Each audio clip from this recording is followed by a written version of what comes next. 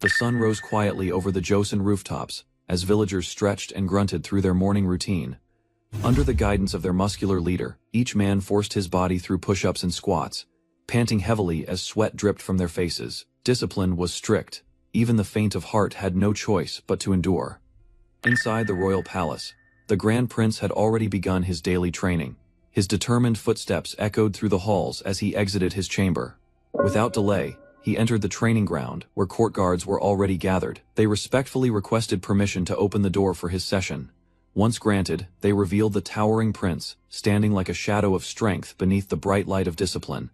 He trained with unmatched force, lifting weights and performing pull-ups with sheer will. His sculpted back gleamed as his muscles flexed in rhythm. Nearby, others watched and mocked one another's progress, though clearly exhausted themselves.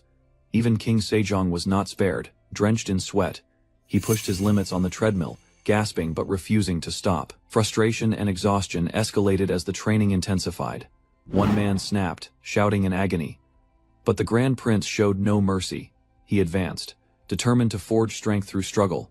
In the early morning, the training yard of the palace was filled with determination. One of the warriors gritted his teeth as he pushed through another set of barbell lifts. A row of muscular men sat, watching the scene with anticipation.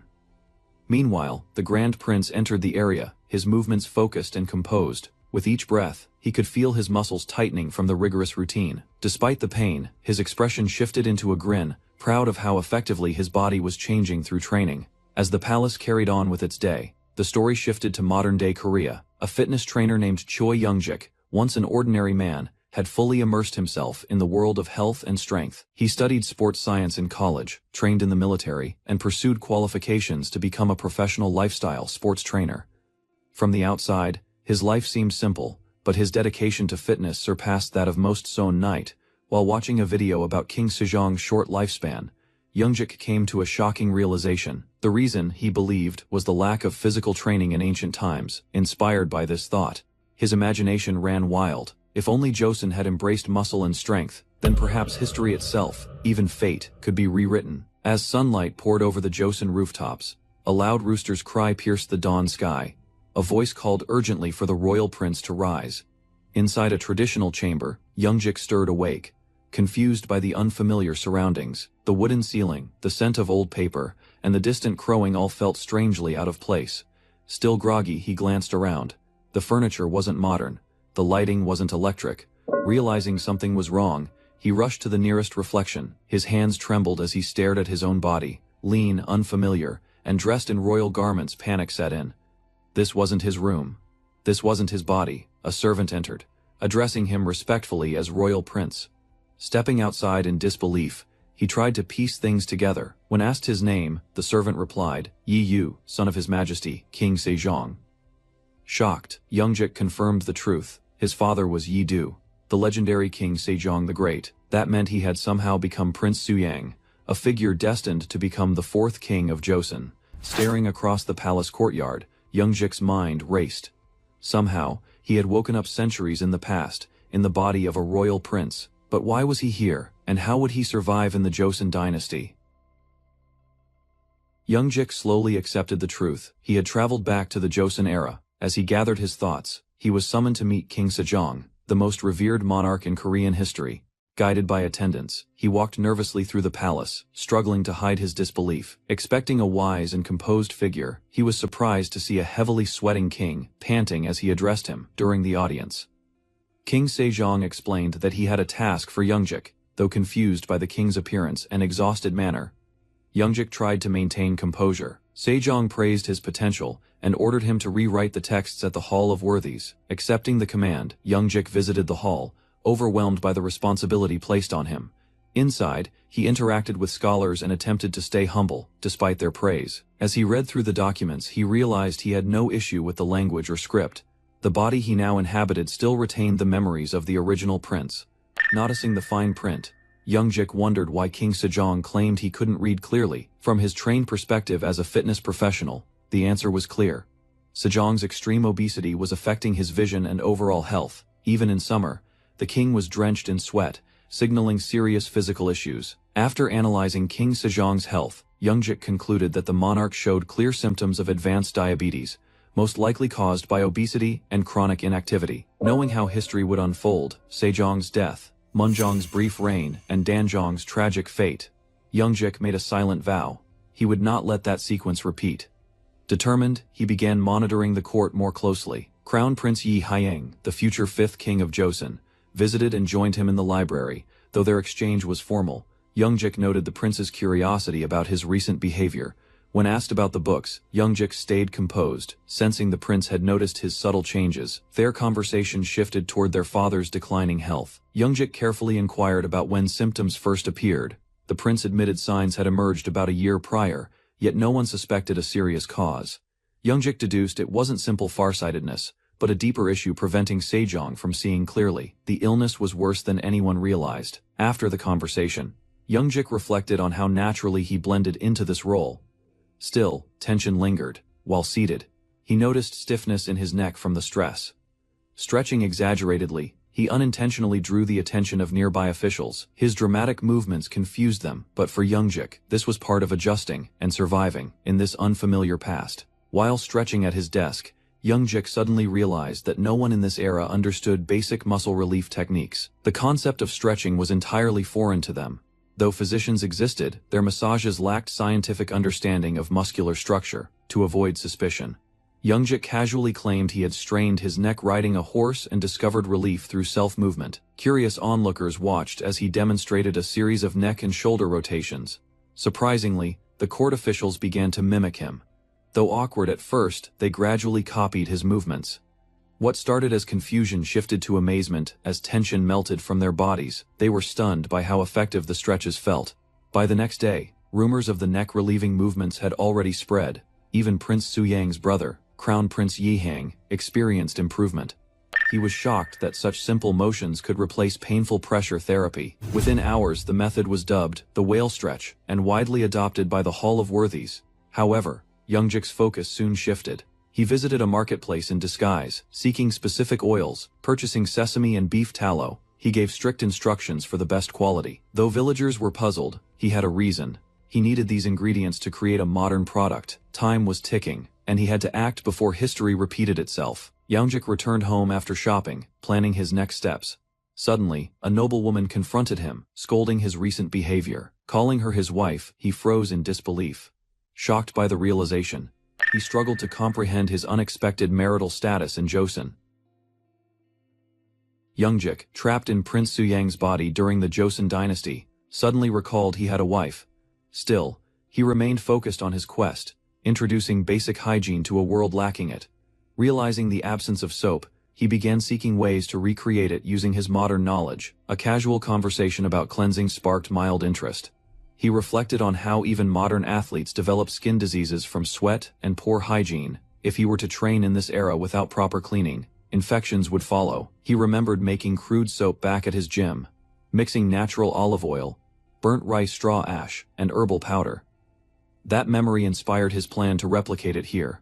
When questioned, Youngjik explained the purpose of oil in removing dirt. Though his explanation puzzled others, he stood by his knowledge, quoting passages about soap's ability to remove deep-set grime.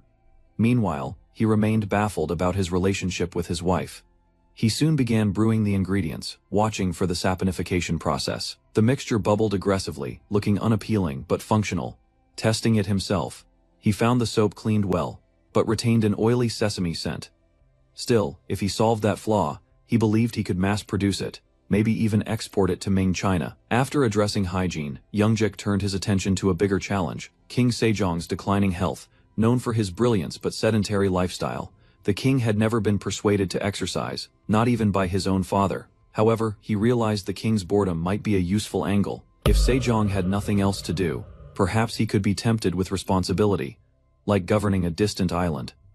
Meanwhile, Youngjik evaluated his own physical condition.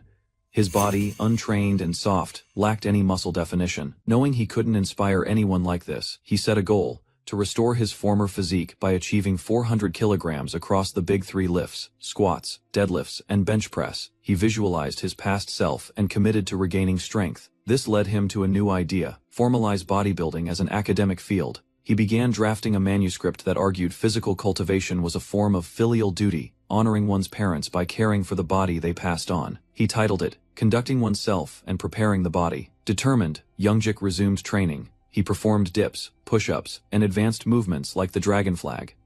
Despite his belly fat, he discovered surprising strength. His core power hinted at something deeper, the warrior genes of his ancestor, Ye Seongyi, founder of Joseon. Youngjik received the custom-made dumbbells he had commissioned. Excited, he praised their quality, immediately starting a workout and insisting on paying the full price.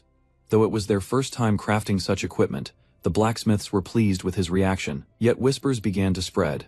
People were confused by his large payment in rice and the sheer amount of iron he requested. Some even suspected he was building a private army. Meanwhile, palace women observed him with growing concern. His loud training, unusual routines, and constant use of oil for body maintenance raised eyebrows. His wife quietly endured their gossip, defending him when it crossed the line, though even she seemed unsettled by his behavior and expenses. Others noted his change in attitude, his obsessive routines, and the cold distance growing between him and his wife. One attendant implied she was being neglected, questioning what misfortune she must have suffered in a past life. Though visibly affected, she ended the conversation with calm restraint.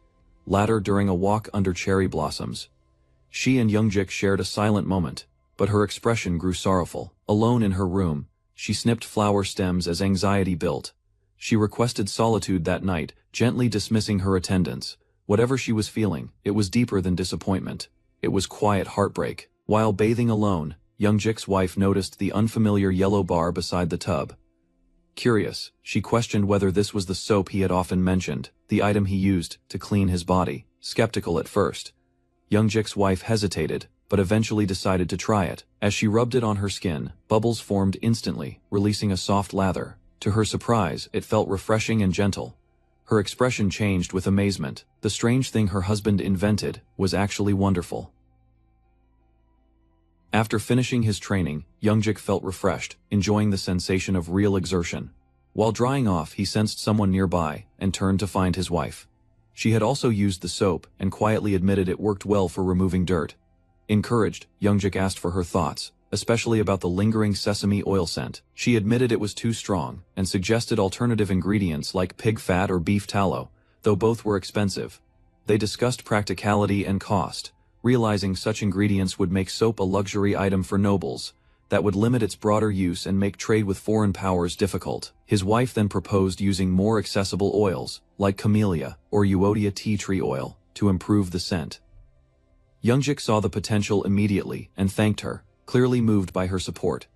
She brushed it off, but a small smile revealed her sincerity. Later, Youngjik visited a poor village in Gachin, recognizing a villager who once helped during a royal hunt. He decided to reward him not with silver, but with regular supplies of rice, eggs, and chicken. However, the support came with a condition. The family must report their children's height and weight bi-weekly. Over the next 2 days, he extended the offer to 20 children, launching his next health-focused initiative. Youngjik launched a nutrition experiment, splitting the 20 children into 2 groups. Half received protein-rich foods like eggs and chicken, while the other half were fed a carb-heavy diet of rice and grains. He aimed to track their body shape and physical improvements as data. Presenting this to his father, King Sejong, initially drew mockery, but the records astonished him. The logic was clear, and Youngjik's father finally acknowledged the effort as useful for improving even the king's health. Meanwhile, Youngjik commissioned the blacksmiths to forge extremely heavy iron bars for training.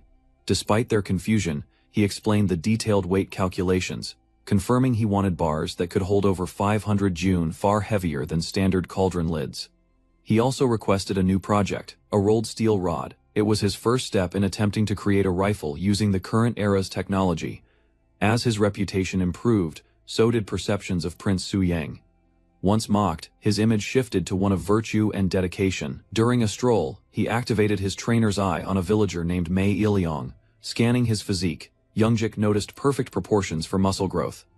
Though Ilyong was of low status, Youngjik saw potential and offered to train him as his first disciple. The stunned man humbly accepted, unaware of what lay ahead. Youngjik as Prince Su Yang arrived to meet the crown prince, who was surprised by his confident appearance. The prince noticed changes. Youngjik seemed leaner yet stronger, with brighter eyes. Curious about the visit, he asked why he had been summoned. Youngjik introduced his new training method. Not through combat but cleanliness, soap, He explained its role in personal care and health improvement, offering it for trial. After trying it, the Crown Prince was impressed by how easily it removed dirt. However, he raised concerns about the cost of camellia oil. Youngjik's wife clarified that blending it with more affordable oils reduced the price significantly. The prince, intrigued, requested a brush and began drafting an official document. He proposed a regulation requiring government officials to wash their hands with soap daily to protect government books from grime. Realizing its promotional value, the prince compared it to modern free trials.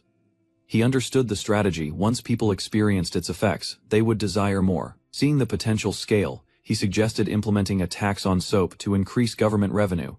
He admired how a simple hygiene product could have economic impact. With a satisfied smile, Youngjik recognized the prince's insight, silently acknowledging him not only as Sejong's son, but perhaps as a visionary for Joseon's future. Blacksmiths were questioned about fulfilling Prince Jinyang's unusual iron orders. Intimidated, they confirmed the request came from him, though tension lingered. After the official left, they were ordered to destroy the items before the delivery date. One blacksmith protested, valuing their honesty over money, but the pressure mounted. Rumors spread fast. Some believed the prince's massive iron acquisition and intense training signaled rebellion. Suspicion deepened. Observers began interpreting his physical development and resource stockpiling as signs of hidden ambition, convinced he was preparing for something beyond fitness. In the heart of the Joseon dynasty, whispers spread quickly about a peculiar item: soap. Commoners marveled as it cleaned hands instantly, even dissolving facial grease. They spoke in awe of its origin. Crown Prince Suyang, once considered frivolous, now credited with innovation. Inside the palace, Youngjik, a modern man reincarnated into the prince's body, pushed his limits. With intense focus, he executed a perfect 10-rep bench press with 120 gyun. His body, sculpted through relentless training, reminded him of a deity of fitness. Even his equipment, though handmade and rustic, served its purpose. Despite setbacks in crafting the weights, Youngjik's resolve never wavered. The blacksmith, apologizing for flaws, returned silver, yet praised the prince's punctuality. Meanwhile, Youngjik's presence motivated others. When he called upon a courtier to lift, the man panicked, fearing injury. But Youngjik reminded him, the body thrives on new challenges. Observers were stunned. The prince's already impressive physique continued to evolve. Some even compared him to the legendary General Wonbong. Youngjik, aware of his physical dominance, also recognized a truth: brute strength wouldn't save him against a trained soldier. His dream expanded, not just personal strength, but empowering Joseon through fitness. With vision and muscle, he was shaping a new legacy. A violent crash shattered the morning calm at Prince Suyang's residence. The sound drew startled gazes from the courtyard.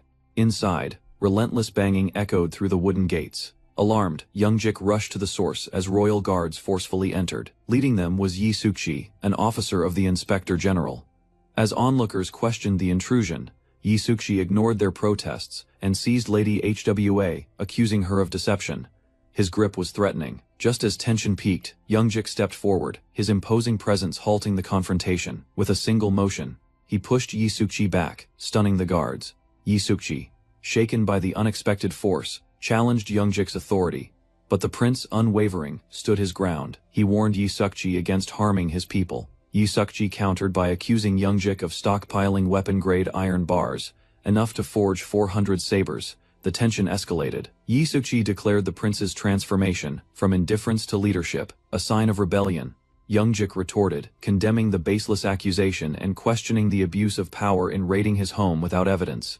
Yi Sukchi, unfazed, smirked darkly. He claimed that rumor and fear had always been their method, and confidently hinted that the truth would soon surface. Despite the looming threat, Youngjik's stance didn't falter. In the heart of the palace, ideals and power had now openly collided. Faced with relentless accusations, Youngjik confronted Yi Sukchi's threats with calm resistance. Yi Sukchi warned that until the so-called truth surfaced, those close to the prince would face ongoing interrogation. The night brought no rest as loyal retainers were detained. Youngjik, frustrated and cornered, realized no denial would stop their advance. He saw the situation for what it was, a targeted investigation, driven not by justice, but by power. Though he had done nothing wrong since awakening in Prince Suyang's body, the weight of the real prince's past lingered, uncertain what had transpired before his possession. Youngjik began to question the full extent of the rivalry, with Yi Sukchi, as tension peaked. A new figure arrived, the crown prince himself.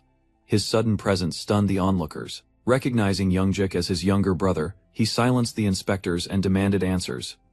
Yi Sukji attempted to cast suspicion, but the crown prince defended Youngjik, reminding all that family bonds held sacred meaning. Yi Sukji, undeterred, cast doubt over the prince's iron equipment, accusing him of preparing for rebellion. But the crown prince stood firm, criticizing both misuse of wealth and those who slander kin. He declared if family betrayed family, even a prince must take risks. A clash of brothers and politics had now fully ignited. At that moment, Park Hyung-kwi took action. Gripping a heavy iron bar, he pounded it into the ground, commanding attention. He declared that he needed assistance and ordered his servant to bring a specific book. As soon as the book was retrieved, he presented it to the crown prince, stating that the purpose behind all his efforts was written clearly within its pages. His goal was not rebellion, but the development of education on healthy living. He urged his brother to read it carefully, emphasizing that the philosophy behind it was deeply logical and based on real observations. The crown prince opened the book, flipping through the pages and reading its contents with a skeptical but intrigued expression. He admitted that the ideas within it made sense, yet he still struggled to understand why such a vast amount of resources had been dedicated to the development of a healing method. Why was so much iron, so much time, and so much effort being poured into this pursuit? Troy took a step forward, lowering his voice as he leaned toward his brother's ear. He reminded him that they both knew their father's health was worsening. Though others may not see it, the great King Sejong was growing weaker each day. The crown prince remained unconvinced, arguing that their father only suffered from presbyopia, a common symptom of aging. There was no need for excessive concern. He even suggested that if Park Hyung-shui had any real knowledge of medicine, he should clarify his suspicions directly instead of causing unnecessary alarm. Troy, however, stood firm in his conviction. He explained that recently, King Sejong had developed an unusual fever. Despite the cold weather, the king was sweating excessively, and his energy levels were declining at an unnatural rate. Though he didn't want to jump to conclusions, he strongly suspected that their father was suffering from diabetes. His reasoning was simple. He believed that the king's health condition was rooted in an excess of yang energy. Since His Majesty frequently indulged in large meals yet never engaged in physical activities, his energy balance had become severely disrupted. As a result, the excessive yang energy had nowhere to go, manifesting in diseases that were affecting his body, starting with his vision. The crown prince listened carefully, though his expression remained serious. After a moment, he questioned whether the man's assistance to the poor was also connected to their father's health. Park Kyung-hui nodded without hesitation, asserting that his research was entirely dedicated to solving these issues. Every detail regarding nutrition, exercise, and bodily health had been recorded within his book, and his ultimate goal was to use that knowledge to convince their father of its validity. At last, the crown prince made his decision. Raising his voice, he declared that from what he had heard, Prince Jinyang was innocent.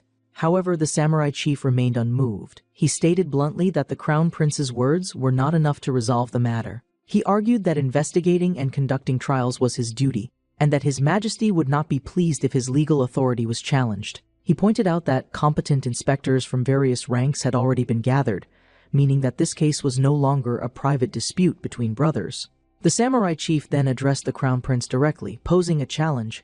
Was he truly willing to ignore his duty for the sake of family ties? As the future king, he had to demonstrate his fairness and uphold the country's laws.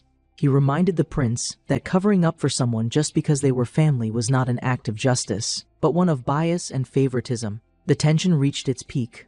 Realizing that there was no peaceful way out, the crown prince turned to Troy, commanding him to explain everything about his purchases and activities. Since this had escalated beyond a simple misunderstanding, the only way forward was for Park Kyung-hui to prove himself. Troy took a deep breath, accepting the challenge. He boldly declared that he would demonstrate the truth with his own strength. He explained that in their father's body, yang energy had accumulated, disrupting his health and weakening his vision. However, he firmly believed that by strengthening the body, these diseases could be reversed. He concluded by pointing out something everyone already knew. His Majesty never hesitated to push himself physically when necessary. He was a man of action, and once he understood that exercise and physical conditioning could heal his body, he would embrace it without hesitation. Now, all Park Kyung-hui had to do was prove it. Troy knew that mere explanations wouldn't be enough to convince his father or silence his accusers.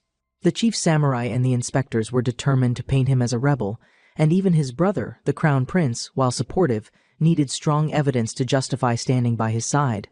Words alone wouldn't suffice, but demonstrating unprecedented strength might. If they could witness a level of power beyond what they had ever seen, something on par with the legendary feats of Yamu, then perhaps even the most skeptical onlookers would reconsider their doubts. Troy understood that his father was a man of logic, but he was also someone who respected tangible results. If he failed to convince these warriors today, then he had no chance of convincing the king in the future.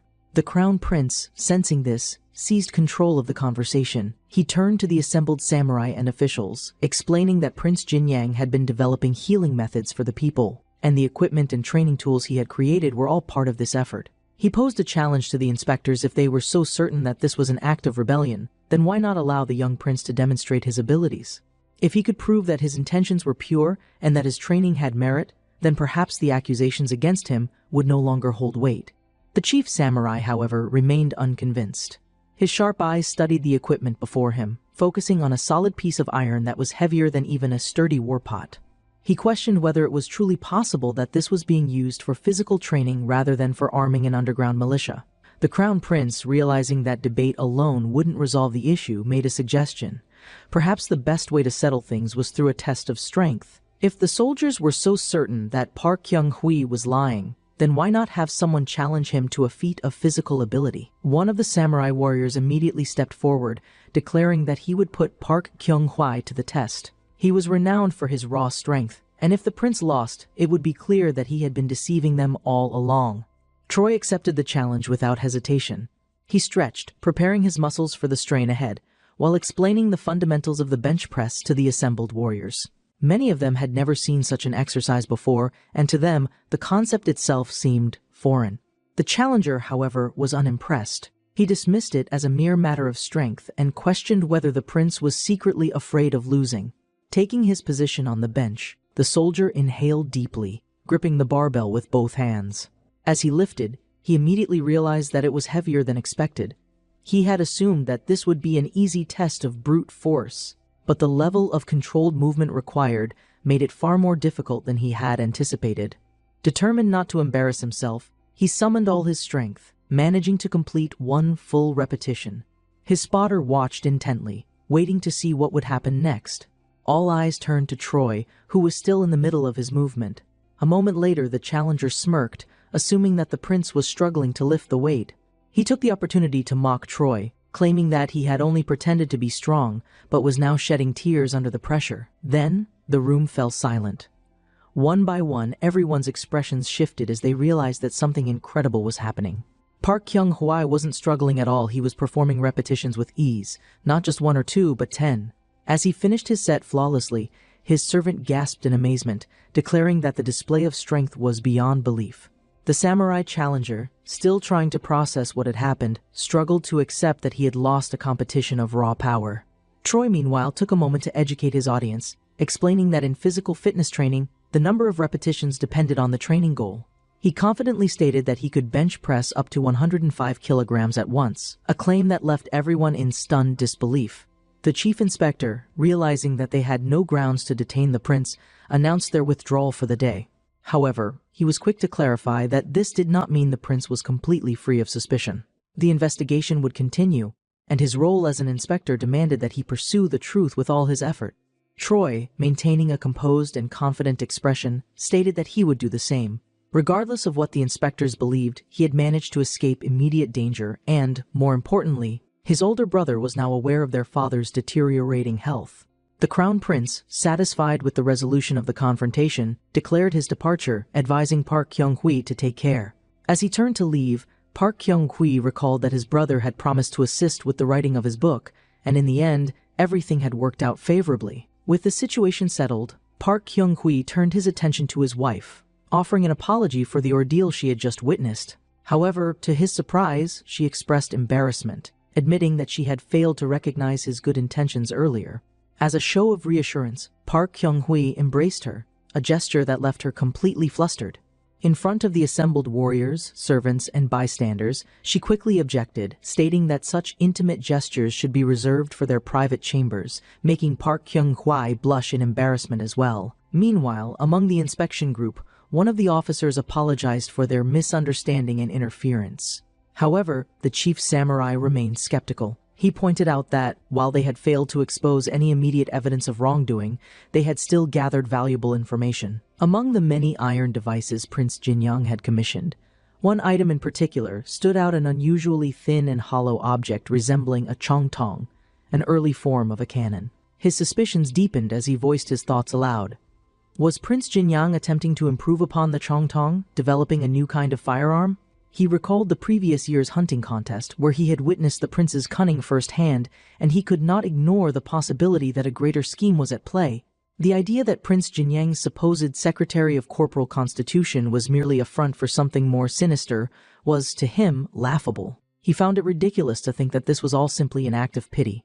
The truth, he believed, had yet to be fully uncovered, and so, with narrowed eyes, he vowed to continue watching the man's every move. For Prince Jinyang, however, life carried on as usual.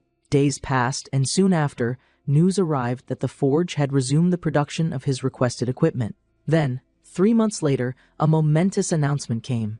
His wife approached him, her expression both nervous and excited. She had visited the doctor and she was pregnant. Park Kyung-kui stood in utter shock, barely able to process the news. She confessed that she believed she had conceived on that day, referring to a particular intimate moment from the past. A memory from his previous life surfaced, a conversation with a friend at the bar, a man who had dismissed the importance of exercise, claiming that he simply didn't have the time to work out. Park Kyung-kui had tried to convince him otherwise, arguing that his life would change if he exercised. His friend had scoffed, calling it nonsense, dismissing the man's words because he was single and had never even been married by the age of 40. But now, Park Kyung-wai wasn't just a husband, he had 2 wives and a child on the way. His mind drifted momentarily to the barbell and dumbbells that had shaped his life, and for the first time in both of his lives, he found himself laughing, realizing just how unexpected and strange his journey had become. A few days ago, Park Kyung-hui had been nothing more than an outsider in this world, a man thrown into the Joseon era by circumstances beyond his understanding. But now, standing in front of his wife, his hands firmly gripping her waist, he was about to become a father. The weight of the revelation struck him all at once, not as a burden, but as an overwhelming wave of happiness. He lifted her effortlessly, his voice filled with joy as he questioned the information, almost as if seeking confirmation once more. His wife, flushed from his sudden enthusiasm, laughed softly, assuring him that it was true. The thought of welcoming a child into this world filled him with a sense of purpose unlike anything he had ever experienced. With a bright smile, Park Kyung-kui suggested that they should inform His Majesty of this incredible news. His wife, seeing the pure happiness radiating from him, expressed how much pleasure it brought her to see him like this. But beyond that, she felt a newfound determination. If she was to give birth to a healthy child, she wanted to ensure that her body was in its best condition. Looking at her husband, she firmly declared her desire to train in the Secretary of Corporal Construction, the very philosophy he had been developing.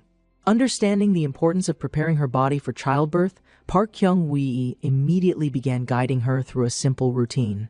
The first step was proper posture, instructing her to inhale and exhale deeply, allowing her body to adjust to the rhythm of controlled breathing. However, even as he taught her these fundamentals, his mind lingered on a grim reality. Stretching alone would not be enough. Childbirth in this era was dangerous, and without proper hygiene or medical knowledge, maternal mortality was frighteningly common. He recalled the tragic fate of the crown princess, who had died of pleural fever after giving birth.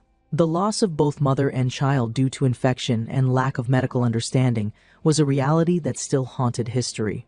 But now, standing at the forefront of change, he believed he could prevent such tragedies. If he could develop a reliable disinfectant, he could save countless lives. Just as he was deep in thought, a servant arrived, informing them that they had a guest. When Park Kyung-hui turned to see who had come, he recognized an older man standing before him, a curious expression on his face. The visitor wasted no time in questioning him, asking if he truly considered the liquid he had created to be soju. With a knowing smile, the elder admitted that he had never imagined that distilled liquor could be produced in such a manner. Troy, fully aware of the true purpose of his invention, confidently asserted that the design had been developed by him. Unlike the traditional methods of alcohol production, he had specifically engineered this thin and elongated part of the distillation process to extract pure alcohol. But his goal wasn't to create liquor for consumption. His objective was far greater. The second prince, who had also been observing the exchange, ordered that all the soju inside the house be gathered for testing. With the distillation process finally complete, Park Kyung-hui knew that his next step was to verify the purity of the alcohol. He carefully arranged 2 glasses of equal weight, one of them filled with water up to 80%. He explained to those watching that the relative density of alcohol was 0.8, meaning that if the filtered alcohol was heavier or lighter than water, then the experiment had failed. As he carefully adjusted the weights on the scale, anticipation filled the room. If this worked, disinfectant production in Joseon would be revolutionized. Slowly but surely, the 2 bodies balanced a perfect equilibrium. Seeing this, the man's lips curved into a triumphant smile. The experiment had been a complete success. Time passed, and with each day, Park Kyung-hui became more deeply integrated into the Joseon era. At first, he had believed that if he trained hard enough, he might return to the modern world, but it was now clear that this was only a delusion. Though he still wondered about the life he had left behind, his priorities had shifted. His child was soon to be born, and with that, his entire world had changed. Inside the royal palace, whispers of his achievements spread like wildfire. Prince Jinyang had not only developed a successful disinfectant, but he had also distributed soap among the people, significantly enriching the royal treasury. When King Sejong heard of this, he was deeply impressed, recognizing that his son had grown into a man of wisdom and maturity. In recognition of his contributions to public health, Sujun, one of the royal officials, rewarded Park Kyung-shui with 200 silver nyangs. However, despite the praise and compensation, Park Kyung-hui remained humble, insisting that he still had much to learn. Shortly after, news of his wife's smooth recovery after childbirth became another testament to the effectiveness of the disinfectant. She had returned to her normal routine in just a week, a stark contrast to the long and dangerous recovery period that most women endured. Seeing this, King Sejong issued a royal decree, mandating that the disinfectant be used for the treatment of all mothers and newborns in Joseon. It was a historic moment, one that solidified the man's role in shaping the future of medicine. Yet, even as the king celebrated his son's accomplishments, something was gravely wrong. As he gazed at Park Kyung-hui with pride, his eyes gradually closed, and within moments, he collapsed before his court. The room descended into chaos, as officials and servants rushed to his side, calling desperately for a doctor. The date was March 14, 1438, and King Sejong's health had suddenly worsened. Though the crown prince reassured everyone that the king had recovered quickly, the unease in the palace remained. When asked about his condition, the king admitted that his thirst had become unbearable, forcing him to consume large amounts of water. His vision had deteriorated significantly, and despite taking medicinal decoctions, nothing had improved. Troy, upon hearing these symptoms, immediately recognized the pattern. Turning to his brother, he asked if their father had ever mentioned seeing fog or insects that weren't there a common symptom of advanced diabetes. His brother, however, shook his head, stating that while the king had never described such symptoms, he had expressed frustration at not being able to see things from a distance. Troy, relieved that the condition hadn't yet reached its worst stage, concluded that for now, the situation was manageable. However, he knew that they could not afford to be complacent without intervention. The king's condition would deteriorate rapidly. Remembering that his mother's birthday was in September, Park Kyung-hui saw an opportunity. He declared that on that day, he would change his father's mind. His brother, growing increasingly suspicious, questioned what exactly he was planning to do at a royal banquet. Troy, ever the strategist, calmly explained that within the Secretary of Corporal Construction, there were 3 primary exercises that utilized heavy weights: the squat, the bench press, and the deadlift. These exercises were known as the Big Three, forming the foundation of strength training, and at the royal banquet, Park Kyung-hui planned to use them to make history. Troy had set an ambitious goal, a total of 375 kilograms across 3 exercises at the royal banquet. This wasn't just about proving his strength. It was about convincing his father, King Sejong, to take his health seriously and embrace the philosophy of physical training. However, his brother, the crown prince, was skeptical. He pointed out that the palace guards, who had undergone years of rigorous military training, had been ordered to attempt 225 kilograms, and none of them had succeeded. If trained warriors couldn't achieve such a feat, how could Park Kyung-hui possibly expect to surpass them? Troy, however, remained determined. He admitted that at this moment he was not yet strong enough to achieve 375 kilograms, but he was certain that he would reach that level. This wasn't just about physical strength, it was about his will. He vowed that he would succeed not for his own glory, but for the sake of their father. Hearing this unshakable resolve, the Crown Prince nodded. If his brother's will was this strong, then he would do everything in his power to support him. Troy, in turn, shared another goal. He wanted to create a book that their father would take pride in. His brother, however, had one condition. If Park Kyung-hwa truly intended to write a book, then he had to incorporate the contents of all 13 Confucian classics into it. Park Kyung-hwa tried to maintain his composure, but internally he was panicking. The 13 classics were the backbone of Confucian philosophy, an essential part of royal education. Writing a book that included their teachings was a monumental task, one that scholars spent years mastering. But this was for the sake of King Sejong, and failure was not an option. So, gritting his teeth, he declared that his brother could count on him. They made a deal. Once Park Kyung-hwa reached 375 kilograms in the Big Three, they would present the book to their father, ensuring that he not only read it, but followed its teachings. As they argued for the well-being of the king, Park Kyung-hwa came to a terrifying realization. He was about to take on something completely insane. Increasing weightlifting strength by a few kilograms over 6 months was difficult enough, but pushing his limit by this much bordered on the impossible. Even if he succeeded, his current physique loaded with excess fat wouldn't be convincing enough.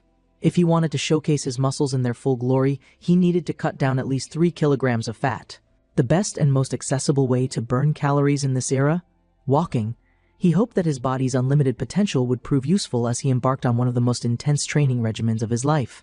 At home, he sat among stacks of books, diligently reading the Confucian texts his brother had assigned him, all while pondering the exhausting routine he had set for himself. The combination of weight training, running, climbing, and now scholarly studies was draining him faster than he had anticipated. At times he found himself contemplating giving up, but then in his mind he imagined his brother's disappointed face. That alone was enough to push him forward. He couldn't complain, not now. One evening, as he sat down to eat, his wife approached him, asking if his meal was acceptable. She explained that oatmeal was traditionally eaten to fill the stomach, but Park Kyung-hwa remained focused on his ultimate goal. He reaffirmed that he had to prove himself at his mother's birthday banquet, and as he thought about his extra fat, he muttered that he would eat only until his filial piety was proven. His wife sighed, unable to fully understand her husband's relentless ambition. Concerned that his meal might be too bland, she added some seasoning to his porridge. However, out of respect for his dedication, she quickly ordered the servants to remove the seasoned bowl and bring a new one that had no added flavoring. She instructed them never to add seasoning to her beloved husband's food ever again. Troy, struggling through another meal of flavorless porridge, quietly shed tears. His routine became merciless, running through the forests, endless deadlift training, climbing, and hours of studying. One day, as he reached the top of a mountain, he took a deep breath, realizing how quickly time had passed. The day of Queen Soyeon's birthday banquet had finally arrived. As the celebrations began, a performer took center stage, balancing on a moving horse as part of the festivities. The queen, clearly delighted, praised the man's incredible riding talent. Even the king, despite his current state of deteriorating health, seemed to enjoy the performance. However, beneath his smile, there was an undeniable sadness in his eyes. His vision was failing, and the weight of his condition was slowly consuming him. Then, the crown prince turned to Troy. It was his turn. The guests whispered among themselves, many assuming that the man's performance would be like those of street performers, a trivial act of entertainment. However, as Park Kyung-hwa prepared to step forward, he turned to his brother one last time, asking if he had mentioned the book. The crown prince sighed. When he had told the queen that Park Kyung-hwa could lift 112 kilograms, she refused to believe it. That was why he had no choice but to allow Park Kyung-hwa to proceed with the plan, because if their father witnessed this firsthand, he would have no choice but to acknowledge the truth. Troy then stepped onto the stage, his demeanor serious, his body coiled with strength. Facing the royal family, he squatted deeply and, with deep reverence, congratulated his mother on her birthday. He expressed his gratitude, stating that his very existence in this world was thanks to the divine kindness of the king and queen. With that in mind, he had dedicated himself to creating the Secretary of Corporal Construction, a discipline that focused on self-enlightenment through physical development. The king, observing the massive iron object behind Troy, furrowed his brows. He questioned what exactly his son was trying to show. What was the purpose of this demonstration? Troy smiled, stating that he had prepared something small as a token of gratitude for his parents. As he gripped the bar, he felt a flood of emotions surge through him. He had trained relentlessly for this moment, pushing himself beyond his physical limits. Now, he would show the entire court what it meant to truly forge one's body through discipline. With a swift motion, he removed his cloak, revealing his exceptionally muscular physique. Gasps echoed across the banquet hall. Soldiers, nobles, and scholars alike stared in absolute disbelief, unable to comprehend what they were witnessing. Never before had they seen a body like this. Whispers spread among the shocked onlookers. Was this really Prince Jinyang? Was this the same man they had once mocked as weak and aimless? Troy, standing tall, looked out across the sea of stunned faces. Then, with steady resolve, he laid down on the bench press. The entire palace fell silent as he wrapped his hands around the bar. And then, with unshakable determination, he began the first repetition. Once again, Park Kyung-hwa defied all expectations. His bench press continued, rep after rep, while the onlookers stood frozen in disbelief. Each repetition solidified his control over the weight, his movements precise and unshaken. The soldiers watching were baffled. They had undergone rigorous military training, yet they couldn't fathom how the second prince, a man they once dismissed, had obtained such monstrous strength. With a final controlled press, Park Kyung-hwa finished his set successfully. As he racked the bar, the silence was deafening. Then, standing before the royal family, he confidently explained. One of the fundamental activities in his book was this exercise called the bench press. Through it, one could train the chest, shoulders, and arms, strengthening the upper body in ways unseen in this era. His mother, Queen Soyeon, applauded, though her confusion remained evident. She admitted that she didn't fully understand what she had just witnessed and asked how much weight he had just lifted. Without hesitation, Park Kyung-hwa broke it down. The bar itself weighed 24 kilograms, and the cylindrical iron plates, stacked on either side, weighed a total of 144 kilograms. In total, the weight amounted to 168 kilograms. The entire court gasped in shock. Even the king, though already impressed, felt a surge of disbelief at the sheer magnitude of the feat. However, Park Kyung wasn't done. Stepping forward, he introduced his next exercise, the squat. He explained that this exercise involved placing a barbell on the shoulders and using the leg's strength to repeatedly lower and raise the body. It was not only a test of endurance and power, but it also trained the legs, glutes, waist, and lower abdomen, a true full-body challenge. His mother, however, panicked. She stood up abruptly, demanding that her son stop at once. But Park Kyung-hwa ignored her. He had come this far, and he was determined to showcase the full extent of his discipline. The crown prince merely watched in silence, letting his younger brother continue his historic display of strength. Troy stepped up to the barbell, which had been loaded with 204 kilograms, resting it on his trapezius using the low bar technique. He took a deep breath, steadied his stance, and descended into the squat. The moment he pushed back up, the entire room gasped in awe. The queen's eyes widened. Her son had not only stood up with the enormous weight, but had done so with perfect control. The king, shaken, immediately called for a doctor. He questioned if such strength was even humanly possible, but even his servants and scholars couldn't answer him. The only certainty was that this spectacle was unlike anything ever seen before. The concept of healthy discipline, the foundation of the man's book, was now on full display for all to witness. However, Park Kyung-hwa wasn't finished yet. With an unwavering voice, he introduced the final test, the deadlift. For this, the largest iron bar had been prepared, loaded with an astonishing 240 kilograms. The room erupted into chaos as the guests murmured among themselves. At this moment, the crown prince decided to intervene. He turned to his father and expressed his concern. What if the man's waist suffered an injury? With the king's permission, he approached Park Kyung-hwa and took precautionary measures, wrapping a supportive belt tightly around his brother's core. For a brief moment, the two brothers locked eyes. Both understood the weight of what was about to happen. Park Kyung-hwa then turned toward his parents, addressing them with sincerity. He declared that since they had granted him this body, he would continue to care for it properly and fulfill his duties as their son. Among the inspection members, murmurs of doubt and skepticism continued. Some were convinced that Park Kyung-hwa had lost his mind, that no human could achieve such feats. But Park Kyung-hwa knew the truth. He could have lifted even more if his body were fully conditioned, but with his current state, this weight was already pushing his limits. Although the belt provided some support, the plan to reach 375 kilograms in the Big Three within 2 years was still completely insane. Yet, he had no choice.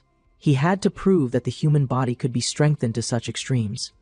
He decided to use the sumo deadlift technique, widening his stance to maximize power output. Taking a deep breath, he tightened his grip on the iron bar, bracing his entire body. And then, he pulled. The entire hall fell silent. Slowly but surely, the massive iron bar rose from the ground. The onlooker's eyes widened in disbelief. Was this truly possible? Could a single man lift something this massive? Park Young-hwa felt his hands begin to tear, his skin splitting open from the sheer friction and pressure of the iron. Blood dripped from his palms, yet he refused to let go. With one final effort, he locked out the lift, standing tall with the weight fully raised. Then, with one last breath, he let the bar drop. The impact was so powerful that the ground cracked beneath it, sending shockwaves across the hall. Gasps and shouts erupted, as the nobles, warriors, and scholars struggled to process what they had just witnessed. The queen, unable to handle the stress, felt her blood pressure drop, her face turning pale. Meanwhile, the king sat speechless, his mind racing. Then, to everyone's surprise, the queen stood up. With a serious expression, she approached her son, her footsteps slow yet filled with emotion. Even the king was confused by her actions. When she reached Troy, she gently took his hands, examining the deep cuts left behind from the deadlift. Tears streamed down her face. She spoke softly yet firmly, asking what he meant by this so-called filial piety. She had watched him for 2 years, seen the way he trained his body relentlessly, and witnessed the toll it had taken on him. Now, standing before him, she could no longer hold back her emotions. The women in the court, upon seeing the queen's tears, began to cry as well. One of the martial arts experts in attendance murmured to himself he had seen many warriors before, but never had he seen someone with such well-defined musculature. The sheer structure of the man's abdomen, the way his entire physique stood out, was beyond anything he had imagined possible. Then the king spoke. He acknowledged that Park Kyung-hwa had shown great discipline and resilience. He even admitted that he himself had tested the training regimen from the book and found it to be legitimate and beneficial. However, he had one final question. What exactly was the ultimate purpose of this healthy discipline Park Kyung-hwa had presented before them? Troy, still breathing heavily, stood before his parents with unwavering conviction. He bowed deeply, then raised his bloodied hands in front of them. "It is to establish and perfectly prepare the body you both granted me." The king, now fully engaged in the discussion, questioned whether lifting such immense weights was meant to be the standard for everyone practicing this new discipline. He feared that, if that were the case, his instructions on promoting this method might end up harming the weaker individuals rather than helping them. Troy immediately dispelled the misconception, explaining that strength training wasn't about lifting extreme weights from the start. He shared that he had initially embarked on this journey just to shed the excess fat in his abdomen, and his strength had naturally increased in the process.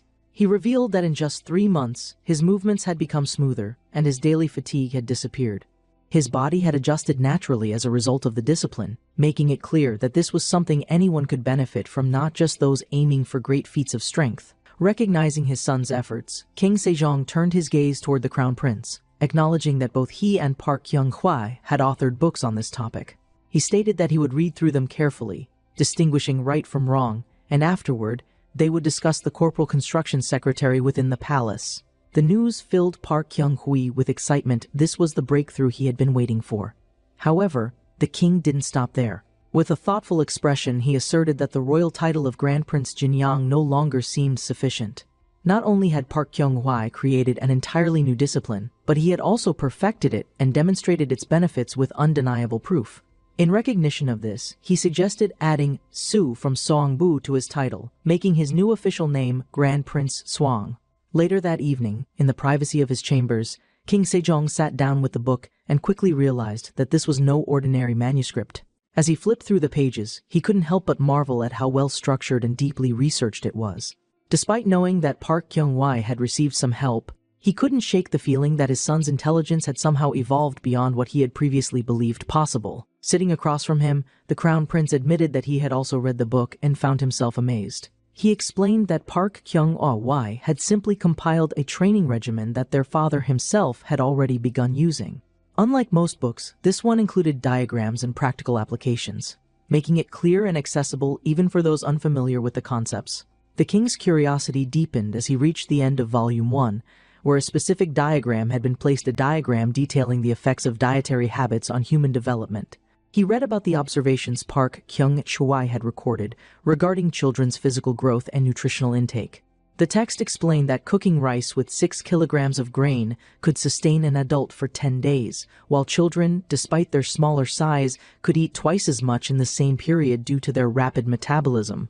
On the opposite side of the spectrum, excessive food consumption led to excessive fat storage, with as little as a spoonful of sesame oil daily being enough to fuel significant strength development in youth. One particular line caught the king's attention.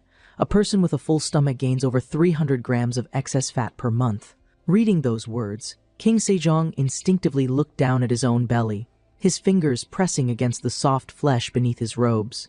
Meanwhile, elsewhere in the palace, Park Kyung-hui sat with the crown prince, eagerly asking about their father's reaction to the book. The crown prince relayed the news the king had decided to give the corporal construction secretary a chance. Troy, already fully prepared, excitedly stated that for the first day, he would only introduce the basics and focus on posture and alignment. However, his enthusiasm was quickly interrupted when his brother informed him that national affairs were overwhelming at the moment, and it had been suggested to wait for an auspicious day before continuing the discussion. The man's excitement immediately turned into frustration. He asked which day had been designated, but his brother's vague response made it clear that it would take far too long. If nothing was done, their father's vision would deteriorate to blindness before training even began. Determined to act, Park Kyung-hui quoted an old saying, emphasizing that the hardest part of living a healthy lifestyle was starting. He then declared that if the great king refused to come to him, he would go to the great king himself. Before the crown prince could stop him, Park Kyung-hui sprinted out of the room. The guards stationed nearby immediately reacted, calling out to him, warning that there were rules in the palace and that he couldn't just barge into the king's chambers unannounced. However, Park Kyung-hui was unfazed.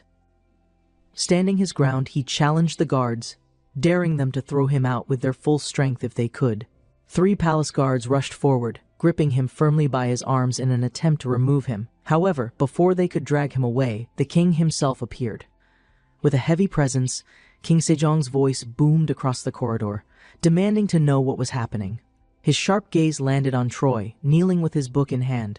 His father's expression was one of disapproval, and he immediately reprimanded them for causing a disturbance in the royal palace in broad daylight, questioning if they had forgotten their dignity. Troy, despite the heavy atmosphere, held his ground. Looking up at his father, he declared that there was something urgent they needed to discuss. The king sighed, already anticipating the topic. He addressed his son directly, stating that if this was about the corporal construction secretary, he had already read the book and made it clear that he would try it when he had time. But Park Kyung-hui was relentless. He argued that the correct approach to the training was to start as soon as possible and to practice it consistently. The 2 men locked eyes, a silent battle of will and authority playing out between them. Then, the king asked a piercing question. Did Park Kyung-hui write this book because he suspected him of having a disease? Without hesitation, Park Kyung-hui confirmed it. He had interfered because the signs of illness were undeniable. According to his research, the most appropriate course of action was to treat the disease early before it progressed to irreversible stages. The king turned to his doctor, commanding him to list any symptoms he had observed. The doctor complied, stating that the king merely sweated deeply and consumed large amounts of water. Hearing this, Park Kyung-hui clenched his fists. It was obvious why the king had brought his physician. He intended to use the doctor's words as justification for inaction. But Park Kyung-hui wasn't fooled. He knew that his father had already read the book and was seriously contemplating his illness. The real issue wasn't whether the king understood the problem, it was that he hated the idea of exercising. Park Kyung-hui realized that all he needed to do now was to give him one final push. Steeling himself, he addressed his father once more. Considering his symptoms, Park Kyung-hui boldly declared that he believed the king was suffering from type 2 diabetes. The man's plan to convince his father was unfolding as intended. Though it required more than just reason, it demanded persuasion, strategy, and in some cases, a well-placed lie. The moment he declared that he had personally put his body through similar conditions, the reaction was immediate. Every person in the court turned their attention toward him, their faces painted with disbelief. Such a claim was not only bold but reckless, for the idea of someone deliberately inducing a disease to experience its effects was unheard of. But Park Kyung-hui knew the weight of his words, and more importantly, he understood that his father needed to hear them. The king's gaze narrowed as Park Kyung-hui continued explaining the mechanics of diabetes, though the medical terminology was unknown to those listening. He spoke of how excess yang qi could destroy the body, how sugar, used medicinally in moderation, could easily become a poison when consumed in excess. He described how ingesting large amounts of grain syrup or caramel could trigger a temporary state resembling diabetes, forcing the body into a state of extreme thirst, exhaustion, and blurred vision. Then, without hesitation, he claimed that he had personally gone through this, that he had endured the same thirst, had found himself drinking entire buckets of water, had collapsed in moments of extreme fatigue, and had even seen his own vision darken when the condition worsened. For a moment, silence hung thick in the air. The king remained stone-faced, but something in his eyes flickered recognition.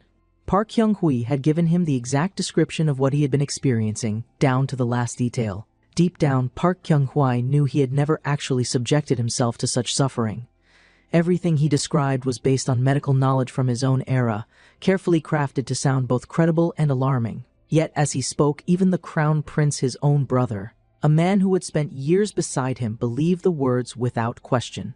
He had not only convinced his father, but had also inadvertently deceived those closest to him. The turning point came when the king, clearly unsettled, asked how long it would take to restore his health if he followed the corporal construction secretary. Troy, without a single moment of hesitation, declared that it would take 5 days. His words, spoken with absolute certainty, left no room for doubt.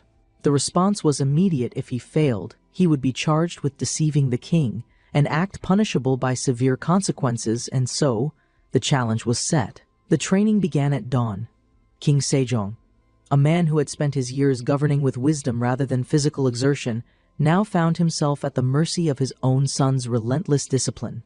The royal training grounds, once reserved for soldiers and warriors, had never before seen a king struggling through physical exercises. Mounting a horse, an act he once found effortless, now became a grueling task under the man's watchful eye.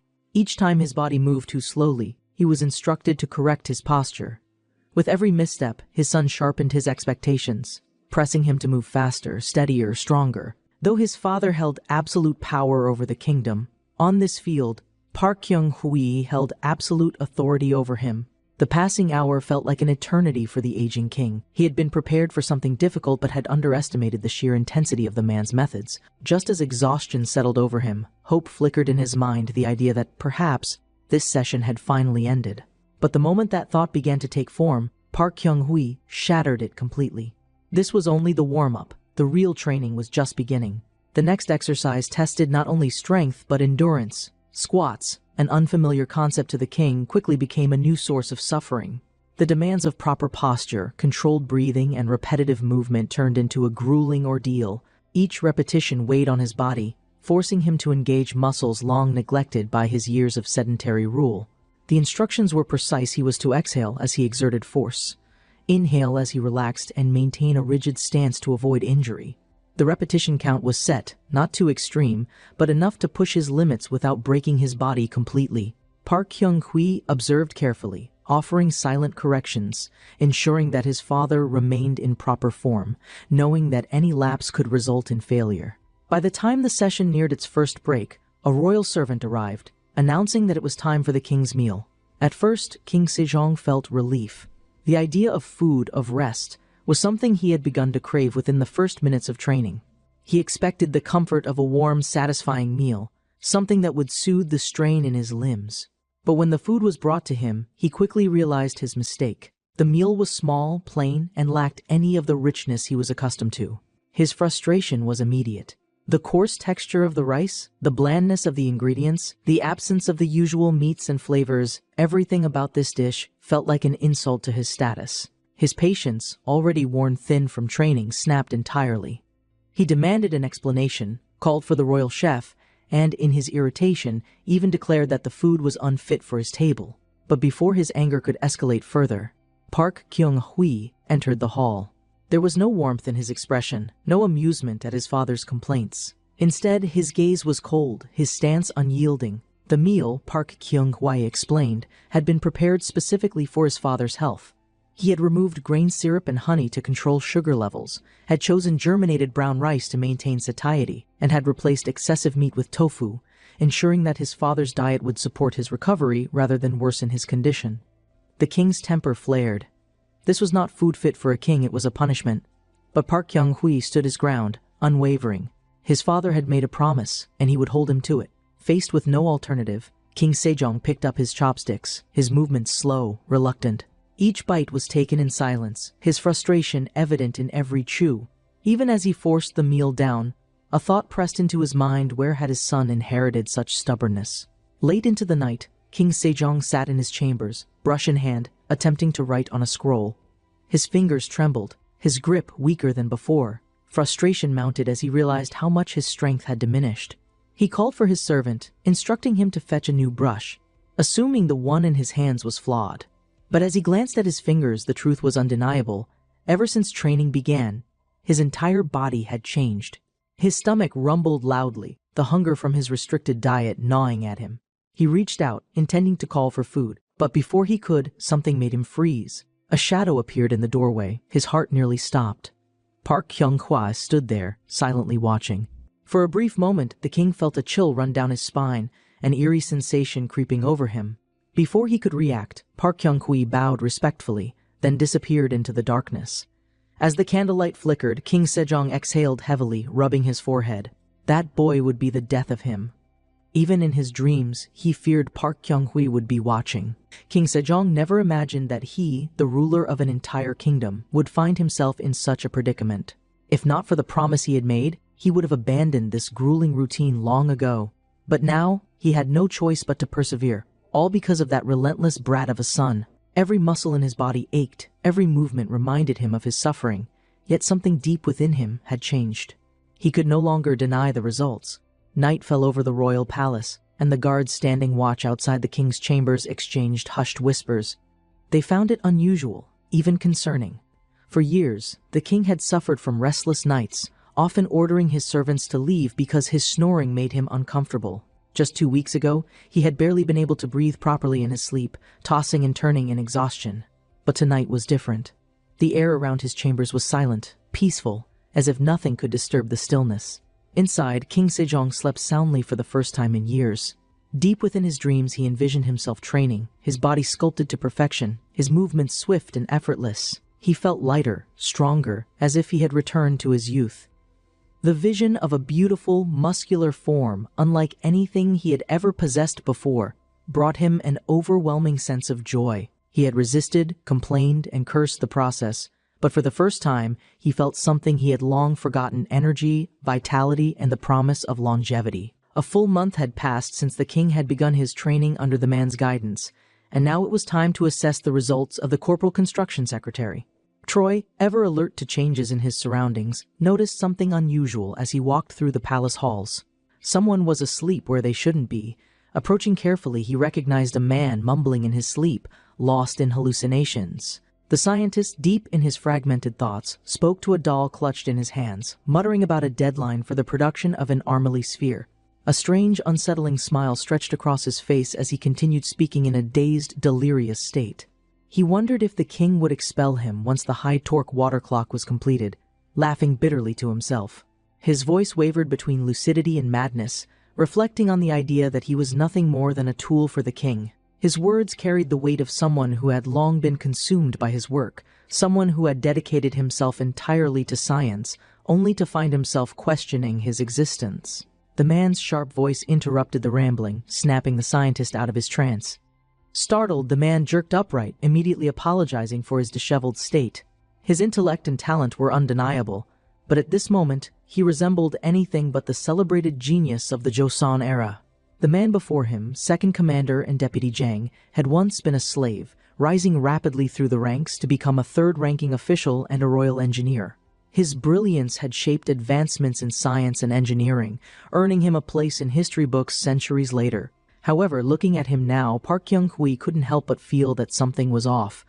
The man before him seemed entirely different from the figure he had imagined, his mind scattered, his exhaustion evident, and his perception of reality questionable at best. After gathering himself, Jang inquired about the reason for the man's visit. The moment Park Kyung-hwa handed over a royal order from the king, the scientist's demeanor shifted completely. His already fatigued expression turned to despair, his mind racing at the implications of being tasked with another royal project. Before he could spiral further, Park Kyung-hwa calmly reassured him, explaining that he hadn't even stated his request yet. Once Jang composed himself, Park Kyung-hwa brought up the problem at hand. The king was progressing in his training, but with the cold weather approaching, he wouldn't be able to exercise outdoors. Therefore, a solution was needed, something that could allow him to feel as if he were running in a field, even while inside a room. Jang, upon hearing the request, immediately stated that he had never built such a device before. He expressed that it would take a long time to develop, given that he was already buried under a mountain of work. If added to his existing backlog, it could take years before completion. Park Kyung-hwa quickly realized that constructing a treadmill in this time period was not going to be easy. The materials alone would be a challenge, wood would be too weak, and metal would be far too heavy. He needed an alternative method, one that would ensure the king could continue his training without being physically overwhelmed. As Jang contemplated the request, he questioned whether the regimen Park Kyung-hwa had introduced was truly meant for health. He seemed visibly unsettled by the sheer intensity of the routine, recalling the endless pain that came with increasing weight levels. His own body trembled at the thought of it, expressing that if it were up to him, he would refuse altogether. But as it was a royal order, he had no choice but to comply quickly. Taking a deep breath, Jang agreed to draft the design immediately, asking Park Kyung-hwa to accompany him. However, Park Kyung-hwa had one pressing concern: if this was going to take years, it would be useless for the king's current needs. Jang, surprisingly, provided a solution. While wood alone wouldn't last, constructing a steel-plated version would increase durability. He sketched something resembling a hamster wheel, explaining that it would mimic the sensation of running without requiring actual movement across a field. Troy analyzed the design, finding the logic sound. He asked how long the construction would take, hoping for something manageable. Jang, after some thought, estimated that if there were no extravagant decorations, the device could be completed in 10 days. Park Kyung-hwa was impressed by the speed, knowing that for an entirely new invention, 10 days was an incredible achievement. Asking if Jang could manage such a workload, the scientist simply replied that a royal order required absolute effort. He had no choice in the matter. Troy, though aware that this wasn't Jang's original intention, found himself satisfied with the result. 10 days later, the device was completed. Park Kyung-hwa stood beside the crown prince, presenting the newly developed step device. The machine, an impressive structure for its time, was now ready for use within the palace walls. The crown prince expressed a sense of relief, knowing that exercise could now continue indoors. However, his worries remained. His father was going to be the first to use this contraption, an entirely untested invention. Troy, however, assured him that there was no need for concern. He had already tested the device himself. There were no issues, and soon King Sejong would be the first ruler in history to train on a treadmill. The man's brother had always been someone who preferred intellect over physical exertion, and while he admired the man's dedication, he couldn't help but feel apprehensive about their father's extreme training regimen. He voiced his concerns, saying that while Park Kyung-hwa adapted easily, their father was still a beginner. If someone who didn't train regularly were to test the device first, it would make him feel more at ease. Troy, always one step ahead, grinned mischievously. He already had the perfect test subject in mind. His brother's expression twisted with suspicion the moment he saw that smile. Realization dawned. The man's older brother, the crown prince, quickly dismissed the idea, telling him to quit joking. He reminded Park Kyung-hwa that, unlike him, he had always disliked exercise just as much as their father. But no amount of reasoning or protests could save him. Moments later, he found himself running on the wooden wheel, sweat dripping from his brow, his breath growing heavy. Meanwhile, Park Kyung-hwa stood calmly beside him, watching with mild amusement as his brother's resentment grew with each passing second. 15 minutes passed, and the crown prince was ready to collapse, but Park Kyung-hwa remained unmoved. He reminded him sternly that there was still time left. This was only the beginning, and it didn't end there. Not long after, his exhausted brother was forced to do bench presses, struggling under the man's watchful eye. The crown prince, grumbling between each lift, began to realize the true nature of his younger brother's methods. This wasn't about health alone. This was torture disguised as training. He tried to reason with Troy, questioning why he had to go through this ordeal, but his words fell on deaf ears. Troy, unmoved, simply remarked that his brother's good looks would go to waste if he didn't maintain his body properly. That alone was enough of an excuse to push him harder. Each repetition was met with complaints, but Park Kyung-hwa remained firm, demanding that his brother increase his efforts. And when it was time for squats, the complaints turned into outright despair. The crown prince, already struggling with exhaustion, demanded that Park Kyung-hwa at least be honest about the rep count. He clearly remembered doing 12 repetitions, yet now Park Kyung-hwa insisted that he continue. With his patience wearing thin, he accused his younger brother of deception, claiming that he was deliberately increasing the numbers just to make him suffer further. But Troy, ever the perfectionist, calmly corrected his form, noting that his knee was buckling again and that his back was still leaning too far forward. The corrections kept coming, and frustration bubbled over. The crown prince, now at his absolute limit, lamented his former brother, the one he knew before Park Kyung-hui became obsessed with fitness. He cried out, begging for his kind, compassionate sibling to return. Troy, without an ounce of sympathy, merely grinned and remarked that, for the sake of his brother's well-being, he was willing to become a wicked spirit. If that meant ensuring his physical fitness, then so be it. At that moment, a piercing scream echoed through the palace, cutting through the air like a blade. It wasn't from the crown prince. Instead, it came from the king himself, whose voice boomed across the courtyard.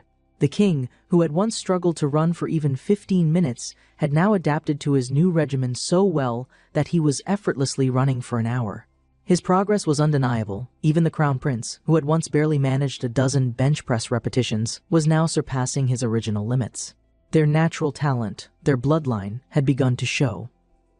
There was no doubt now this family, for all its politics and intellect, possessed an unparalleled physical capability when trained properly. Even Zhang, the scientist who had engineered the step device, had played a significant role in this transformation. The fact that he had created such an advanced machine using only the technology of this era was nothing short of astonishing. But more than that, he had taken it upon himself to conduct further research, seeking ways to improve its efficiency. Troy, watching from a distance, found himself pondering a thought. Why did Zhang's image seem so different from how history had portrayed him? Had he always been like this? Or had something changed because of the man's interference in history? Regardless, his achievements could not be denied. The greatest scientist in Joseon had proven his worth, demonstrating an extraordinary sense of responsibility. Meanwhile, whispers began spreading across the palace. People had begun to notice the king's physical changes and concerns arose. Some were worried, whispering that he had lost too much weight too quickly. They feared that he had fallen ill, his body weakening rather than strengthening. One court official, in hushed tones, remarked that the king had grown so exhausted from training with the great Prince Swang that he had even begun neglecting political affairs. It was true King Sejong was a man of immense intellect, one who devoted himself completely to any field of study he pursued. And Park Kyung-hwa had managed to harness that very trait, using it to push his father toward physical transformation. The crown prince's servant, having overheard these conversations, hesitated to inform his master. But when he finally did, the crown prince simply waved it off, stating that his father's condition was no different from his own. He too had lost unnecessary fat since beginning the training program, and his father was merely going through the same experience. But just then, a court physician hesitantly raised a concern. He pointed out that rapid fat loss was also a symptom of diabetes, and suddenly, the air grew heavy with doubt. The discussion escalated quickly, with multiple officials questioning whether the very regimen designed for health was actually detrimental. They even proposed filing a petition, urging the king to pause the training for at least one day to ensure his safety. But before the petition could be prepared, the king himself entered the hall. The moment they laid eyes on him, the entire room fell silent. For the first time in years, King Sejong stood before them not as an aging ruler burdened by ailments, but as a man radiating strength, vitality, and an aura of authority unlike ever before. His body had changed drastically, his posture more upright, his movements fluid, and his gaze sharp with renewed energy. The difference was undeniable. His presence alone commanded respect, and when he spoke, his voice carried an air of authority that silenced all concerns. Troy, standing at his father's side, calmly reassured the doctor that there was no need for alarm. According to the records of the royal clinic, the king had begun sweating more, and the amount of water he consumed daily had significantly decreased. The doctor, still hesitant, questioned what would happen if these symptoms were, in fact, a sign of illness. But Troy, unfazed, reminded them that they were only halfway through the 6-month training period. There was no turning back now. He turned to his brother, urging him to simply wait and see, for in the end, muscles never lie. With calluses forming on his own hands, Park Kyung-hui found himself lost in thought. Time was passing too quickly. His past life in the 21st century was beginning to feel like nothing more than a distant dream. But before he could dwell on it further, a voice interrupted his thoughts. He turned to see the chief of inspection, the very man who had once tried to incriminate him. Without hesitation, the chief remarked that the prince had entered the office before sunrise that morning. Troy, raising an eyebrow, found himself questioning why an inspector general would be so early in the palace. Then, with a knowing look, the chief revealed the truth. King Sejong had begun complaining of fatigue once more, and his political duties were beginning to fall behind. The transformation of King Sejong had reached its peak, and it was now evident to all who witnessed him. No longer the ailing ruler who struggled with fatigue, he now commanded attention not just with his wisdom and authority, but also with his renewed physical prowess. Even the Inspector General, a man who had once been skeptical, now stood before him, not to oppose him directly, but to relieve some of his burdens in governance. Troy, standing beside his father, watched the exchange with a knowing smile. It was clear that both he and the Inspector General had the same underlying concern: the king's well-being. However, Troy, ever persistent, turned the conversation toward the Inspector General himself, subtly implying that if he was so concerned about health, he should also start preparing his own body. The Inspector General, unfazed by the man's remark, dismissed the idea immediately. His responsibilities, he claimed, were far too great for him to spend time on such things. Unlike Troy, he could not afford to prioritize personal health over official duties.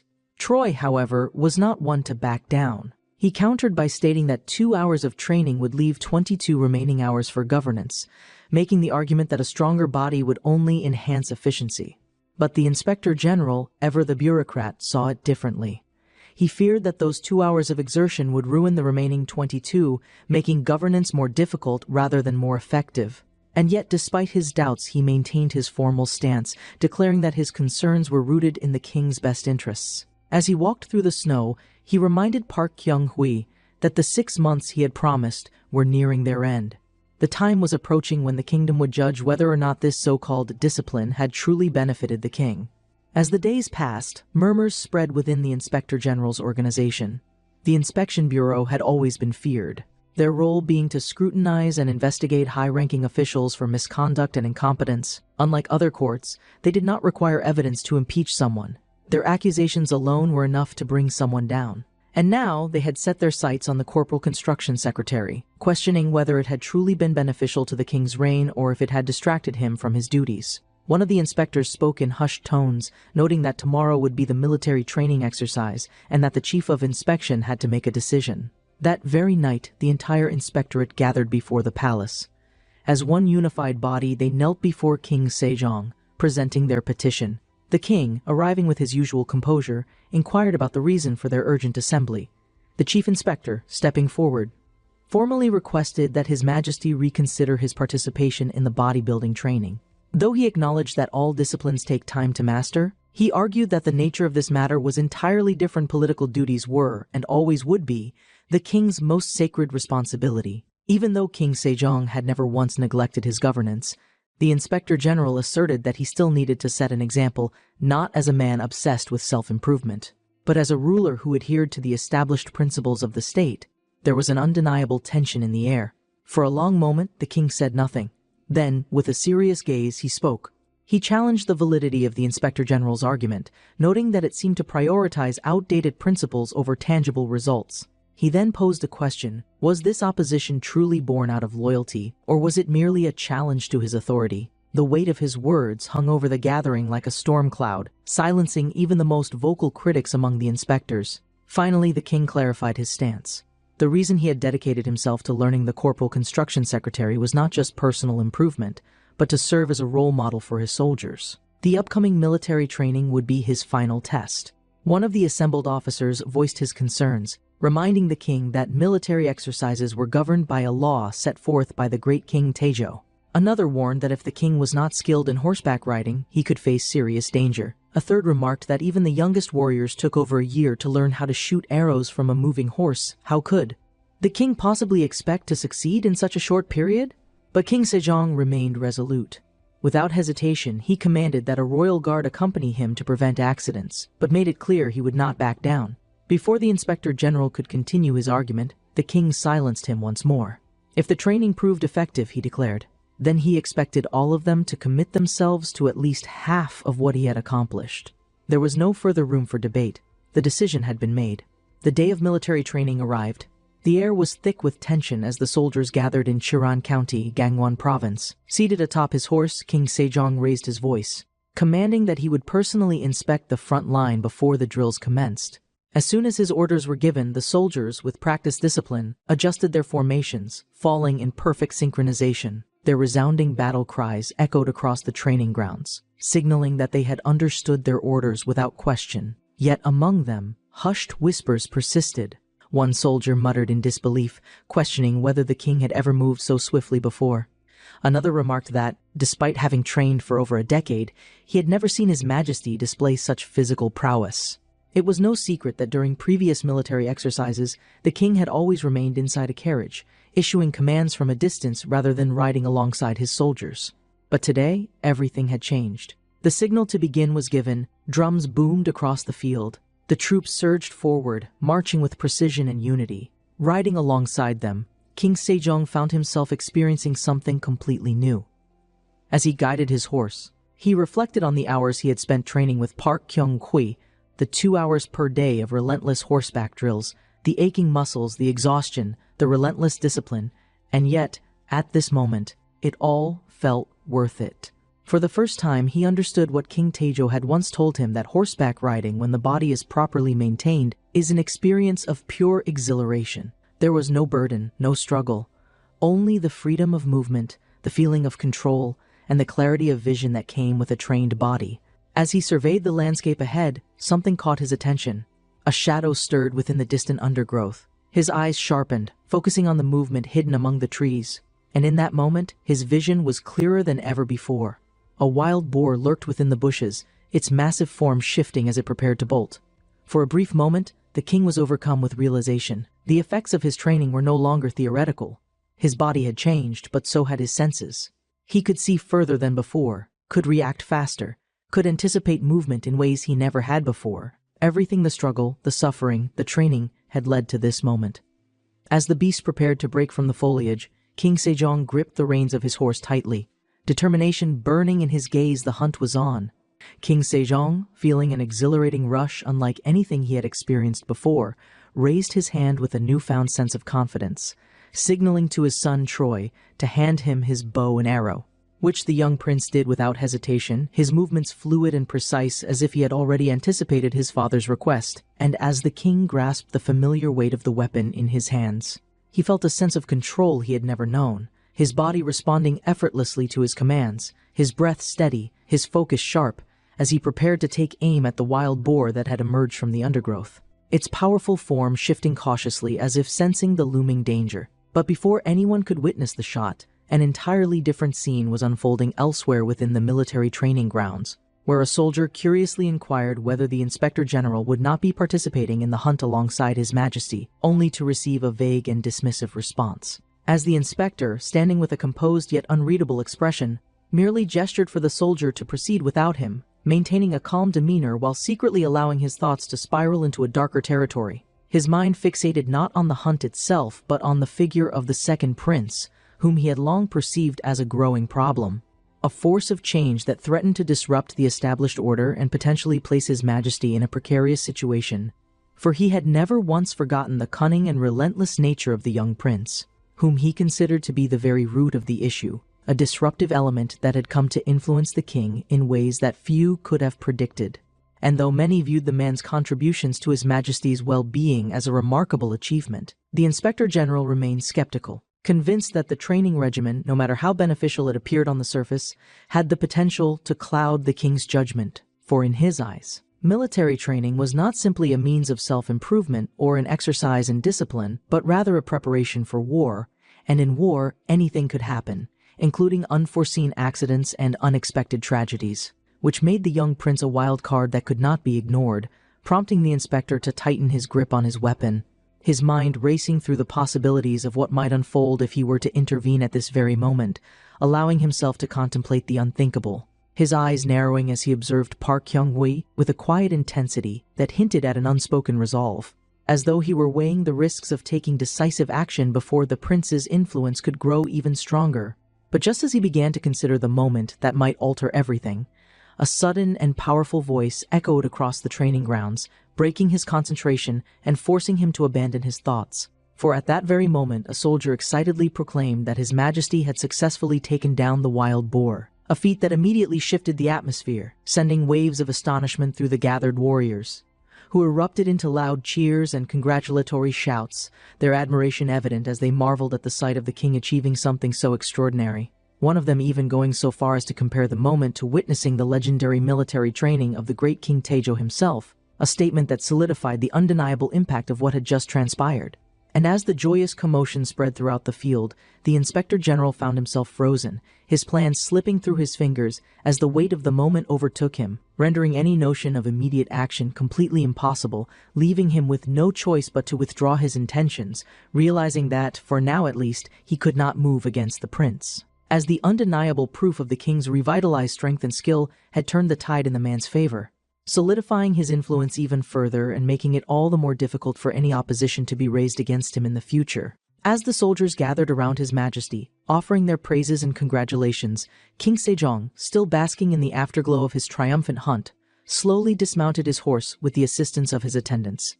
But as soon as his feet touched the ground, he momentarily stumbled, his balance faltering just enough to draw alarm from those closest to him, particularly Troy, whose sharp eyes immediately scanned his father for any signs of distress or injury, his mind racing with the worst possible scenarios, fearing that after all their efforts, all the painstaking training, and all the progress that had been made, something might suddenly unravel before his eyes, threatening to undo everything they had fought for. Yet before panic could fully take root, the king, instead of showing any sign of weakness, simply let out a hearty laugh, the deep and genuine sound cutting through the air and confusing those around him, particularly the crown prince, who had expected something far more concerning, yet instead found himself staring at his father with bewilderment, as the older man chuckled with unrestrained amusement, shaking his head as though reveling in his newfound vigor, his voice booming as he confessed that for most of his life he had never been able to hit a moving target with his bow. But now, even in what was considered his old age, he was finally starting to understand the true essence of hunting and horseback riding, the joy of skillfully controlling his body and engaging with nature in a way he had never done before, a realization that filled him with an infectious excitement, much to the relief of those who had momentarily worried about his well-being, while one of his aides, still wary of the king's overexertion, cautiously reminded him to take care of his body and not be too reckless, prompting Sejong, now in the best of moods, to acknowledge the concern with a light-hearted assurance, his tone carrying none of the former exhaustion that had once plagued him, making it abundantly clear to those watching that this was a man who had truly changed, no longer bound by the physical limitations that had once defined his rule, but rather standing tall and full of energy, a renewed monarch who could both command and lead by example, embodying the very principles that Park Kyung-hui had been striving to instill in him. And as this transformation unfolded before the eyes of all present, the Inspector General, still watching from a distance, slowly began to accept the inevitable, for the proof of the king's physical renewal was undeniable. And with this undeniable evidence before him, he realized that any further opposition to the prince's training methods would be futile, thus begrudgingly relinquishing his initial intentions, silently lowering his weapon, and deciding to retreat, no longer able to justify his previous doubts in the face of such overwhelming success, as the world around him now recognized the young prince's contribution. His once questioned regimen now validated through the very strength and confidence of the king himself. Troy, upon observing the increasingly erratic behavior of the royal inventor Jang, began to suspect that the man was overworked and struggling, and in his growing concern, he resolved to speak with His Majesty to request that the inventor be granted a well-deserved vacation to recuperate. However, before he could even finish voicing his suggestion, Jang adamantly refused, cutting him off with a sharp and immediate rejection, as if the very thought of stepping away from his work was an offense to his honor. His refusal, however, was not rooted in pride or arrogance, but rather in an unshakable sense of loyalty, for he considered himself deeply indebted to His Majesty's kindness, never forgetting that he had once been a mere slave who had been granted the unprecedented opportunity to hold a governmental position, something that had been completely unthinkable under normal circumstances.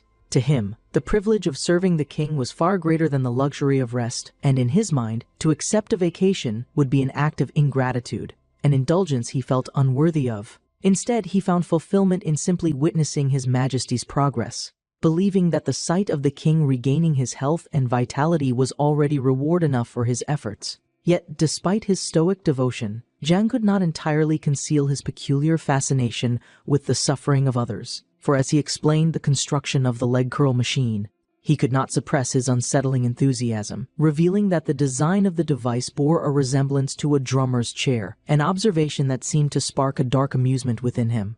His usual, eerily wide grin returned, his expression once again slipping into that familiar psychotic edge. as he muttered with thinly veiled excitement that he was eager to see how His Majesty would react when he finally had the opportunity to test the new piece of equipment for himself. Though Park Kyung-hwa had begun to accustom himself to the inventor's peculiar mannerisms, he could not help but wonder if Jung's determination to build these devices stemmed solely from duty, or if there was something more sinister at play, a twisted sense of pleasure derived from watching those of high status endure physical hardship under the guise of training. However, before he could dwell too deeply on this thought, a separate matter demanded his attention, as questions began to arise within the palace regarding how much longer the great prince intended to make the king exercise, given that His Majesty had already committed to an hour of rigorous training every single day. As concerns about overexertion were raised, Sejong himself addressed the issue, stating with unwavering authority that those who did not follow this path would be guilty of breaking a sacred promise between master and subordinate, an unthinkable act that would bring disgrace upon those who dared to waver. Thus, the soldiers, despite their exhaustion and wavering resolve, found themselves with no choice but to persevere, pushing their bodies forward even as fatigue threatened to overwhelm them, their breaths ragged, their limbs aching, their determination tested with every passing second. Amidst their suffering, some among them, desperate for relief, turned toward Troy, their expressions pleading as they silently begged him to intervene on their behalf, hoping that he might persuade the king to ease their torment. However, rather than responding with sympathy, Park Kyung-hwi simply smirked knowingly, his voice laced with mock innocence, as he questioned whether he truly had the authority to command someone as powerful as His Majesty, a statement that only served to confirm the soldiers' growing suspicions that the prince, in his own way, was exacting revenge upon the Inspector General's office for the intrigues and accusations they had previously directed at him. As these thoughts spread among the ranks, one particularly exhausted warrior, too drained to remain upright, stumbled and tripped over a dumbbell, his body collapsing face first onto the ground with a loud and graceless thud, prompting the surrounding soldiers to rush to his aid, concern evident in their voices as they asked if he was still conscious. Through his muffled sobs of frustration, the fallen soldier lamented that at the very least, the others should have kept running, leaving him behind so they could complete the training without him. Yet despite his self-deprecating words, his comrades did not abandon him, choosing instead to stand by his side, even offering to carry him on their backs if necessary, a display of unity that deeply impressed Troy, who watched the scene unfold with a sense of pride and satisfaction, thinking to himself that even though the men were groaning in agony, their will remained unbroken. And nothing could have been more pleasing to witness in his newly disciplined city. 1 week after the grueling military training exercise, a separate and far more political matter was unfolding at the residence of Inspector General Yuk-chi, where a loyal warrior voiced his concern about his superior's sudden decision to depart, questioning whether it was truly necessary for him to leave. But the seasoned official, rather than entertaining further discussion, simply dismissed the concern outright, stating that it was far too late to question such things now. The warrior, however, persisted, expressing his frustration at how outsiders who had no understanding of the situation were already spreading talks of dismissal and exile, their baseless rumors poisoning the air with misinformed speculation. And yet, despite this apparent injustice, the Inspector General remained unshaken, his mind already set on the path ahead. Now nearing the age of 50, he admitted that he found it increasingly difficult to accept change, acknowledging that while he could not deny the effectiveness of the bodybuilding secretary's techniques, and even openly admitting that His Majesty's health had improved remarkably under its influence, there was something else that concerned him far more: the unexpected transformation of the great Prince Jin Swang, who had, within a remarkably short period, evolved into a completely different person from the one he had once known, a shift that unsettled him in ways he could not fully articulate. In addition to this, he voiced another, entirely separate concern, stating that while it was not yet a widely discussed issue within the main government, the movements of the Jurchen people had been growing increasingly unusual, an ominous development that required careful observation. For this reason, he revealed his plan to travel to Hamgyong province to monitor the situation personally, taking up the role of provincial governor in order to keep a watchful eye on the region's shifting dynamics. Before departing, he left one final instruction to his subordinate, warning him to relay a message to the great Prince Swang, advising him to exercise caution regarding an impending visit from the Ministry of Rights of the Ming Empire, an issue of great importance due to the troubling whispers surrounding a certain individual. It had been reported that during the last diplomatic visit, a Ming eunuch had taken an interest in the soap produced under the prince's guidance, purchasing over 100 bars and bringing them back with him. But the real issue was not the sale itself, but rather where the soap had ultimately ended up, for it was believed that these goods had fallen into the hands of Wang Zhen, a powerful figure who, according to chilling rumors, was harboring a malevolent entity within himself, an insatiable force known as the Hungry Ghost, a spirit that could never be satisfied, a symbol of endless greed that now loomed ominously over the horizon. And though it remained uncertain when or how Wang Zhen would make his approach, there was little doubt that one day he would come seeking the great Prince Shuang with an entirely different kind of business in mind. Meanwhile, far beyond the reach of these immediate concerns, in a distant time period, an entirely separate discussion was taking place. As an article detailing the great Prince Shuang's alleged connection to time travel was being analyzed, bringing to light a peculiar event that had occurred during the last mid-autumn harvest festival. A day when the entire family had gathered to enjoy the traditional folk game of weightlifting, an occasion that had brought particular delight to an elderly grandfather, who had watched with great pride as his grandson, having undergone rigorous training, demonstrated remarkable progress, a sight that filled the old man with an unshakable sense of joy, leaving the question lingering in the air: was this merely a coincidence, or had history itself been rewritten?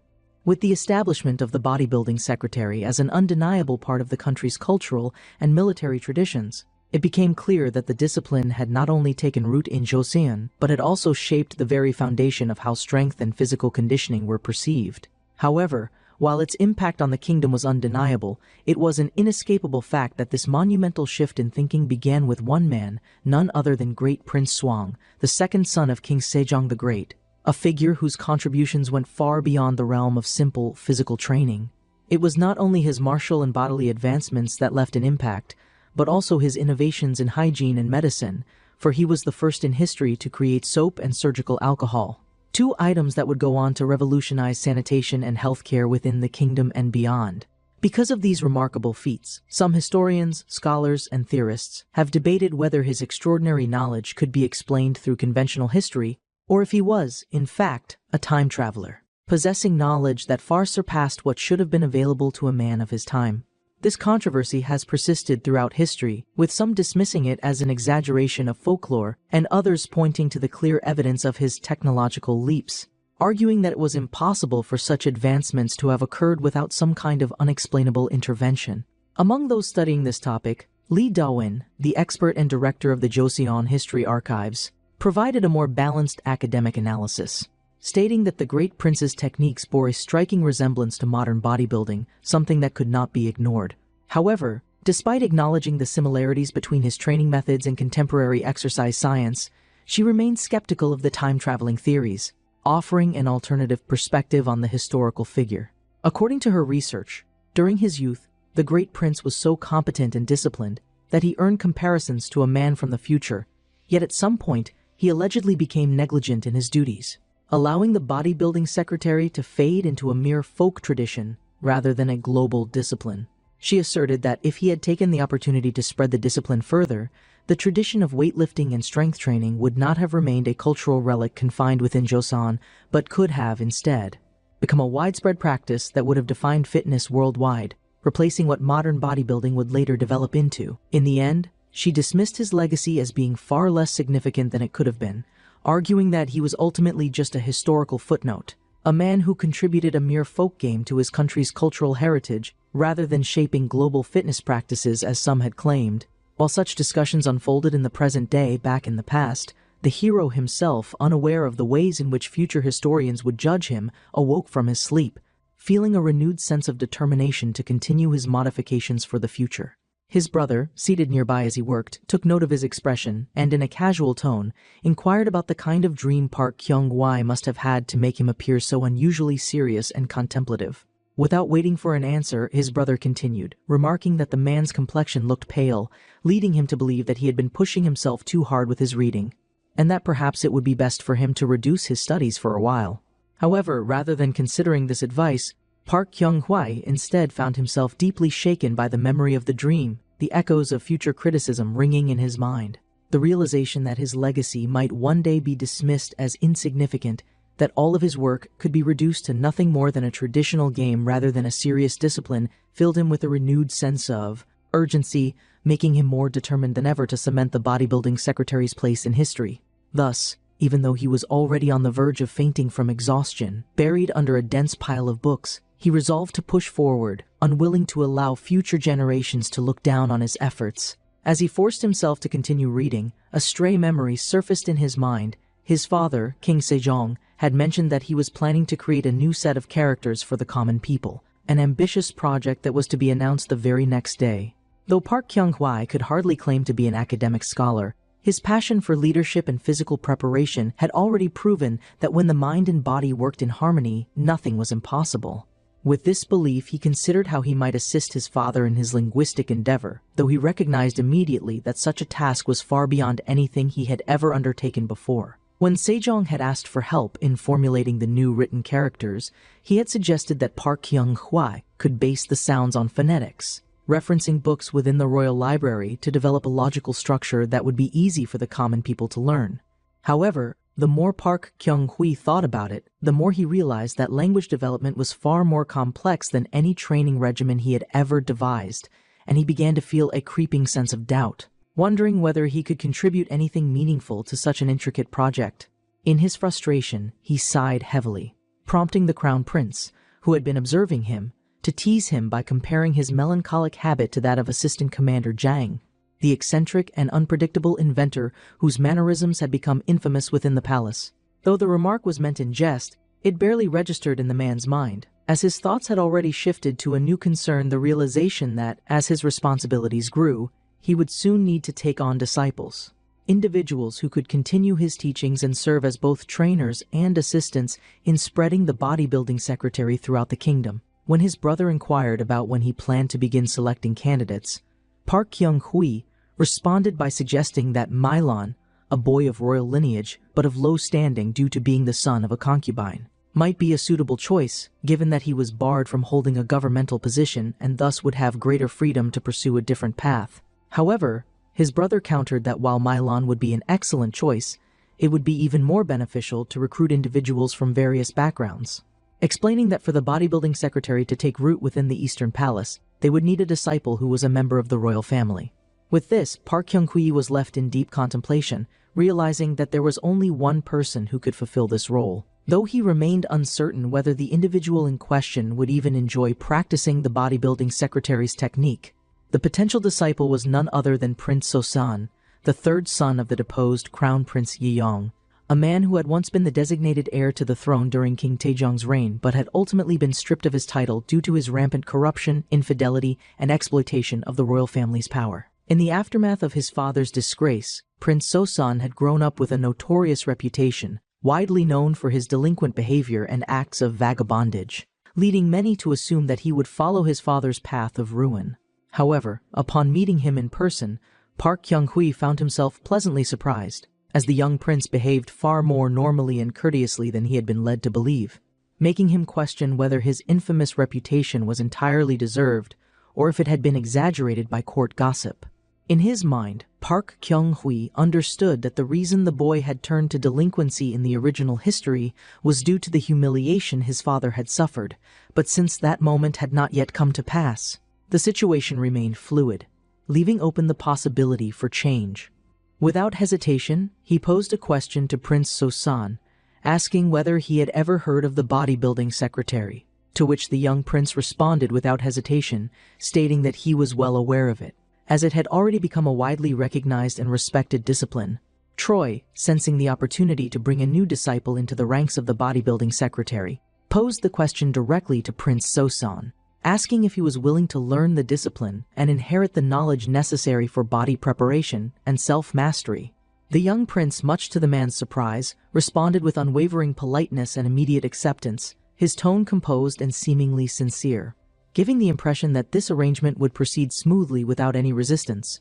Encouraged by this apparent enthusiasm, Park Kyung-hwa wasted no time in calling upon his trusted subordinate, Ma, instructing him to begin the prince's warm-up routine, ensuring that he followed the proper steps to prepare his body for what was to come. However, the moment Ma, a commoner, addressed the young noble, the prince's entire demeanor shifted drastically, his formerly courteous expression twisting into one of irritation and disdain, his tone dripping with arrogance and condescension as he dismissed Ma outright, claiming that the mere scent of sweat from a lowly commoner was enough to give him a headache. This abrupt change in attitude left both Park Kyung-hui and Ma momentarily stunned, as they had not expected such blatant elitism from someone who had just moments ago expressed such eagerness to learn.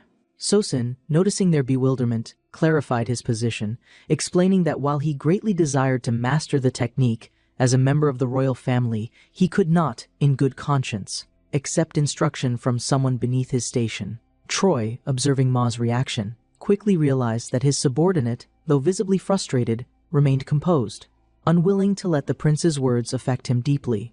This, however, gave the two of them an idea. If arrogance was the boy's greatest weakness, then the best cure would be humility. Without hesitation, they decided on the most effective method of correcting his attitude. They would make him experience the full weight of the training firsthand. Soon enough, the once haughty prince found himself struggling under the unforgiving load of a squat bar, forced to endure the same discipline that he had so condescendingly dismissed, his body quickly reaching its breaking point as his muscles screamed in protest. With each agonizing repetition, his pride and arrogance were systematically stripped away, his earlier boastful demeanor reduced to exhausted, breathless desperation as he struggled just to remain upright. At the same time, Ma, now lifting an even heavier weight with remarkable ease, maintained a smug, amused expression, watching with obvious enjoyment as the once self-important prince crumbled under the physical toll of his own arrogance, forcing Sosin to come to the humbling realization that strength was not granted by birthright, but earned through effort and discipline. Eventually, when his legs could no longer hold him, the prince, now gasping for breath, pleaded for mercy, admitting that he had been wrong to act so condescendingly. Apologizing profusely while begging for the weight to be reduced, all of his earlier pride and arrogance completely shattered under the relentless weight of his own weakness. As Park Kyung-hwa watched the young prince collapse onto the ground in exhaustion, his body reduced to a trembling, breathless heap, a thought surfaced in his mind, a realization that, despite his earlier behavior, Sosin's life had been shaped by injustice, much like his own. Born into the shadow of disgrace, the boy had been mistreated and ostracized his entire life, forced to endure the scorn and judgment of others simply because he carried the blood of the deposed crown prince, a mark that had permanently stained his existence and left him desperate to assert his worth in whatever ways he could. Now, as he lay defeated before him, Park Kyung-hwa questioned whether it was truly right to subject Ma to the same type of unfair treatment that Sosin had suffered, knowing full well that Ma himself, being the son of a concubine, had faced similar injustices throughout his life. It was only after this moment of reflection that Sosin, finally speaking with genuine vulnerability, admitted that his cruelty toward others was not born from a desire to inflict suffering, but rather from an inability to cope with his own circumstances, as he had spent his entire life being forced into submission, constantly under the watchful eye of the palace, restricted from any form of political involvement, and forever reminded that he could never be a legitimate heir to anything of value. Overwhelmed by the weight of his powerlessness, he had turned to mistreating those beneath him, using his limited authority to impose control where he otherwise had none, not out of malice, but out of sheer desperation to find some form of relief from his frustration and anxiety. Hearing this confession, Park Kyung-hui responded without sympathy, but with the sternness of a leader, reminding Sosin that, as a member of the royal family, he had a duty to conduct himself with honor, and that if he continued to lash out at others, his own wrath would eventually be turned back on him in ways he could not control. In that moment, the prince, realizing the futility of his past behavior, lowered his head and, for the first time in his life, set aside his pride, offering a genuine apology and promising to change his ways, his tone carrying the weight of sincerity that Park Kyung-hwa had not heard before. With this, Park Kyung-hui and Ma were satisfied, knowing that true discipline had finally begun to take root in the boy's heart.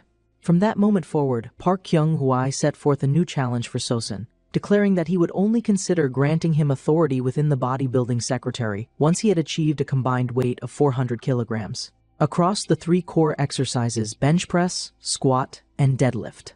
Sosin, somewhat perplexed by the challenge, hesitated, prompting Park Kyung-hui to explain that his training had to serve a purpose, and that if he wished to prove the method's effectiveness, he needed to demonstrate mastery over his own body. For anyone who moved within the palace had to exemplify discipline in both physical preparation and scholarly knowledge, mastering not only their bodies but also the 4 books and 5 classics, the foundation of Confucian learning.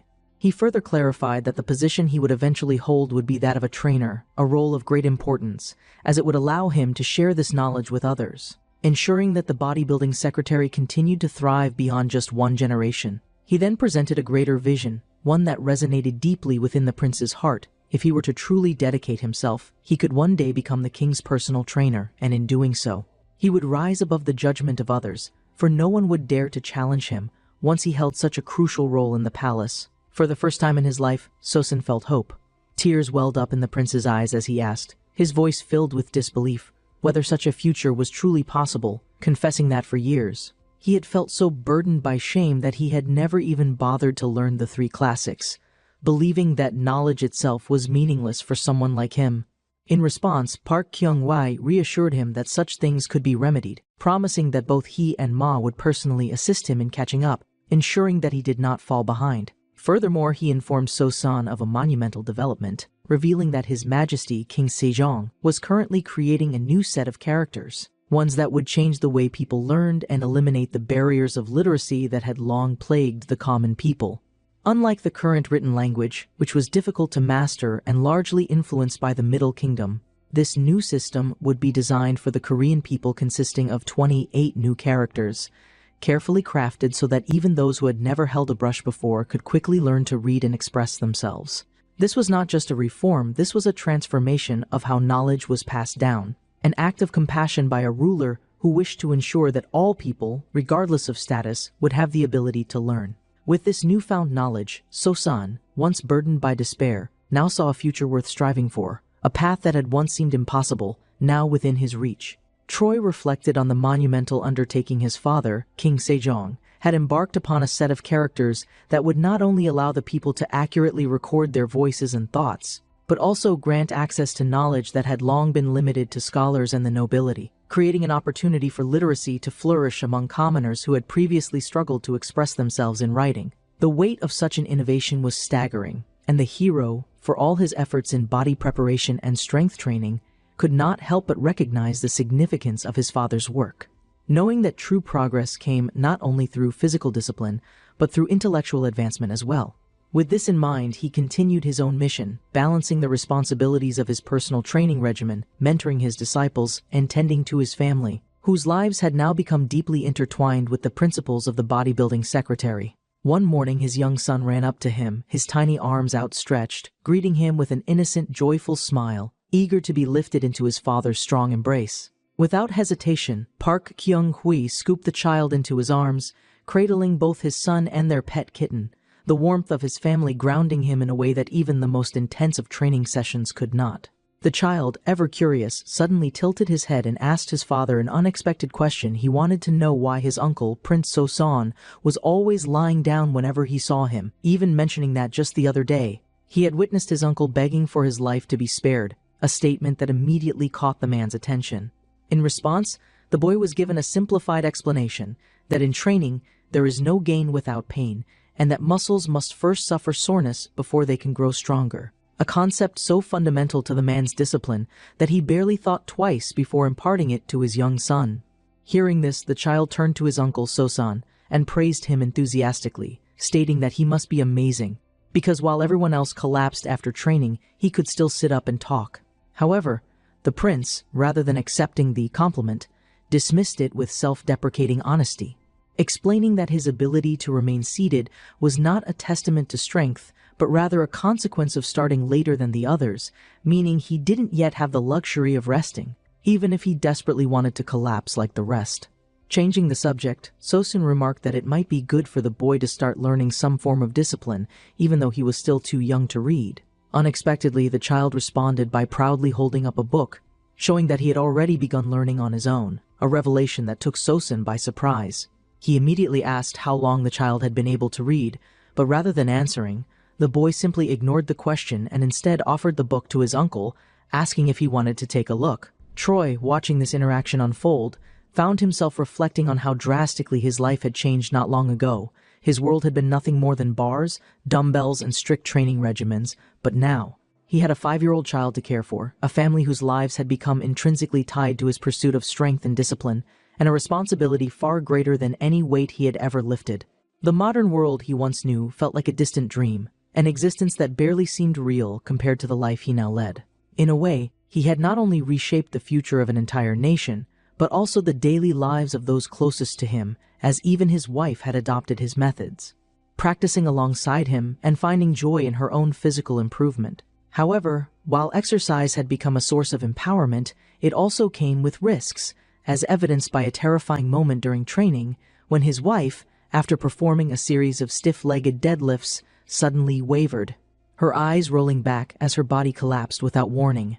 In an instant, Park Kyung-wi rushed to her side, his arms catching her before she could hit the ground, his voice thick with concern as he asked if she was all right. Though she weakly reassured him, explaining that a sudden dizziness had overcome her, she also confessed that a wave of nausea had followed, causing those observing the scene to speculate about the cause of her symptoms. Understanding their concern, Park Kyung-hwa quickly assessed the situation, explaining that it was likely a temporary reaction caused by a lack of oxygen, which in turn had reduced blood flow to her brain, causing momentary faintness. Had he not been by her side, she might have suffered a serious injury, reinforcing his belief that while training was crucial, ensuring the safety and well-being of those involved was just as important. As he pondered this, a thought surfaced: the more people exercised, the more likely they were to sustain injuries, and if this discipline were to continue expanding, he would need to find a way to prevent and treat these injuries effectively. Later that day, Sosun approached Troy, stating that he wanted his brother to meet someone, a particular individual whom he believed might benefit from the man's expertise. When asked who this person was, Sosun revealed the man's name, Woo Han-gu, a former soldier who had once passed the military exam and served in the garrison, only to have his career abruptly cut short due to an unfortunate injury. According to Sosun, Wu had been present during the strength demonstration event, where he had successfully lifted a stone nearly the size of a full-grown adult, proving his natural physical prowess. But the moment he completed the feat, he had collapsed forward, his spine unable to support the strain, leading to his subsequent dismissal from military service. Upon hearing the name, the man's expression shifted, as he felt a flicker of familiarity, as if he had heard that name somewhere before. Sosin confirmed his suspicions, revealing that during a past coup, Wu had played a pivotal role as the military officer who had managed to suppress Yi's rebellion, proving his capabilities as a warrior before fate had cruelly robbed him of his standing. While performing rapid pull-ups, Park Kyung-hwa contemplated the matter, considering that if this man's injury was permanent, there was little he could do, but if the damage had been mismanaged, there might still be a way to rehabilitate him, restoring his strength and mobility through proper methods.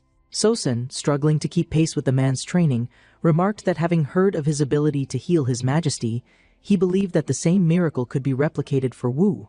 The idea intrigued Park Kyung-hwa. If this man was naturally vigorous, recovery might be possible, and if so, he could not ignore the opportunity to help someone reclaim their strength. Meanwhile, in another region, the very same Wu Han-gu, now a man burdened by bitterness and frustration, slammed a cup of alcohol onto the table, his voice thick with anger as he cursed the great Prince Swang, blaming him for everything that had gone wrong in his life. Drunken and resentful, he shouted in disbelief, questioning how a single man could claim to turn others into paragons of health, dismissing the idea as nothing more than nonsense. However, his drinking companion, clearly uneasy, cautioned him to watch his words, warning that His Majesty himself had learned the discipline created by the prince, a fact that placed Park Kyung-hwa in a rank far too high to be spoken ill of so carelessly. Undeterred, Wu scoffed, clenching his fists in frustration, before violently shattering the cup in his hand, his anger boiling over as he declared that if he ever met the great prince in person, he would demand to know whether the rumors of his extraordinary strength were true, insisting that he did not believe the stories, that the weightlifting feats attributed to the prince were impossible, and that he would slander his name openly until proven otherwise. Unfortunately for him, he did not have to wait long for an answer. Without warning, a shadow fell over him, and as he turned his head, he found himself face to face with none other than Park Kyung-hwa himself. Standing directly behind him, his expression grim and unyielding, his presence alone exuding an air of quiet dominance. Before Wu could even react, Park Kyung-hwa spoke in a cold, measured voice, stating that the weight he had lifted overhead had actually been half of what had been rumored. A revelation that sent a jolt of terror through the drunken warrior, causing him to freeze in place, his face draining of color as a wave of fear washed over him, his bravado shattering instantly as he teetered on the brink of unconsciousness, overwhelmed by the sheer intensity of the man standing before him. Troy, recognizing that Wu Han-gu's condition required immediate attention, wasted no time in requesting a private conversation with the injured warrior, determined to assess the extent of his physical damage and determine whether a solution could be found. After a careful examination, Park Kyung-hui quickly understood the severity of the situation. The injury had progressed to an alarming state, worsened by Woo's persistent weight gain, a factor that had come as a result of his misguided attempt to heal quickly. More troubling, however, was the fact that Woo had refused to stop riding horses, even after sustaining the injury, his stubbornness pushing him to continue exerting his body despite the obvious signs of deterioration. This reckless decision had only exacerbated the damage, further limiting his already slim chances of recovery, making the path toward rehabilitation even more uncertain. Given the worsening prognosis, Park Kyung-choi felt compelled to explain the situation bluntly, informing Woo that his condition had deteriorated significantly because of his failure to seek help in time, his insistence on training while injured accelerating the damage, rather than promoting healing. Faced with this harsh reality, Woo, desperate to reclaim his strength, anxiously asked if there was still any possibility of recovery, his voice filled with a mixture of fear and hope as he awaited the man's response. Rather than offering false assurances, Park Kyung-hui met Woo's gaze with a knowing smile, calmly stating that while there was a method that could potentially aid in his rehabilitation, he could not guarantee a complete recovery, as the damage done to his body might be irreversible. With no other options left, Woo, clutching onto the faintest glimmer of hope, made the firm decision to follow the man's proposed method, committing himself fully to the training regimen, no matter how grueling or uncertain the results might be. They began immediately, starting with kneeling push-ups, a controlled and modified movement that would allow Woo to reintroduce strength into his weakened frame without overexerting himself. Afterward, the two engaged in back-stretching exercises, carefully and diligently focusing on realigning his posture and gradually rebuilding his mobility, ensuring that every motion was executed with calm precision rather than reckless force. As the session ended, Woo, still struggling with doubt, questioned whether these light exercises could actually lead to any significant improvement, his skepticism evident as he glanced down at his still frail and burdened body. In response, Park Kyung-hui calmly explained that he could not teach Woo his exact method, as heavy weightlifting would no longer be an option for someone with such an unstable condition. While his recovery would allow him to regain a level of strength, it was highly unlikely that he would ever return to his former physical peak, a fact that Woo was forced to accept no matter how difficult it was to hear. Faced with this cruel fate, Woo, struggling to contain his emotions, pleaded for another alternative, his voice thick with desperation and despair. Stating that he could not bear the thought of living without the ability to act like a warrior, his very identity threatened by his inability to fight or perform his duties. Furthermore, he expressed concern that his condition would bring shame to his wife, that his inability to return to his former strength would make him a disgrace in her eyes, causing Park Kyung-hui to suddenly remember the terrifying moment when his own wife had collapsed from exhaustion, her body failing her without warning. This memory led him to a new realization, one that he voiced aloud: if rehabilitation alone could not fully restore a body, then perhaps a deeper understanding of human physiology could provide a more effective path to recovery. With this in mind, Park Kyung-hui proposed a radical idea, suggesting that they develop new healing techniques based on the principles of his training methods, drawing from his knowledge of muscle and skeletal structure to find ways to aid the injured more effectively. At first, Woo hesitated, as the suggestion sounded too similar to the path of a physician, a profession he had never once considered nor studied for, having never read a single medical text in his life. However, Park Kyung-hui countered by explaining that even the most experienced doctors lacked an in-depth understanding of the human musculature, often misdiagnosing injuries and prescribing ineffective treatments due to their lack of knowledge regarding physical movement and rehabilitation. A true physician, Park Kyung-hui insisted, needed to understand the relationship between muscles and bones, the way each part of the body interacted, and how movement itself could serve as a form of healing. Hearing this, Woo's perception of Park Kyung-hui changed completely, realizing that the prince was not merely a man obsessed with strength, but someone who possessed an extraordinary intellect, capable of foreseeing innovations that others had never even considered. Accepting this newfound understanding, Woo resolved to follow the man's guidance, beginning his rehabilitation with renewed determination, while Troy, watching his efforts, felt a growing sense of accomplishment, recognizing that he was slowly gathering disciples, individuals who would carry his teachings forward, ensuring that his knowledge would not be forgotten or overlooked. As he contemplated the future, another thought struck him: if exercise were to become widespread, people would inevitably begin training outdoors, and given the customary lack of proper attire, he imagined a disturbing possibility: a world where men would train naked, an outcome that he could not allow. Thus, he realized that he would need to create suitable clothing, garments that would allow for ease of movement while remaining affordable enough for anyone to wear. With his wife's skill as a seamstress, he quickly set about designing an outfit specifically for exercise, using cotton, a fabric commonly associated with peasants due to its low cost and widespread availability. Once completed, the first exercise shirt was hastily made, yet despite its simple construction, its quality proved surprisingly high, ensuring that it could be reused multiple times without degrading. However, when he presented the design to his wife, she immediately questioned his reasoning. Perplexed as to why he had chosen such an ordinary fabric for something that was meant to be associated with physical strength and discipline. At first, she continued her line of questioning, attempting to understand her husband's logic. But everything changed the moment Park Hyung-hwa demonstrated the garment, putting it on and showcasing its practical benefits. The moment she laid eyes on him, she was left completely speechless, her eyes widening in amazement as she took in the sight of the unfamiliar yet undeniably functional clothing. Unable to contain her curiosity, she immediately asked what kind of attire this was, as she had never seen anything like it before. With a confident smirk, Park Hyung-hwa informed her that this was a specialized outfit designed exclusively for exercise, something he had developed to ensure comfort and practicality while training. Cotton, he explained, was chosen because it was readily available, breathable, and allowed for ease of movement, making it the most suitable material for athletic activities at present. However, he admitted that the nobility might be reluctant to adopt it at first, as they were unfamiliar with the fabric's texture, and might view it as beneath them.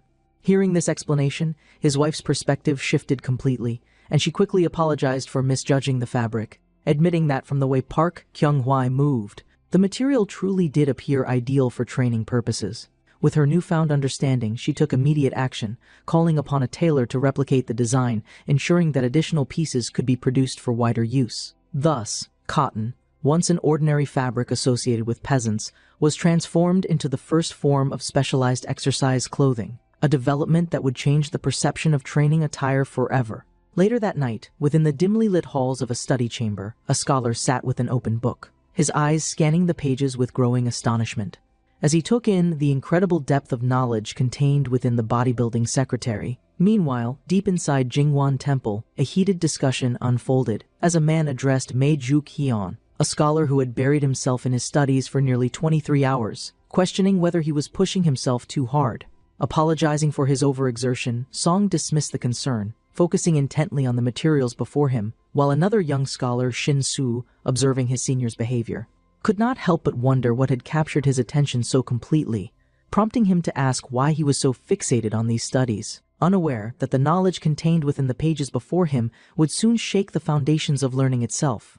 Song Saman, ever the dedicated scholar, firmly believed that a relative of the royal family must always set an example, and thus he had no time to waste on trivial matters. He was keenly aware that many of his peers had already surpassed him in various fields, and with the introduction of Prince Jinyang's book, he recognized that even a brief encounter with its contents was enough to pique his interest. Though he had initially approached it with skepticism, he quickly found himself intrigued by the principles it laid out, particularly the idea that cultivating the body was an extension of honoring one's lineage. Despite his growing appreciation for the text, he turned his attention toward Dan, the junior student who had been engaging in an unfamiliar exercise, and inquired about his activities.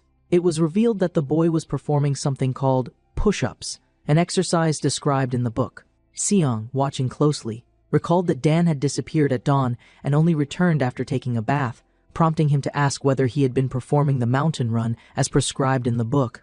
However, Dan casually explained that he had opted to replace the run with jumping rope instead, a revelation that immediately sparked discussion among the scholars. Shin, another student, quickly voiced his doubts, stating that he did not find the book as revolutionary as others claimed after all, aside from the art of bodybuilding.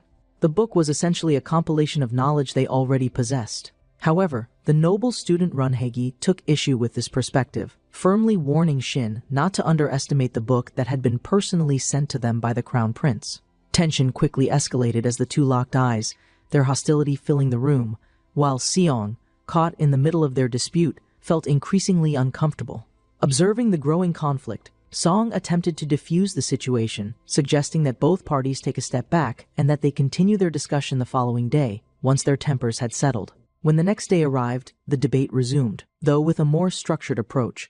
This time, the scholars turned to Dan, who had read the book in greater detail than anyone else, asking for his personal assessment. Dan explained that the central philosophy of the discipline was not simply about valuing the body inherited from one's parents, but rather improving and strengthening it, ensuring that it could serve its purpose in the best possible condition.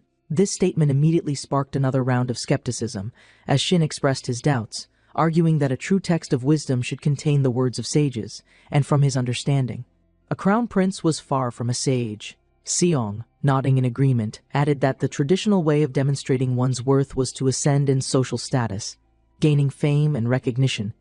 If that were the case, what purpose did bodybuilding serve?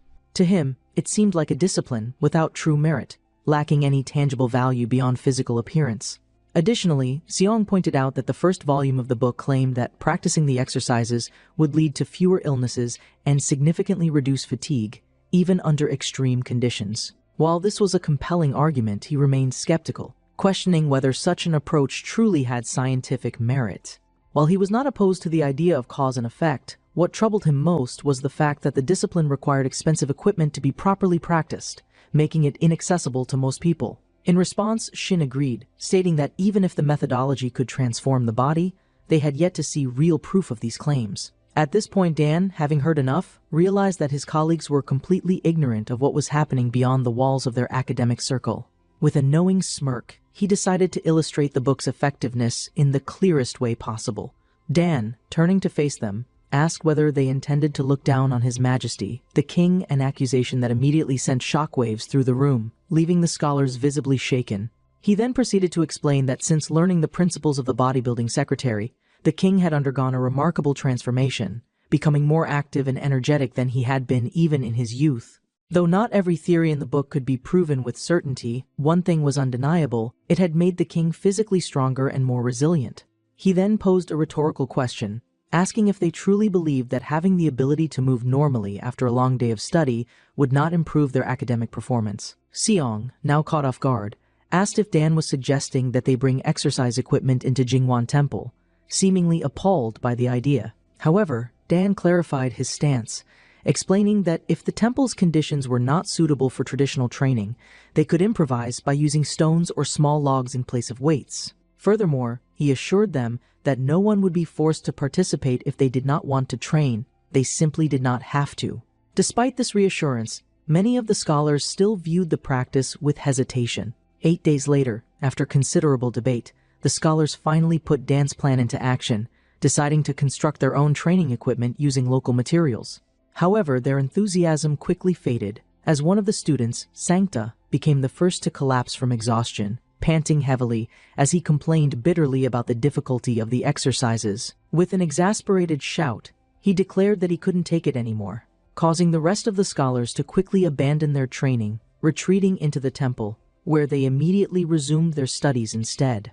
Standing outside, wiping sweat from his brow, Dan watched as his fellow scholars gave up one by one, understanding that, in the end, they lacked the willpower to push through their discomfort. Even so, he remained steadfast in his commitment, having personally witnessed the power of the bodybuilding secretary through the transformation of those who followed it diligently. Determined not to waver, he vowed to continue practicing, knowing that, over time, his efforts would yield results, ultimately enhancing his ability to study and function in daily life. Meanwhile, as the summer of 1441 progressed, back in the palace workshop, Park Hyung-wee turned his attention toward the invention of new exercise equipment, marveling at the sheer dedication of his chief inventor, Jang. The man had worked tirelessly, tackling the difficult challenge of designing and constructing a shoulder press device and a seated row machine, both of which were far more complex than previous designs. Despite the technical difficulties involved, Jang, ever the eccentric genius, had once again succeeded, his signature psychotic grin spreading across his face as he proudly declared that everything was progressing perfectly, though everyone knew that his motivation was driven by something far beyond mere duty. Observing Jang's peculiar behavior, Park Hyung-hwai couldn't help but smirk, knowing that, despite his unhinged enthusiasm, the man was an irreplaceable asset, one whose creations would continue to advance the world of physical conditioning and rehabilitation in ways that no one in this era had ever imagined. A small pig wandered into the courtyard, its hooves clicking sharply on the polished wooden floor. The official turned, surprised. He remembered this pig raised by his wife with utmost affection. It bumped into his leg gently. He panicked. This tiny pig won't last another month. He sighed deeply. I must find better food. My wife depends on this pig's survival. In the palace, a minister reported recent border threats. The king nodded solemnly, concern growing heavier. The minister bowed deeply, shouting praise. Your unmatched grace has secured the realm's safety, your majesty. That night, lanterns lit the sky as laughter echoed from the grand feast held in celebration. A servant approached the king's table politely. Shall I pour your majesty a drink? Of course. Another noble raised his glass. They say your strength rivals history's finest warriors. The king smiled faintly. He replied calmly, strength alone means nothing. I built muscle to lead wisely, not simply to fight. A soldier questioned the king's wisdom. You trusted a strong man over seasoned warriors for battle? He paused and added, I meant the liquor. The spirit sent from the capital was powerful. The soldier recalled receiving clear instructions. Apply the spirit to wounds, using clean cotton cloth every time. Thanks to this method, festering wounds healed faster. Soldiers recovered, and infection rates dropped sharply at camp. One officer muttered, so that's why the distillery was spotless. It wasn't just for drinking. Some commanders warned the spirit caused trouble. Soldiers often drank it to fight off the northern cold. Laughing, they admitted many were caught sneaking drinks. Mixing spirit with water became their usual excuse. When asked how it was resolved, one smiled. We added motherwort, a plant too bitter. Even when they tried to drink secretly, the awful taste forced them to spit it out immediately. Laughter erupted. Oh ho, Li One Bong, take a cup too, the king offered warmly, raising his drink. One Bong looked up in surprise, hearing his name called across the courtyard during the evening gathering. A noble spoke proudly, with great strength. One Bong helped defeat the northern barbarians alongside loyal soldiers. One Bong responded humbly, no. I only use this strength to serve and protect his majesty. He was formally introduced, Yi Qingak, known as Yi One Bong, loyal general of the Joseon army. The king smiled. Two strong men must talk. But the man excused himself, more royal texts awaited study. For the first time, he scanned someone whose muscle power rivaled or possibly exceeded his own. History remembered this man well, an unmatched martial artist who acted during a time of political chaos. He opposed the royal purge, rallying troops from Jinan province. Yet betrayal ended his bold stand. Though defeated, his strength remained legendary. His fallen figure became a symbol across bloodied northern snowfields. The present stirred. Why are we here? Someone asked. Didn't he have something to say? He glanced sideways, alert. The man beside him seemed too polite, too direct with his words. This being your majesty's close friend? I've heard your strength is unmatched, the guest said respectfully. I have many questions about your training, he added. Would it be rude to visit you? The reply was calm, of course. Internally, he thought, he's more normal than I first assumed. Elsewhere, two workers gossiped near a gate. Is that the scary muscle guy's house? One whispered. He stepped forward, massive and composed. The villagers stared silently, whispering, is he even human? One elder asked, is that the tool called a small dumbbell? The man answered, that's right. May I examine it? He asked curiously. The man handed it over, warning of its heaviness. He struggled immediately. It's heavier than expected, he muttered, arms trembling under the weight of cast iron. Stunned, he gasped, I can barely lift this. And he uses it so easily for curls. One man approached with curiosity. I heard your highness lifts 1,000 gyun for major exercises. He looked down thoughtfully. If I tried the 3 major lifts, how much could I handle? A sudden shout drew attention. A woman gasped as a heavy weight slammed down in the yard. The man groaned, barely holding it. Arr! His body shook under the pressure of the loaded barbell. Nearby, the muscular figure watched calmly. I've trained for years. Even I feel pain during these lifts. The barbell struck the ground with force. Everyone stepped back, startled by the sheer impact and weight. One observer stepped forward. You are incredible. Lifting 600 gyun as a beginner is beyond impressive. He nodded. Today, such strength might even be seen as a form of divine power. Is something bothering you? He asked. Is there a problem with training or body preparation methods? The lifter smiled. No, I've learned so much, but my solo methods may have some flaws. The king spoke. Grand Prince Su Yang developed a training method to perfect the body for combat. He added, it was meant to enhance one's strength and aid in military techniques efficiently. The listener asked, so this training wasn't just for strength, but also practical weapon use? The strong man replied, yes. Training the body isn't only about looks, it's about effective, functional combat movement. Another nodded. I've heard that too. Muscle should be useful, not just built to impress. He stepped forward confidently. Conducting oneself and preparing the body should also apply to daily life. Another interjected skeptically, that's not practical. The crowd behind him murmured, some doubtful, others curious and unsure. He growled internally, "These skeptics don't know anything. I wasn't always this body. I'm Choi Young-jik, former soldier." He recalled his past life, proudly posing. "I first learned about bodybuilding while serving in the military." He clenched his fist.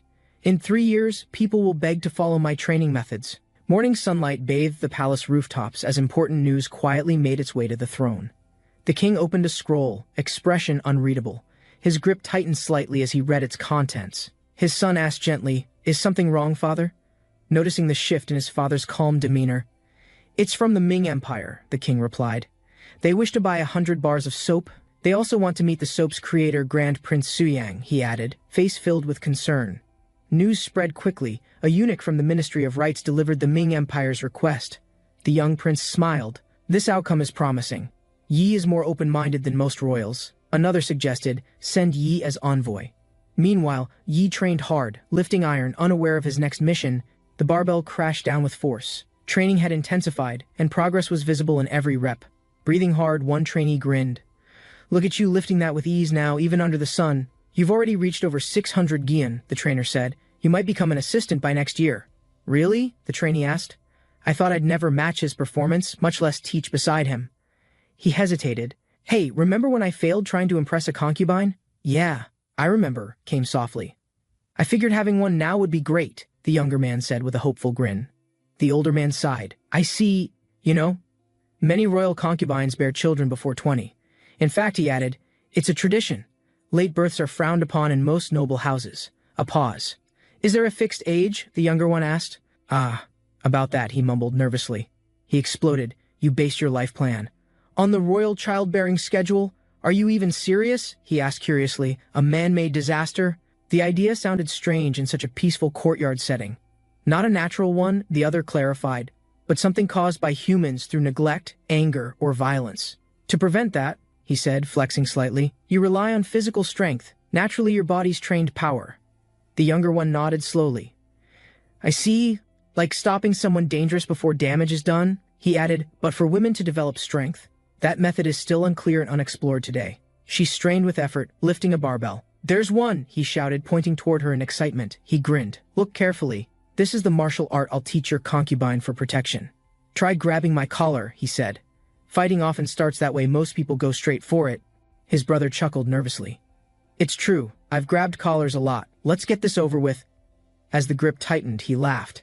"You're about to witness the martial art I personally created." With a sudden motion, he gripped tightly and twisted. "Something like this," he declared with confidence. Her eyes widened, and she murmured, unable to process what had just happened so fast. The body hit the ground with force. A loud thud echoed across the courtyard. "Cook!" He stood tall. "You just experienced my technique disabling joints to bring opponents straight to submission." Pointing casually, he added, "Both arms disabled. Now they can't even reach for a spoon, right?" Ji-un pushed Hye-ran forward, laughing loudly. "Your turn now. Don't pretend you're suddenly weak." Hye-ran sighed, steadied her stance, gripping Ji-un tightly. "Okay, I'll show proper technique this time." With determined eyes, Hye-ran attempted the move. Ji-un winced. "You need balance, not just blind strength, Hye-ran." Confused, Hye-ran asked, "Balance for what purpose?" Ji-un smiled knowingly. "You'll understand someday when trouble unexpectedly arrives."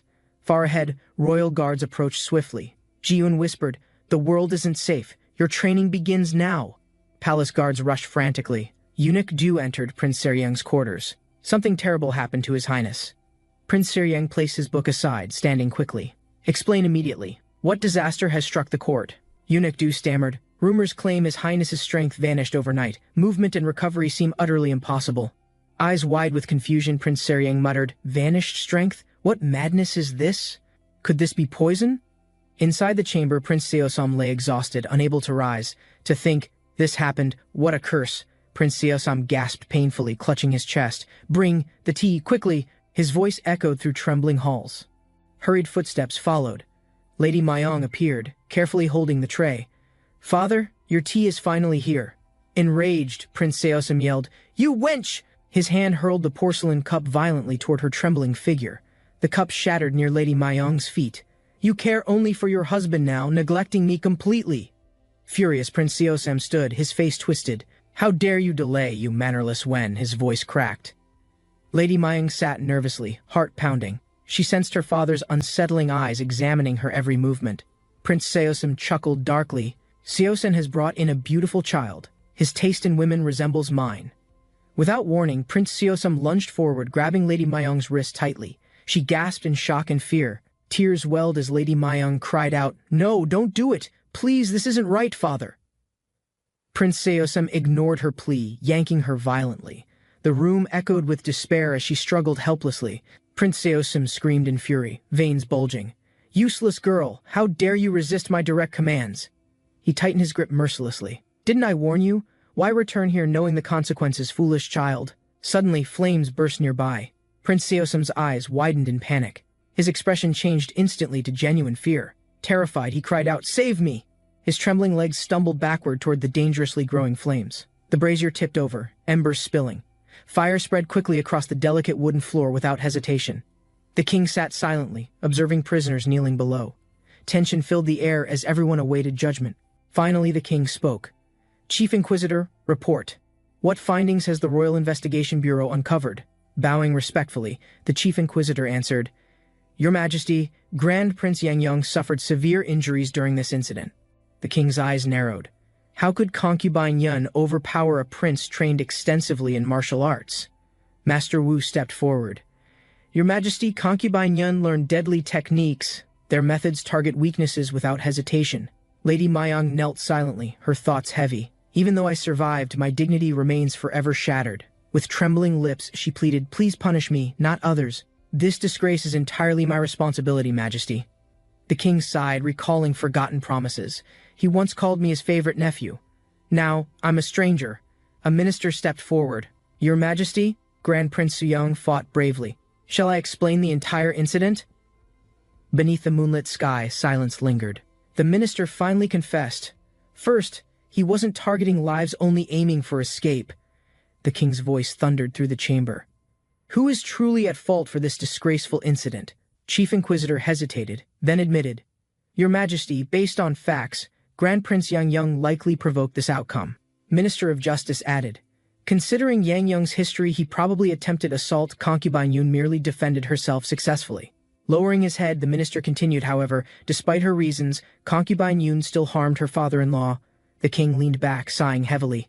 "How troublesome. Even royal blood cannot prevent disgraceful scandals." "Tisk." Lady Mayong clenched her trembling fists. Her heart pounded. She knew her fate was now sealed. The king stood tall, his voice echoed coldly. "In other words, it's capital punishment. Execution is final." The king exhaled deeply. "Concubine Yun shall be punished with 80 flogging strikes. Implemented immediately."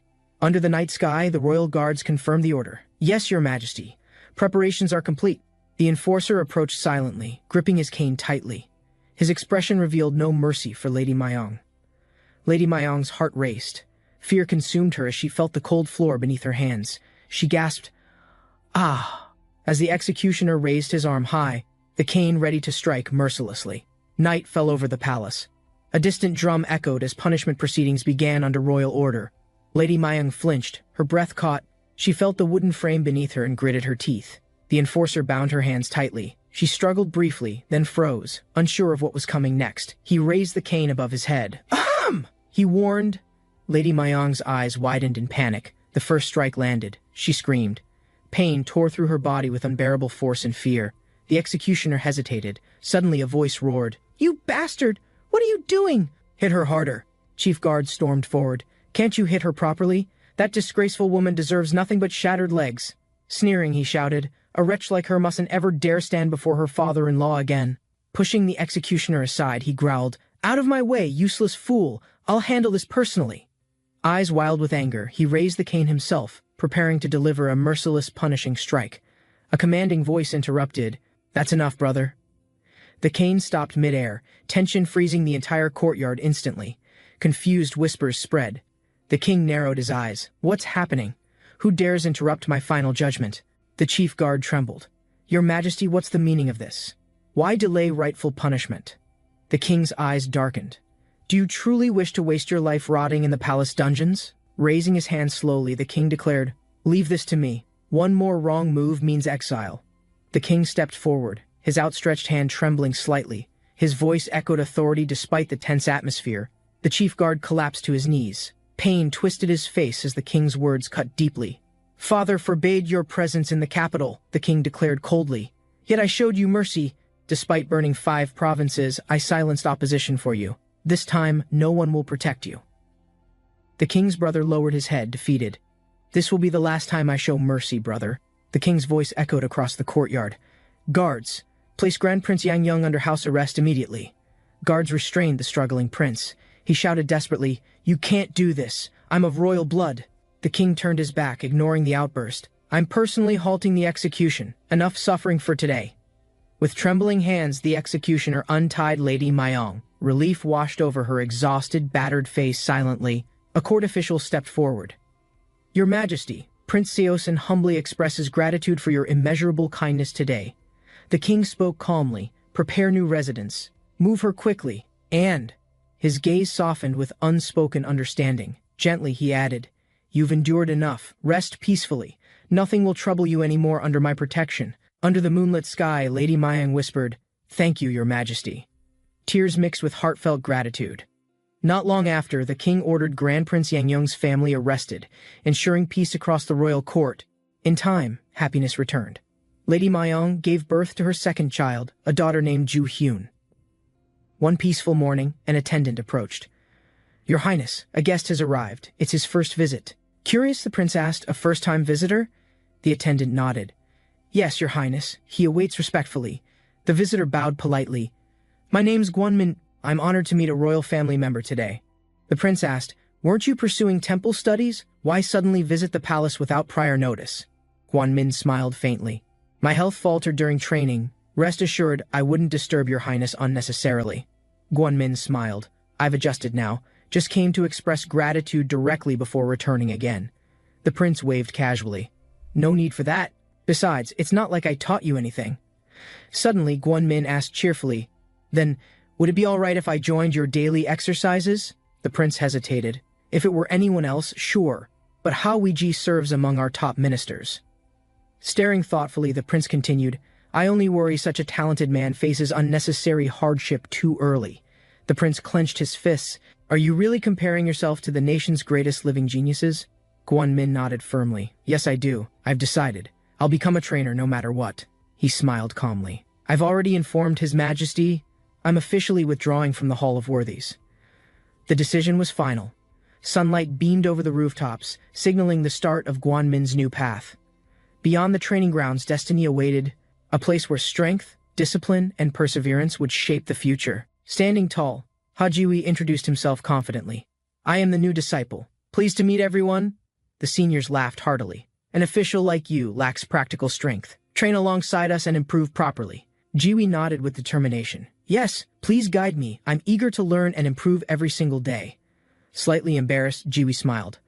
"Allow me to demonstrate what I've practiced so far. I'll start immediately." Stepping forward, Jiwi pointed confidently. "I'll begin with pull-ups first." The seniors exchanged surprised glances. "Pull-ups, huh?" the seniors teased. "Let's see if you can even do one proper pull-up, rookie." Laughter echoed loudly. Grimacing, Jiwi grabbed the bar. "I've trained 6 months, but barely reached 3 or 4 reps." With determination, he pulled hard. 5, 6! His muscles strained, veins bulging under the burning sunlight. A senior stammered. "Your arms aren't fully extended."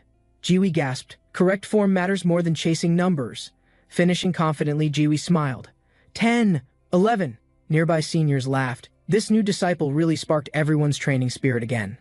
Standing atop the overlook, Jiwi admired the endless horizon. How spectacular. Such vast, untamed beauty remains untouched. His companion chuckled. "If we harvest those alludia trees, we'll easily produce 20,000 seen of valuable oil." Jiwi smiled knowingly. "Silver's value is fleeting. I plan to gain something more precious on this journey." With curiosity, his companion asked, "Something more precious?" Jiwi nodded confidently. "Yes. It is far more valuable." The king summoned his ministers urgently, declaring a dangerous disease had spread throughout the capital's borders. Minister Hong stepped forward cautiously, explaining their scouts discovered sick villagers near the southern trade route entrance. The king frowned deeply, commanding immediate quarantine. He ordered soldiers to investigate, ensure no merchants secretly entered. Outside the palace, a guard stood vigilant. His orders were clear: nobody passes without royal health inspection. Meanwhile, at the southern gate, panicked farmers gathered. One shouted desperately, "Hurry! Someone bring the royal doctors!" Old physician Ma collapsed suddenly, apologizing weakly. His journey was long, and his health had already worsened severely. Struggling to sit upright, physician Ma declared loyalty, offering his remaining strength to serve the suffering king. Coughing heavily, he admitted his back pain hindered treatment. His legs weakened, forcing him to abandon difficult cases. Physician Han watched silently, uncertain. Though assigned by the king, he doubted how much help remained possible. Finally, Han decided firmly. A royal order required results. Together, they would attempt treatment one final time. Huang Qi-sin, eldest son of Huang Huiji, smirked confidently, suggesting the patient directly embrace warming energy. The old man, surprised, gasped. Unexpectedly, his stiff hands sensed warmth returning through the cold stone bench. His mind raced quickly. This wasn't ordinary warmth. Someone nearby was sharing life energy without direct touch. Struggling to sit up, the old man admitted honestly. Restoring complete body strength surpassed his current abilities. Qi-sin leaned forward, offering secret knowledge. He explained a unique healing art focusing on energy flow manipulation. Outside, the weather brightened. The old man chuckled faintly, grateful for their sincere efforts helping his condition.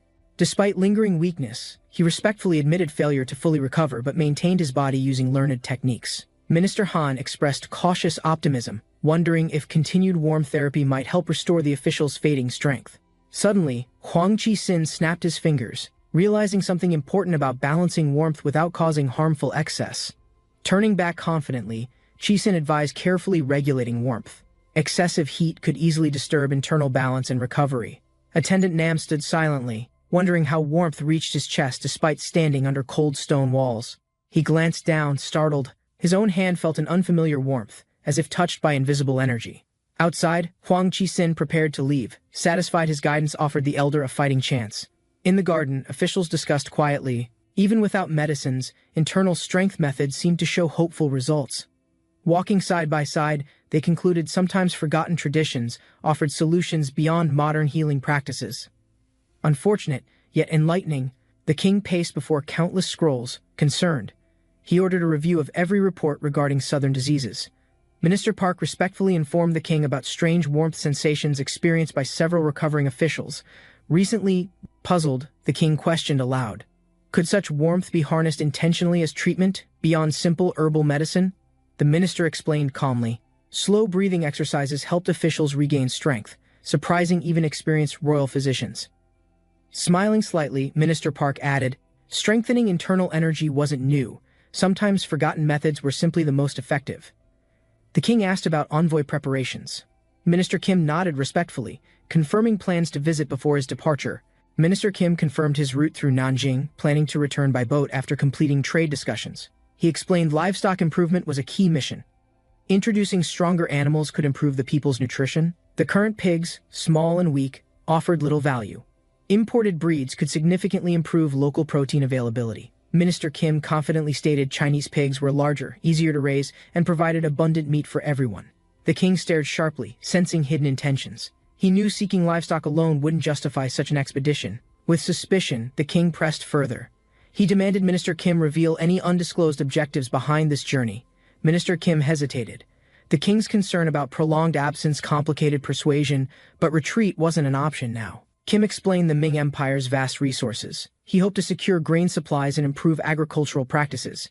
Finally, he added one personal goal: visiting Nanjing's grand libraries to collect rare books for future studies. The king leaned forward. Books, you say? Surely there's more behind your interest in ancient writings, Minister.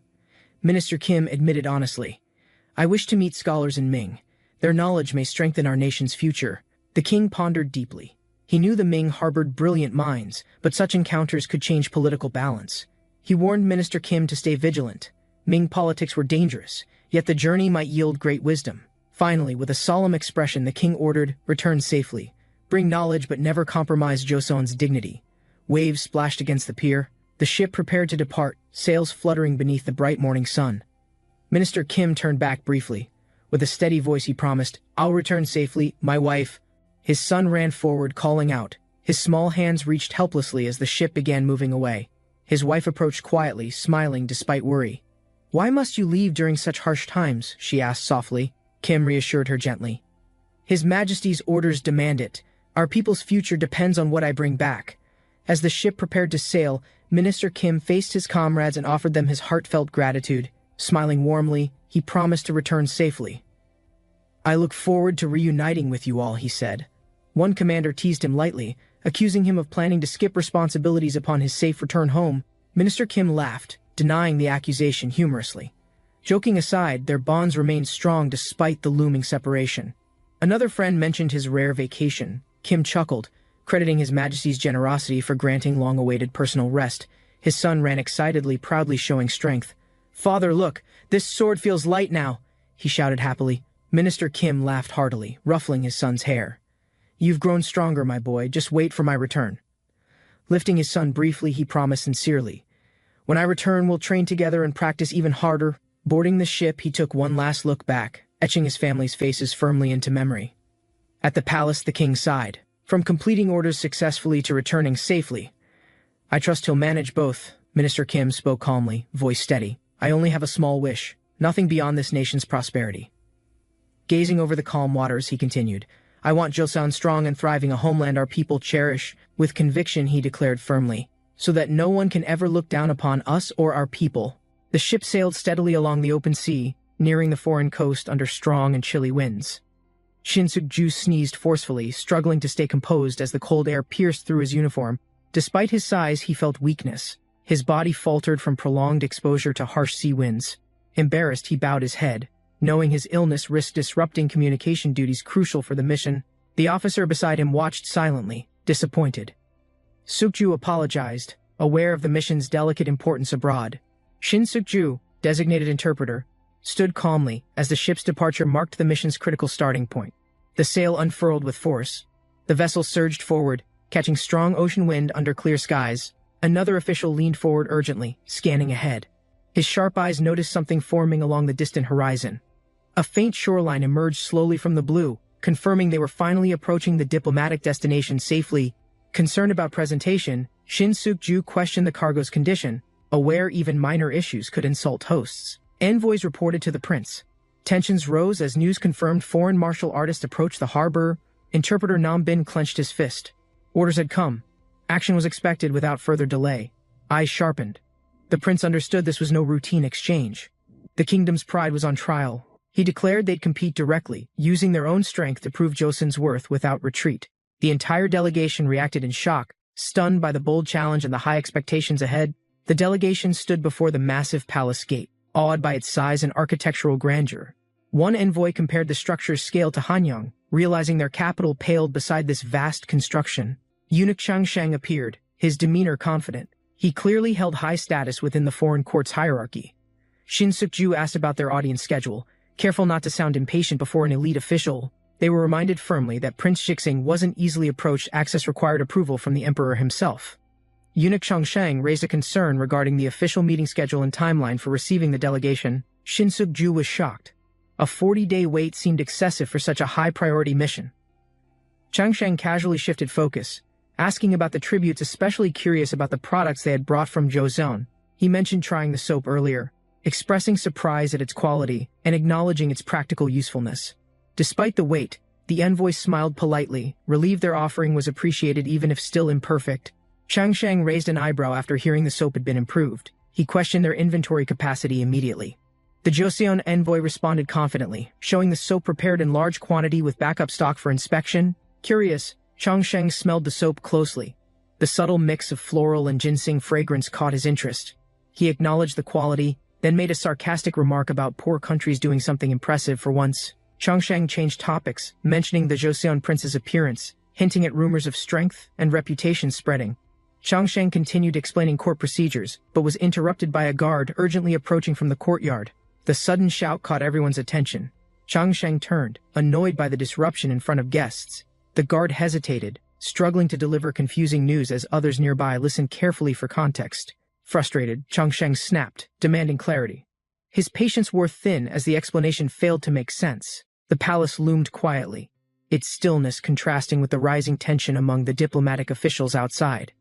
Su Yang respectfully bowed before the Ming emperor, speaking on behalf of the Joseon delegation's arrival. He praised the emperor's reputation, acknowledging his peaceful reign while exaggerating formal flattery to show respect. The emperor responded calmly, recognizing Joseon's king and his sons, especially noting rumors about the second prince. He recalled using their soap recently, expressing surprise at its cleansing strength and effective skin results. Pleased, the Joseon envoy smiled. Talk shifted toward potential trade deals, starting with soap distribution and quality. As the emperor watched silently, unease spread among the ministers. Something about the moment felt tense.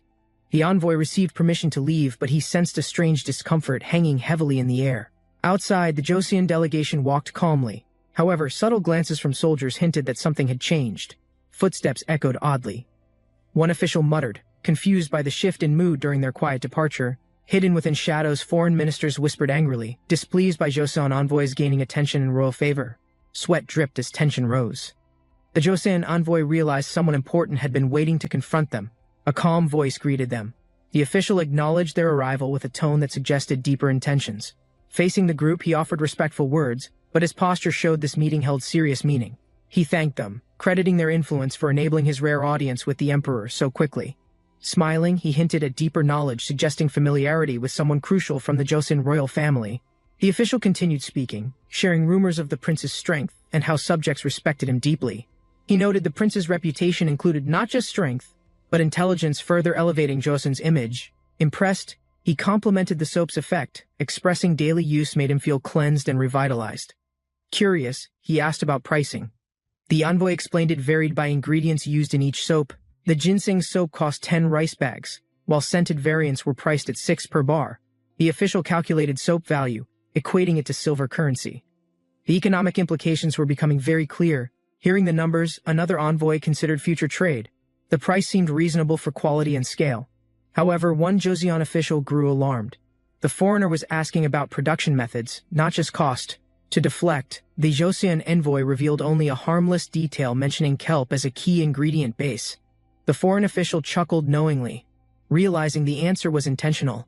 The real formula was still protected. Despite curiosity, the foreign official admitted sea bans made kelp harvesting nearly impossible under current trade policies. The Joseon envoy remained polite, requesting continued production of soap in secret to avoid diplomatic restrictions. Still interested, the official asked if they could increase supply, especially of the widely favored scented soap. With confidence, the envoy responded by asking how much was needed to fulfill the foreign demand. The reply came quickly, 10,000 gyun, a staggering amount signaling the seriousness of their growing trade interest. Murmurs spread through the court as the foreign official hinted there was more to his identity. He revealed the envoy's true status: Su Yang, second son of the Joseon king, now confirmed. Calmly, he introduced himself as Wang Zhen, powerful eunuch, and head of the Ministry of Rites. Wang Zhen stood firm, reminding them of his authority as the chief eunuch of the rites.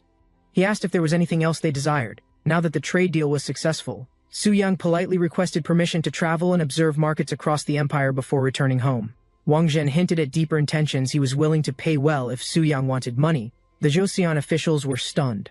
Wang Zhen casually offered 70,000 silver as if it meant nothing. Su Yang thought carefully, believing that grain seeds and livestock were ultimately more valuable than silver alone. He thanked Wang Zhen sincerely, assuring that Joseon would send more soap in future shipments. Wang Zhen agreed thoughtfully, finding the barter idea reasonable and showing rare approval through his expression.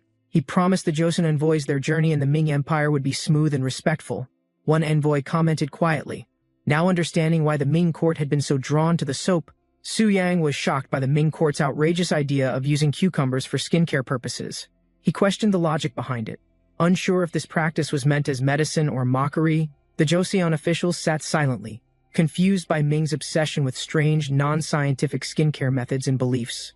Su Yang thought to himself Ming had influence, but clearly lacked reliable knowledge in personal hygiene care. The next day, the delegation traveled into town, prepared to begin the next stage of diplomacy. The Joseon envoys were greeted outside by Ming officials confirming their identities before proceeding with arrangements. A representative explained that the Ministry of Rites had arranged everything to ensure a smooth tour. Everyone marveled at the carriage's luxury. Its size and detail clearly symbolized elite-level diplomatic treatment. The envoys hesitated, unsure if such extravagance was truly meant for them or a mistake.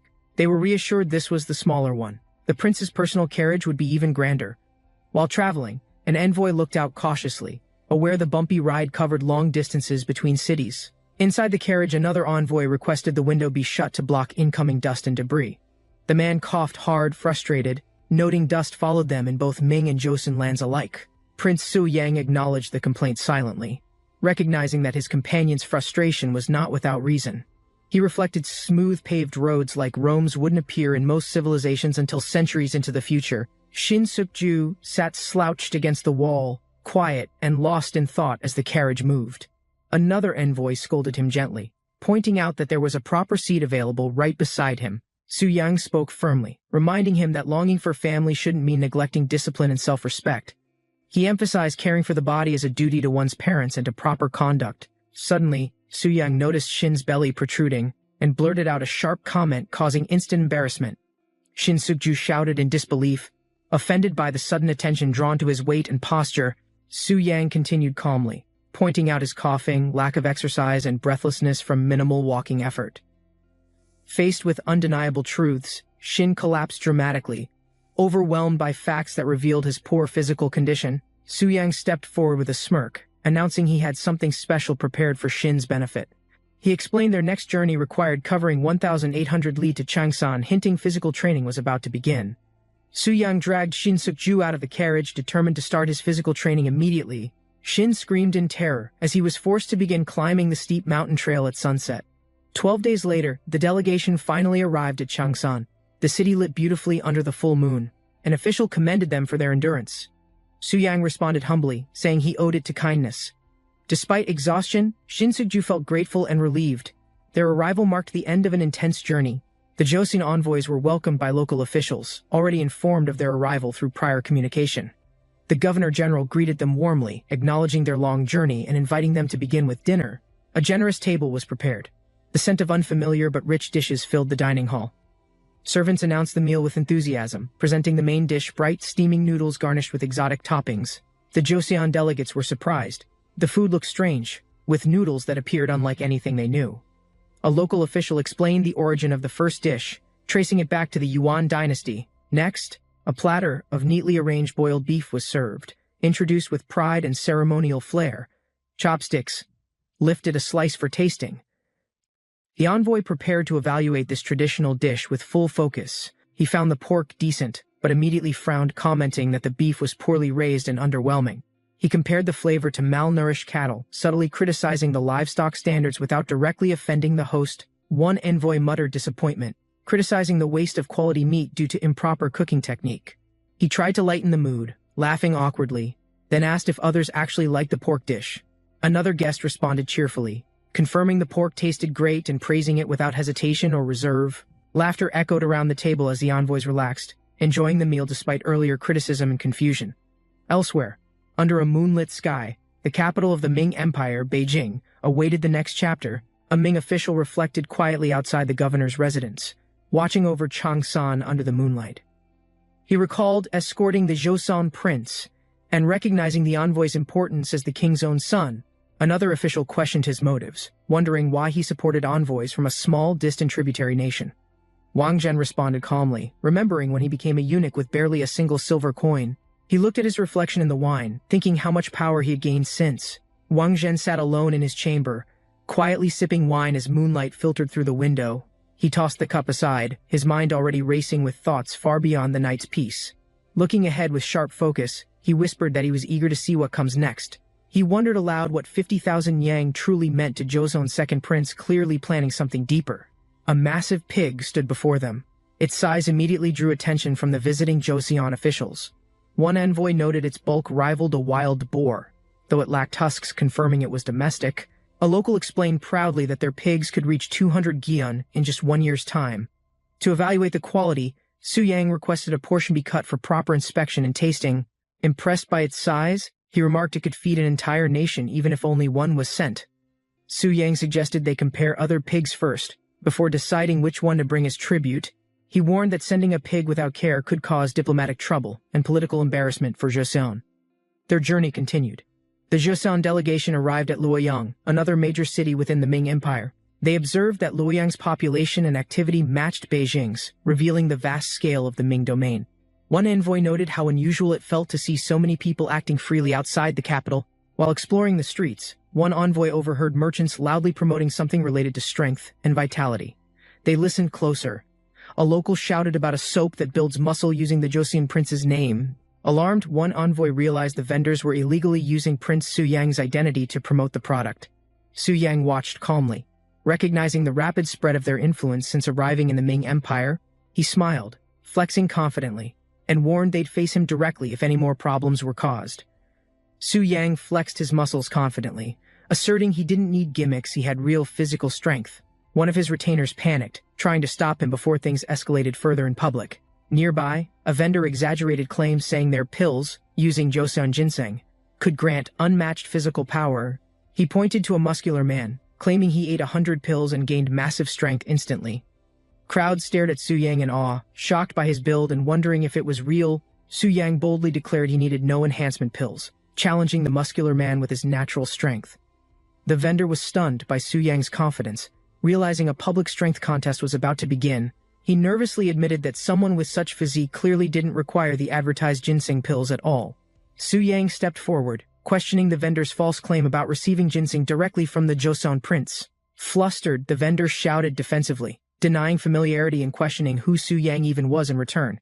Su Yang clenched his fists, fully prepared to respond to the vendor's disrespect with direct strength. He proudly declared his true identity, Grand Prince Su Yang from Joseon, surprising the crowd with his commanding presence. Panicked, the vendor ordered his strongest ally, the youngest bodyguard, to confront Su Yang in combat. The muscular opponent charged with a powerful strike, initiating a fierce hand-to-hand challenge between both men.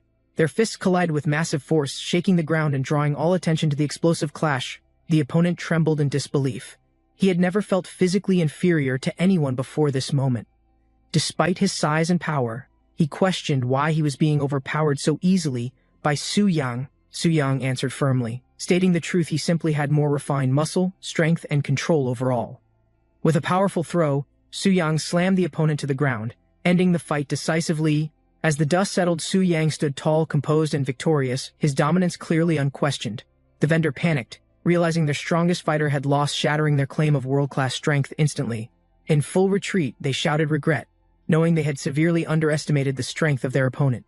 Su Yang grinned quietly, unaffected, his confidence undisturbed. As the crowd began whispering and turning toward him, he revealed his powerful physique again, a clear statement to those watching and doubting his strength. Surrounded by stunned onlookers, Su Yang flexed proudly, declaring himself the true embodiment of Joseon's strength. Spectators were so impressed by Su Yang's physique that an artist suggested sculpting it into stone. The artist explained he planned to carve a new Buddha, and Su Yang's body inspired him. Meanwhile, Su Yang's retainers found him again, asking if he had secured anything meaningful during their trip. He admitted it was too early to finalize a pig breed and asked about their progress. They reported finding old books in poor condition and planned to ship them back to Joseon first. The envoy secured a large batch of seeds but worried about their adaptability back in Joseon. Su Yang praised everyone's effort, then discovered a document believed to be from ancient Baekje script.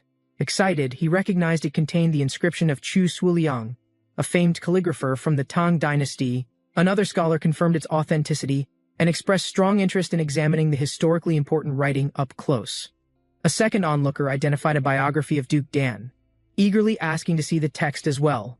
On March 11, 1443, the Joseon delegation approached the massive Jinghang waterway near Hongzhi Lake.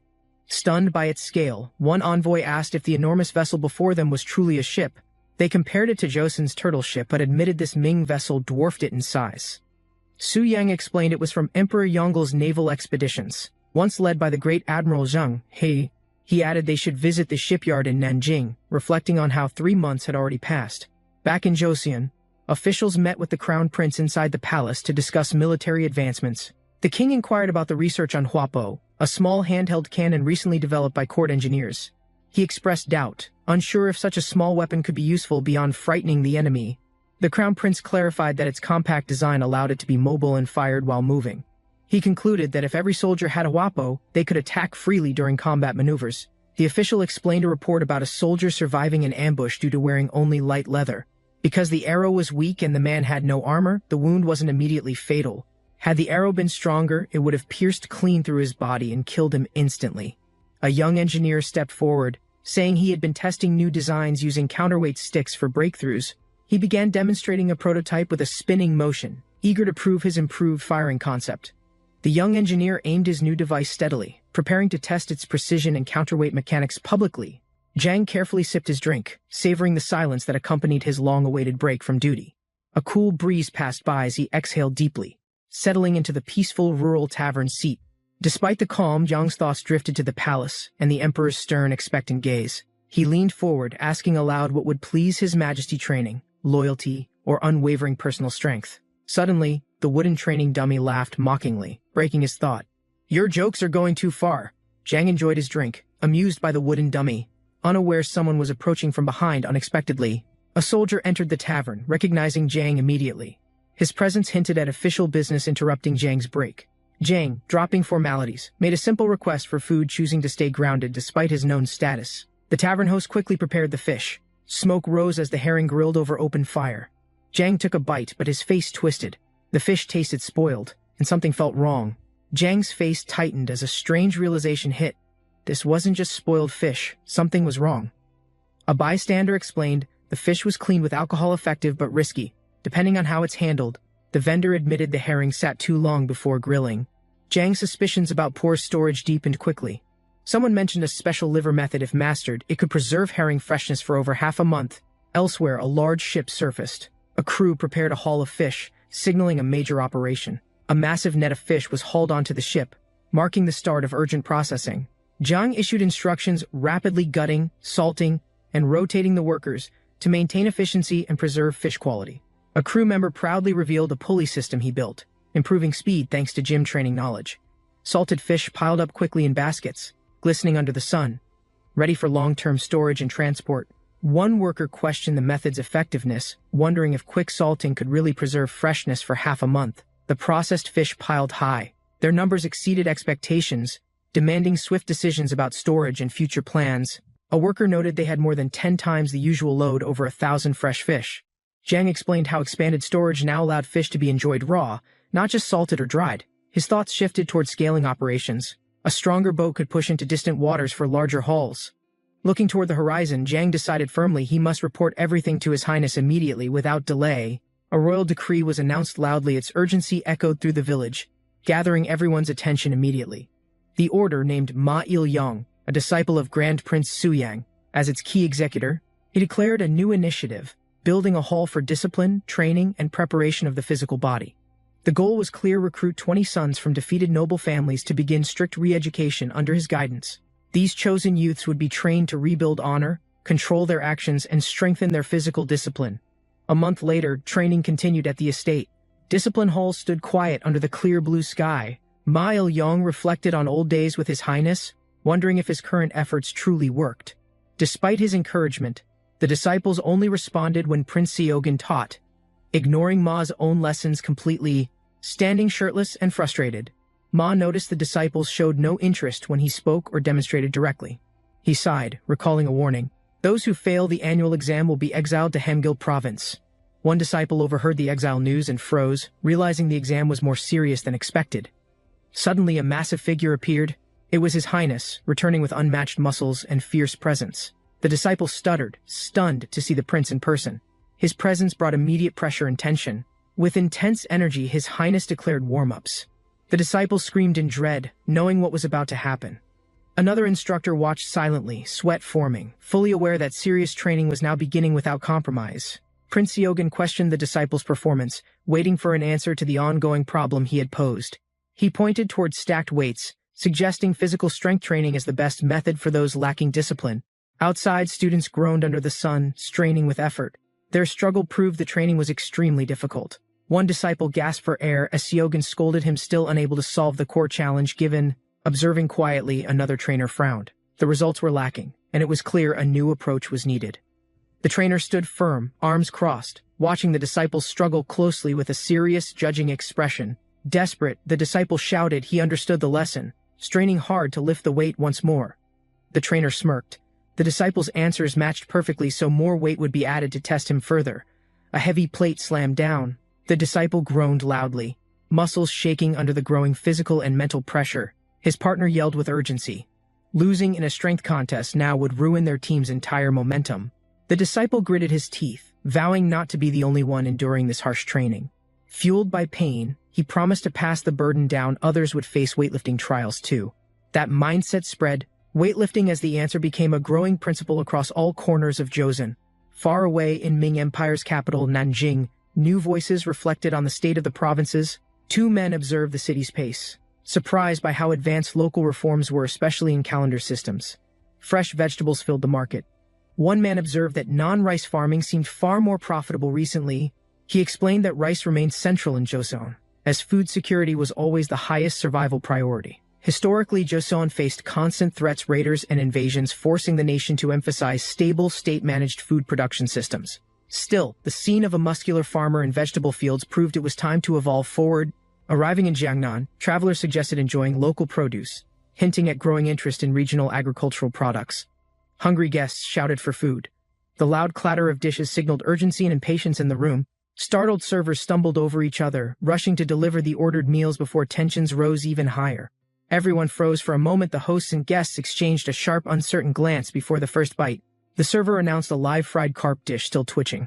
Guests were warned to avoid touching the moving head. Next came a roasted piglet, deboned and stir-fried, offering a feast prepared for unrestricted hearty consumption. An elaborate seafood dish was served, richly sauced and carefully garnished, an unmistakable signature of Ming cuisine.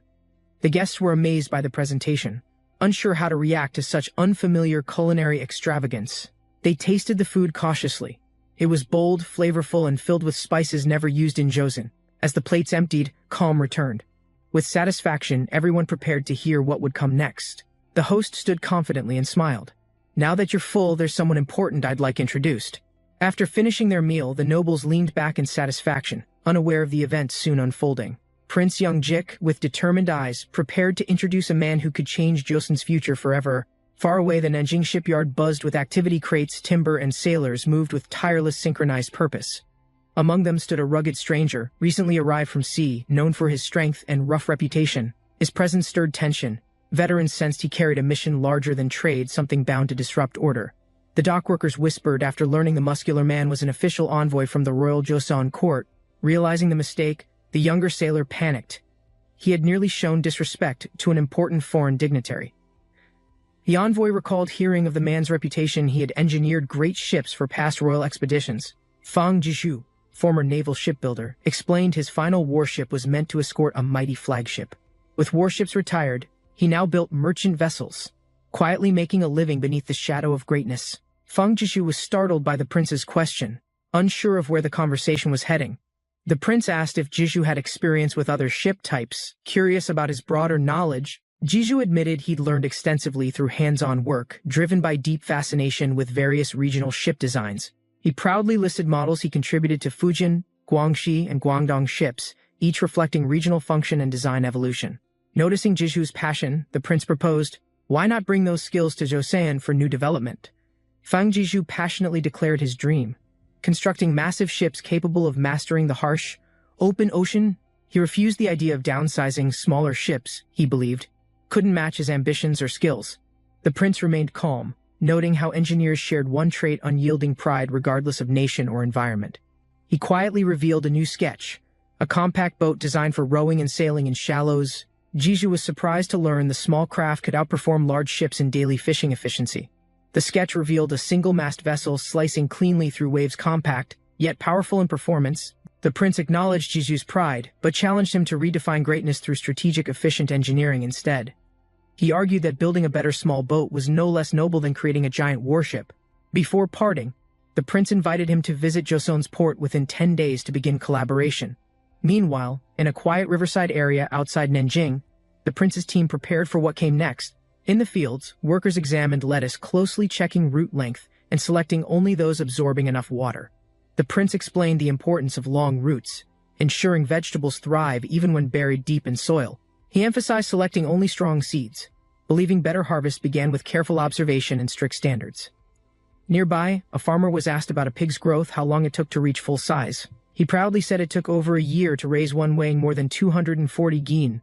The farmer admitted raising such pigs was hard work, but he took pride in the results. The prince challenged him confidently, stating even this prized black pig wouldn't be enough to impress Joseon.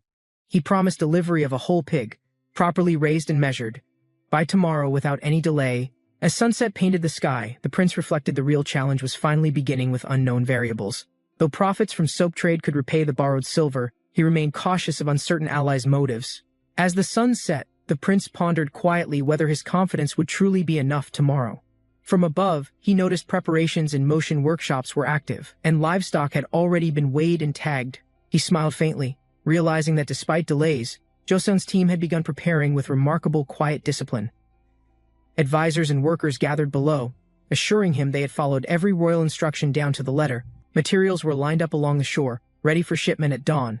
Tonight was for final checks.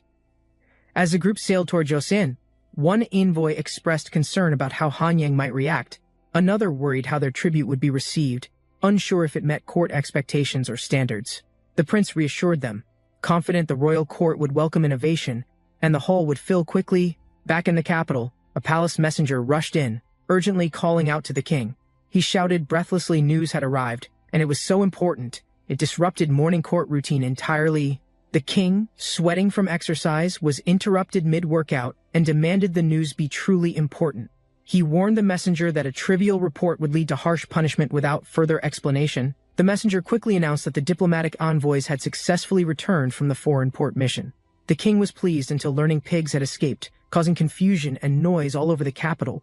Annoyed, the king dismissed it, assuming the animals were just imported livestock from the trade route. A court official nervously reported that one of the escaped pigs weighed 45 kilograms in total. The king, shocked by the number, stared blankly. He hadn't expected livestock this heavy from the delegation. Outside, chaos erupted. Pigs sprinted through straw paths as guards shouted and struggled to contain them. A guard was thrown down. Confused, he shouted, "Was this even a pig? Or some hybrid creature?" The prince demanded action, furious. If they were soldiers, why couldn't they even catch runaway pigs? The pig charged furiously. Mistaking a royal guard's red robes for a threat, it aimed with precision. The guard panicked, clinging tightly, but the pig thrashed violently, refusing to be held back. Despite resistance, the enraged animal shook free and sprinted ahead, leaving the soldier tumbling backward in dust. Determined to act, the envoy grabbed a piglet mid-run and wrestled it into his arms swiftly. Panting and covered in dirt, he sighed. If Joseon saw this chaos, what remained of his pride? Two pigs wander through a field, sniffing around and enjoying the fresh air on a peaceful day, and one pig looks back at the other, clearly startled by the noise of nearby movement. The two men observe the pigs, commenting on their destructive nature and resemblance to wild boars. A man, wearing royal attire, speaks to the pigs with a casual tone. Approaching them slowly, he addresses the pigs with a hint of humor, noting their long journey to reach Joseon's lands. The man holds a bundle of straw, smiling as he continues his casual conversation with the pigs. The pig stares back at him, its expression confused and uncertain about the human's intentions. And then, he notes the pig's hunger, hinting that it isn't as ordinary as it seems. The man continues speaking, revealing his thoughts on the pig's future, looking at it with a knowing grin. A different tone emerges, and the pig's curiosity grows about this strange human who seems unusual. The two men walk together, discussing the upcoming challenges, with one speculating on potential reforms and changes. One man mentions the public work to be done, indicating that it will require significant effort. He shares his knowledge, mentioning agricultural techniques from the Ming Empire that could help Joseon's growth. With optimism, the man believes these methods will change the country's diet and improve public health. As they walk, the conversation shifts to discussing talent, specifically a person named Fang Zhen, who's mentioned. The man addresses a skilled craftsman, complimenting his work and emphasizing how useful such craftsmanship is. He mentions the importance of having someone with enthusiasm, and how it adds to their value. Another man agrees, saying it's essential for them to have someone with a passion for craft. They discuss their goal to improve, with one man mentioning his experience and how he learned. The conversation shifts to technology, where a man humbly suggests his skills are merely focused on crafting tools. The instructor announces he will teach a new method, calling it CrossFit, and preparing to demonstrate. He explains that these exercises will help clear the mind and move away from old habits. As he shows the movements, he encourages the group to watch closely and learn the technique. The instructor demonstrates a new exercise, calling it burpees, and explaining how it helps improve fitness. The group reacts with excitement, eager to try, hoping the new workout will bring noticeable results. The instructor begins the workout routine, stating that the first exercise is 20 repetitions of burpees. Next, he demonstrates box jumps, explaining that the second exercise requires jumping over a high log stack. The third exercise is kettlebell swings, where the goal is to complete 20 swings with a 20 kilograms weight.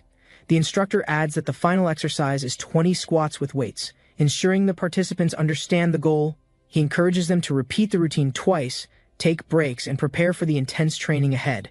The man cries out in frustration, feeling overwhelmed by the intensity of the workout and unable to continue. He struggles to breathe, his face showing signs of exhaustion as he tries to push through. Unable to handle the strain, he gasps, feeling like he's about to collapse from exhaustion. He stumbles, warning the others that he might vomit from the intense physical effort he's enduring. Concerned, the instructor reacts quickly, noticing his distress, worried about his condition and what comes next. The instructor laughs, revealing that he once felt the same way, sharing his past struggles. He continues, explaining how the hard work pays off despite the challenges faced during training. After a long explanation, he urges the trainee to focus, instructing him to study after the workout. The man struggles, feeling exhausted and questioning how he's supposed to study with his body so drained. He sighs deeply, overwhelmed, clearly unsure about how to continue studying, while still feeling physically spent. The two men discuss the famous figures of history, noting their focus on a particular training method. One man expresses confusion, unable to understand how the method worked, questioning its true effectiveness. The other man continues, introducing a famous calligrapher's work to clarify the potential of discipline and focus. He reveals that the library not only stores books but also features intricate carvings and artwork. The conversation shifts to the tools used for creating records, showcasing the variety of writing instruments available. The older brother agrees, expressing interest in visiting a place where Confucius's descendants reside for learning. He mentions that their father seemed pleased with the diplomatic mission's outcome and asked for his opinion. The younger brother listens closely, surprised by his father's request, eager to know the next steps. The older brother shifts the conversation, asking if the younger one has noticed a significant transformation. He smiles, asking about the physical change in the assistant scribe, noting his impressive physical progress. The older brother grins, humorously mentioning how his muscles are now too large to lift heavy objects. He jokes that his younger brother will never understand how hard it is to lift a dumbbell. Despite his jokes, the older brother admits his muscles are still quite strong, though he faces some challenges. The younger brother questions whether the older one ever had a different passion, one that wasn't fitness. The older brother laughs, promising to personally train the younger brother, urging him to strengthen their bond. The man proudly holds up his newly created weapon, explaining that it is his latest invention. He demonstrates the weapon's power, sending a forceful strike through the air with a swift motion. The weapon's effectiveness is evident as it cuts through the air, traveling both close and far with ease. He then asks for the opinion of his companion, curious about what improvements the weapon might need. The companion responds, contemplating the weapon's design as he watches it in action, intrigued by its potential. The man nods in agreement, confirming that the talented individual from Joseon has a unique skill set. He mentions that if this individual creates something valuable, he should inform the higher authorities immediately. The conversation continues as they discuss the importance of detailed drawings, which can significantly increase an item's value. He then questions if there's anything in Joseon as valuable as silver coins, pondering the economy's worth. The man proudly holds up his invention, a large firearm designed to shoot long distances with precision. Initially, the weapon was designed to rest on the shoulder, but adjustments were necessary for comfort. After testing, the shoulder method proved difficult to manage, so a new design was created. The new method involves placing the firearm between the side and arm, allowing for better control. The man describes the weapon as revolutionary, similar to the ones used in the Goryeo dynasty. The man confidently holds his firearm, explaining that this invention could potentially change the battlefield for soldiers. He continues, stating the limitation of the weapon in situations where enemies are attacking directly, making it difficult. Determined to prove the weapon's effectiveness, he decides to demonstrate it by firing the weapon himself. The shot is fired, but the bullet misses the target completely, showing that accuracy still needs improvement. He acknowledges the issue, realizing that adjustments are needed to improve the accuracy for future use. The man ponders adjusting the size of the weapon, considering sacrificing some power for improved practicality and mobility. He then asks about any alternatives for the firing method, wondering if there's a more efficient approach. His companion hesitates but suggests a possible solution, though the details remain uncertain at this point. Suddenly, a rustling sound interrupts their conversation, causing both men to turn their attention toward the source. The man asks if the sound was just his imagination, clearly concerned about the unexpected noise. A royal figure arrives and asks if the man's invention is ready for demonstration, showing great interest. The man confirms the arrival of the royal guest and is eager to showcase his creation. The royal asks if the weapon could replicate the precision and power of other famous weapon designs. Without hesitation, the man demonstrates the weapon, proudly showing its effectiveness by firing it at a target. The royal watches intently as the shot is fired, clearly impressed with the weapon's capabilities. The man fires the weapon, and the shot is seen flying through the air toward the target. As expected, the bullet hits the target accurately, impressing the onlookers with the weapon's precision. He explains that high accuracy requires steady eyes and the ability to align the weapon correctly. However, he admits there's another challenge to overcome, one that may need further testing and adjustment. The royal watches intently, noting that more work is still required, but the weapon shows great potential. The man, frustrated, attempts to perfect his technique, while his companion observes and offers critical advice. He encourages the man to focus, stating that his stance and technique must be perfected for success. A discussion ensues about the design and how the drawing of the weapon needs clear instructions. They talk about the challenges of creating a usable prototype, but the solution is within reach. The man decides to refine his work, determined to improve and finalize the design for practical use. The royal figure comments on the preparations, noting that the team has been thorough in their efforts. He continues, observing how the military officials are taking their task seriously, particularly inside the royal palace. Despite the preparation, he expresses concern about potential malfunctions with the weapons, worrying about their reliability. The military leader gives an order, commanding the preparation for the firing of the infantry cannon without delay. An officer responds immediately, instructing his subordinates to fill the firearm with gunpowder, ensuring readiness. The officer prepares the weapon, making sure to load it correctly before the firing sequence begins. He instructs his subordinate to insert the pellet into the muzzle, ensuring the weapon is ready to fire. The other soldiers look on, confused and concerned, wondering why the weapon is making so much noise. The commander, familiar with such weapons, calmly remarks that the sound is typical for those without battle experience. With the preparation complete, the order to fire is given, and the weapon is discharged. The officer carefully aims and fires the weapon, the shot echoing as it cuts through the air. The weapon discharges with a loud bang, surprising the onlookers as it strikes the target. The soldiers eagerly await the results, keeping their eyes on the target to see if it hits.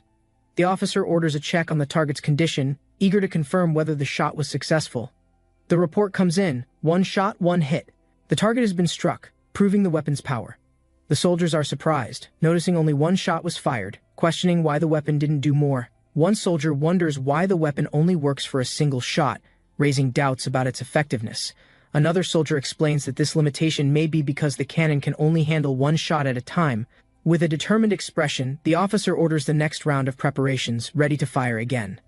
The soldiers ready themselves, preparing to fire once more, hoping the cannon will prove its power. The officer fires the cannon again, this time achieving 2 successful hits on the target, impressing everyone. The soldiers cheer, relieved to see the weapon is functioning better, confirming its potential for use. While the results are good, one soldier points out that it still takes too long to reload. The other agrees, suggesting it's good for 1 shot at a time, but reloading is slow. The officer chuckles, suggesting that the cannon could be loaded in advance and fired when needed. The royal figure addresses the crown prince, discussing the weapons and their effectiveness during the demonstration. He notes that the first weapon, the infantry hand cannon, has a much slower firing rate. The second weapon, the handheld cannon, is slower than a bow, raising concerns about its practicality. The royal then asks how they can make use of such a weapon in a real battle. The response comes, explaining that while the hand cannon can't replace a bow, it has potential. The officer explains that hitting the target properly with the hand cannon requires at least 6 months of practice. He mentions that the marksmen they've trained for only 15 days still need more practice to perfect it. Confident in their progress, he asks for the skilled marksmen to demonstrate their abilities with the hand cannon. The marksmen stand ready, preparing to show their skills, hopeful that they can prove the weapon's worth. And the prince, with a confident smile, addresses the gathered soldiers, ready to lead the demonstration. He commands, asking for the skilled marksmen to step forward and showcase their talent and precision. The soldiers, preparing their weapons, steady themselves, knowing the important task about to unfold before them. With a firm command, the prince orders, "Get ready," as everyone braces for the upcoming shot. The prince shouts, "Fire!" signaling the marksmen to release their shots, demonstrating their expertise in unison. The marksmen's arrows hit their targets with precision, confirming their skills. The prince observes closely, impressed. A report reveals that 19 out of 60 shots struck the center, showcasing their excellent aim and focus. The prince, analyzing the results, remarks on the impressive performance and the high skill level achieved. He states that even the wind conditions are not enough to hinder the marksman's accurate shots. The prince notes, even an expert's skills can't match this after only 2 months of practice. The prince notices a large cannon being prepared. The soldiers are preparing for a demonstration of its power. Curious, the prince questions the unusual cannon. The soldier confirms it's a cannon of great strength. The prince, intrigued by the cannon, wonders what kind of ammunition it uses for such destructive power. The soldier explains that the cannon uses large slugs, emphasizing its immense power and devastating impact. With a loud roar, the cannon fires, unleashing a powerful blast that shakes the area violently. The cannon fires with tremendous force, creating a large explosion that fills the air with smoke. The surrounding soldiers react in awe, their faces showing shock and admiration at the display of power. The prince, acknowledging the destructive potential of the cannon, points out that even skilled soldiers fear it. The prince, looking at his advisor, thanks him for his contribution, impressed by the weapon's impact. In a calm tone, the prince acknowledges the help he received, expressing gratitude for the newfound strength. A man deep in thought examines a distant scene. He is considering the developments within the empire. He reflects on the prince's impressive achievements, especially the development of firearms, a new force in the kingdom. His expression shows concern as he talks about the difficulty of replicating such advanced technology without proper expertise. He suggests that although recreating the firearms might be hard, there may be another solution to their needs. The scene shifts as a new chapter begins, with a sense of anticipation building for what's to come. The king and his advisor discuss the challenges of mass-producing newly developed technologies for widespread use. The advisor, noticing the king's concern, asks if there is a specific problem with the production. The king reveals that a letter from the Ming Empire has arrived, containing important news for them. The letter mentions the Ming Emperor's interest in items made in Joseon, specifically the cannons and firearms. The king, surprised, wonders how the Ming Empire learned about these developments and questions their possible spies. The king considers the situation, acknowledging that sending the wrong items could spark suspicion from the Ming Empire. He expresses concern that if they send something different, the Ming might think they're hiding firearms on purpose. The advisor acknowledges the situation, admitting only Wang Zhen could have devised such a complicated plan. The king, now pondering a solution, orders that 2,000 pieces of a tribute be sent to the Ming. The advisor protests, arguing that 2,000 is excessive, suggesting a smaller number would be more appropriate. The king insists that 2,000 pieces be sent as tribute, reinforcing the importance of the decision. The advisor is shocked, questioning the king's choice of sending such a large number of items. The king explains that the Ming Emperor's letter mentioned the third prince's involvement, signaling potential diplomatic significance. The advisor points out the risk, questioning the wording in the letter that referred to their items as objects. He wonders aloud why the letter referred to them as objects, considering their true value and purpose. The advisor suggests that the Ming Empire must have a deeper plan, as the tribute issue seems strategic. He proposes that, if things go wrong, they can pressure the Ming to send more tribute. The advisor, confident in his understanding of the Ming's behavior, dismisses concerns, suggesting it won't happen. He mentions that, had he been in charge, he would have used the situation to gain more. In a sinister tone, the advisor suggests taking the second prince of Joseon as a hostage for leverage. A fire rages in the distance, burning down a building. The destruction draws the attention of nearby villagers. Amid the chaos, two individuals, Yonghei and another person, engage in a conversation about recent news. The second person asks about the contents of an announcement, clearly interested in understanding the new information. Yonghai replies, explaining he couldn't fully read the notice due to unclear handwriting and strange phrasing. He finally mentions hearing that the government will soon establish a new military unit, the Military Training Command. One person questions why the new military training is happening so far from the capital, pondering the decision. The other replies, speculating that since they are recruiting in the capital, cavalry training is likely involved. The first person, unsure of his ability to participate, mentions that he doesn't even own a horse. He adds that it seems impossible for him to join the cavalry, as he lacks basic equipment. The conversation continues, discussing the announcement, which surprisingly didn't mention horseback riding or the need for bows and arrows. One man, shocked, questions whether the rumors about the new training program are really true, feeling doubtful. The other man explains that the training requires strong individuals and mentions the need for a powerful physique. He adds that the announcement even specified they would not question the physical strength of applicants. The man mentions the future training plans, noting that participants will become commanders along with their families.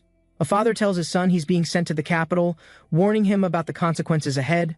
A young man kneels in the snow, praying earnestly for the safety of his parents while away.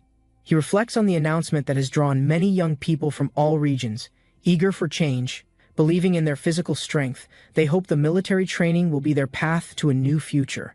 The sun sets over the royal palace, casting a golden glow over the tranquil city below. In the capital, officials discuss the rumors of an army gathering and the upcoming military challenge. The conversation pauses, and one official looks up, asking if they should be worried about the numbers. Another official dismisses the concern. stating that the enemy must be more substantial for this to be dangerous. The final official murmurs a warning, cautioning that these men don't even appear to be trained soldiers. Su Yang notices someone hiding behind him and asks why they keep avoiding being seen in the discussion. The person behind hesitates, unsure, and asks if they can speak instead of Su Yang, seeking guidance.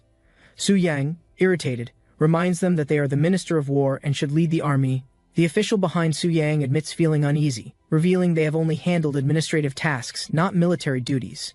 Su Yang reassures them, saying the king must trust their abilities and urges them to stay calm. Su Yang, with a determined look, contemplates how difficult it is to have reached this point in history. He speaks aloud, introducing himself as the Grand Prince Su Yang, appointed by the king to command the military. Su Yang explains that due to limited resources, not everyone will be able to participate in the military training. He adds that only those who pass the test will be allowed to join the training camp. The first test, Su Yang states, will begin with a simple but challenging trial running. Su Yang addresses the gathered group, noting that although they look tough, they still need military training. He tells them to follow him as he leads them to the training site for their first test. Su Yang warns the group that from now on they must run hard, staying behind in the rear. Su Yang advises them that their destination is a challenging one, requiring everyone to be prepared and focused. With determination, Su Yang commands them to march quickly, preparing to face the challenges ahead. As the test progresses, some fall behind, struggling to keep up. The number of participants dwindles. The voice of Su Yang echoes, announcing that only a few people remain in the running. Su Yang looks up at the sky, reflecting on the challenge ahead for those still standing. Su Yang stresses the importance of staying strong and determined as they face the grueling test ahead. He advises them to push their limits, even as they face challenges, with their bodies exhausted. Su Yang instructs the trainees to perform front squats, lifting weights equal to their body weight for the test. A trainee, eager but nervous, prepares for the challenge, determined to follow Su Yang's orders carefully. Su Yang nods, encouraging the trainee, then turns to others, saying he will begin with the first participant. With a serious look, Su Yang tells the trainee, it doesn't matter if they fail, just try their best. The trainee nods confidently, focusing on lifting the weight, prepared to give it everything he has. A trainee struggles with the heavy weight, grunting as he tries to push himself to succeed. Su Yang notices the trainee's strain, warning him not to overdo it. Concerned about his form, the trainee, exhausted but determined, continues with the lift, his efforts showing despite the obvious difficulty. After the test, only 221 of the trainees remain, having passed the grueling challenge, showing their strength. As night falls, the remaining trainees rest under the trees, readying themselves for what comes next. As night falls, the remaining trainees continue their march, with one trainee commenting about the approaching mountain. Another trainee remarks that with the mountain ahead, they might finally be allowed to rest and eat. One of the officials, overhearing their conversation, questions their confidence, noting that the challenges are far from over. Su Yang, listening to the conversation, disagrees, stating that the previous challenges were too easy, raising the stakes. The group arrives at the imposing Namsan fortress, with Su Yang foreseeing a much harder test ahead. Su Yang addresses the group, explaining that this place is where they will transform into true soldiers. He instructs the trainees to wash up at the wash hall, as a meal is prepared. A trainee asks if it's acceptable to use soap from the wash hall, unsure about the rules. Su Yang reassures them, saying that as soldiers, they are allowed to use the soap freely for hygiene. Excited, the trainees react loudly, eager to clean up and rest after the grueling tests. The official steps out and informs Su Yang that the next person is ready to come in for the interview. Su Yang responds, agreeing to let the next trainee in, his tiredness visible as he rubs his neck. Su Yang sighs, commenting that the interviews are almost over, with only a few left to go. The official announces that the next candidate is from the Hong family, preparing Su Yang for the interview. Su Yang begins questioning the trainee, asking why he applied for the military training, considering his noble background. The trainee explains that he wanted to repay his parents for their hardship, pursuing training to help them. Su Yang listens carefully, acknowledging the trainee's commitment, noting that his training will not be easy. Su Yang further warns that the training will be challenging, with the goal of shaping strong soldiers. The trainee eagerly expresses his desire to prove himself, excited about the tough training ahead. Su Yang, impressed by the trainee's spirit, dismisses him, telling him to return to his quarters. A new trainee enters the room, introducing himself as Yun Sung from Gwangju, showing confidence in his demeanor. Yun Sung admits to having a strong body but acknowledges that he needs more training to improve. He mentions that he joined to change his fate, as he's eager to reshape his life. Su Yang observes that people often believe they can't change, but the 22-year-old trainee is determined. Su Yang warns him that those who leave too soon won't succeed, as real progress takes time. Su Yang sternly questions the trainees, asserting that if they cannot endure harsh tactics, they aren't fit for the military. He intensifies his gaze, challenging them further, asking why soldiers even exist if they cannot withstand such hardships. Su Yang questions the trainees again, emphasizing the importance of enduring harsh tactics for their future as soldiers. His serious tone grows more intense, urging them to reflect on the true purpose of soldiers. Su Yang waits, making it clear that he expects them to discover the answer for themselves. After a moment of silence, Su Yang tells them they may leave, ending the interrogation for now. The trainees, slightly shaken, exit, reflecting on his words and the true meaning of their training.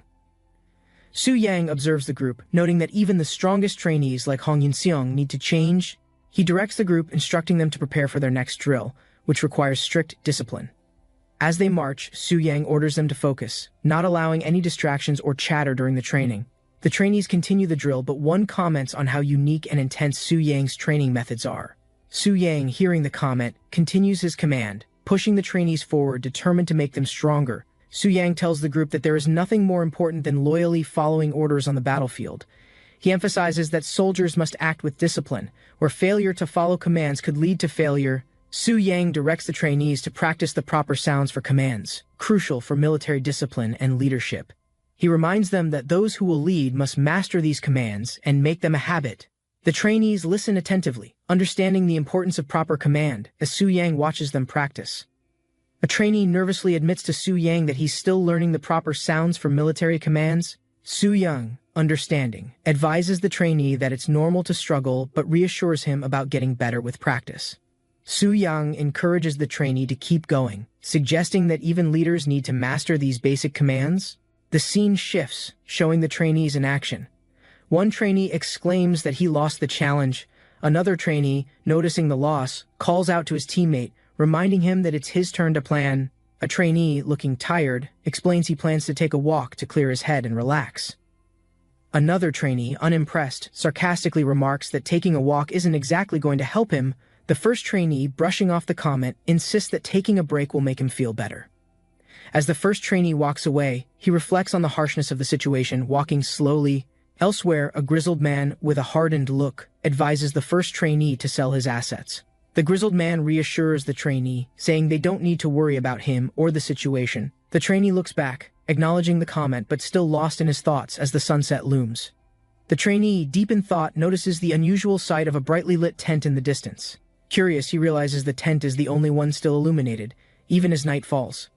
As he watches, the trainee catches his breath, wondering what's going on inside that tent. The trainee, panting, notices something unusual in the distance and wonders what it could be. A voice from behind tells him to leave if his curiosity is the only reason for staying. The trainee, embarrassed, quickly apologizes for his intrusion, realizing his actions might have been disrespectful.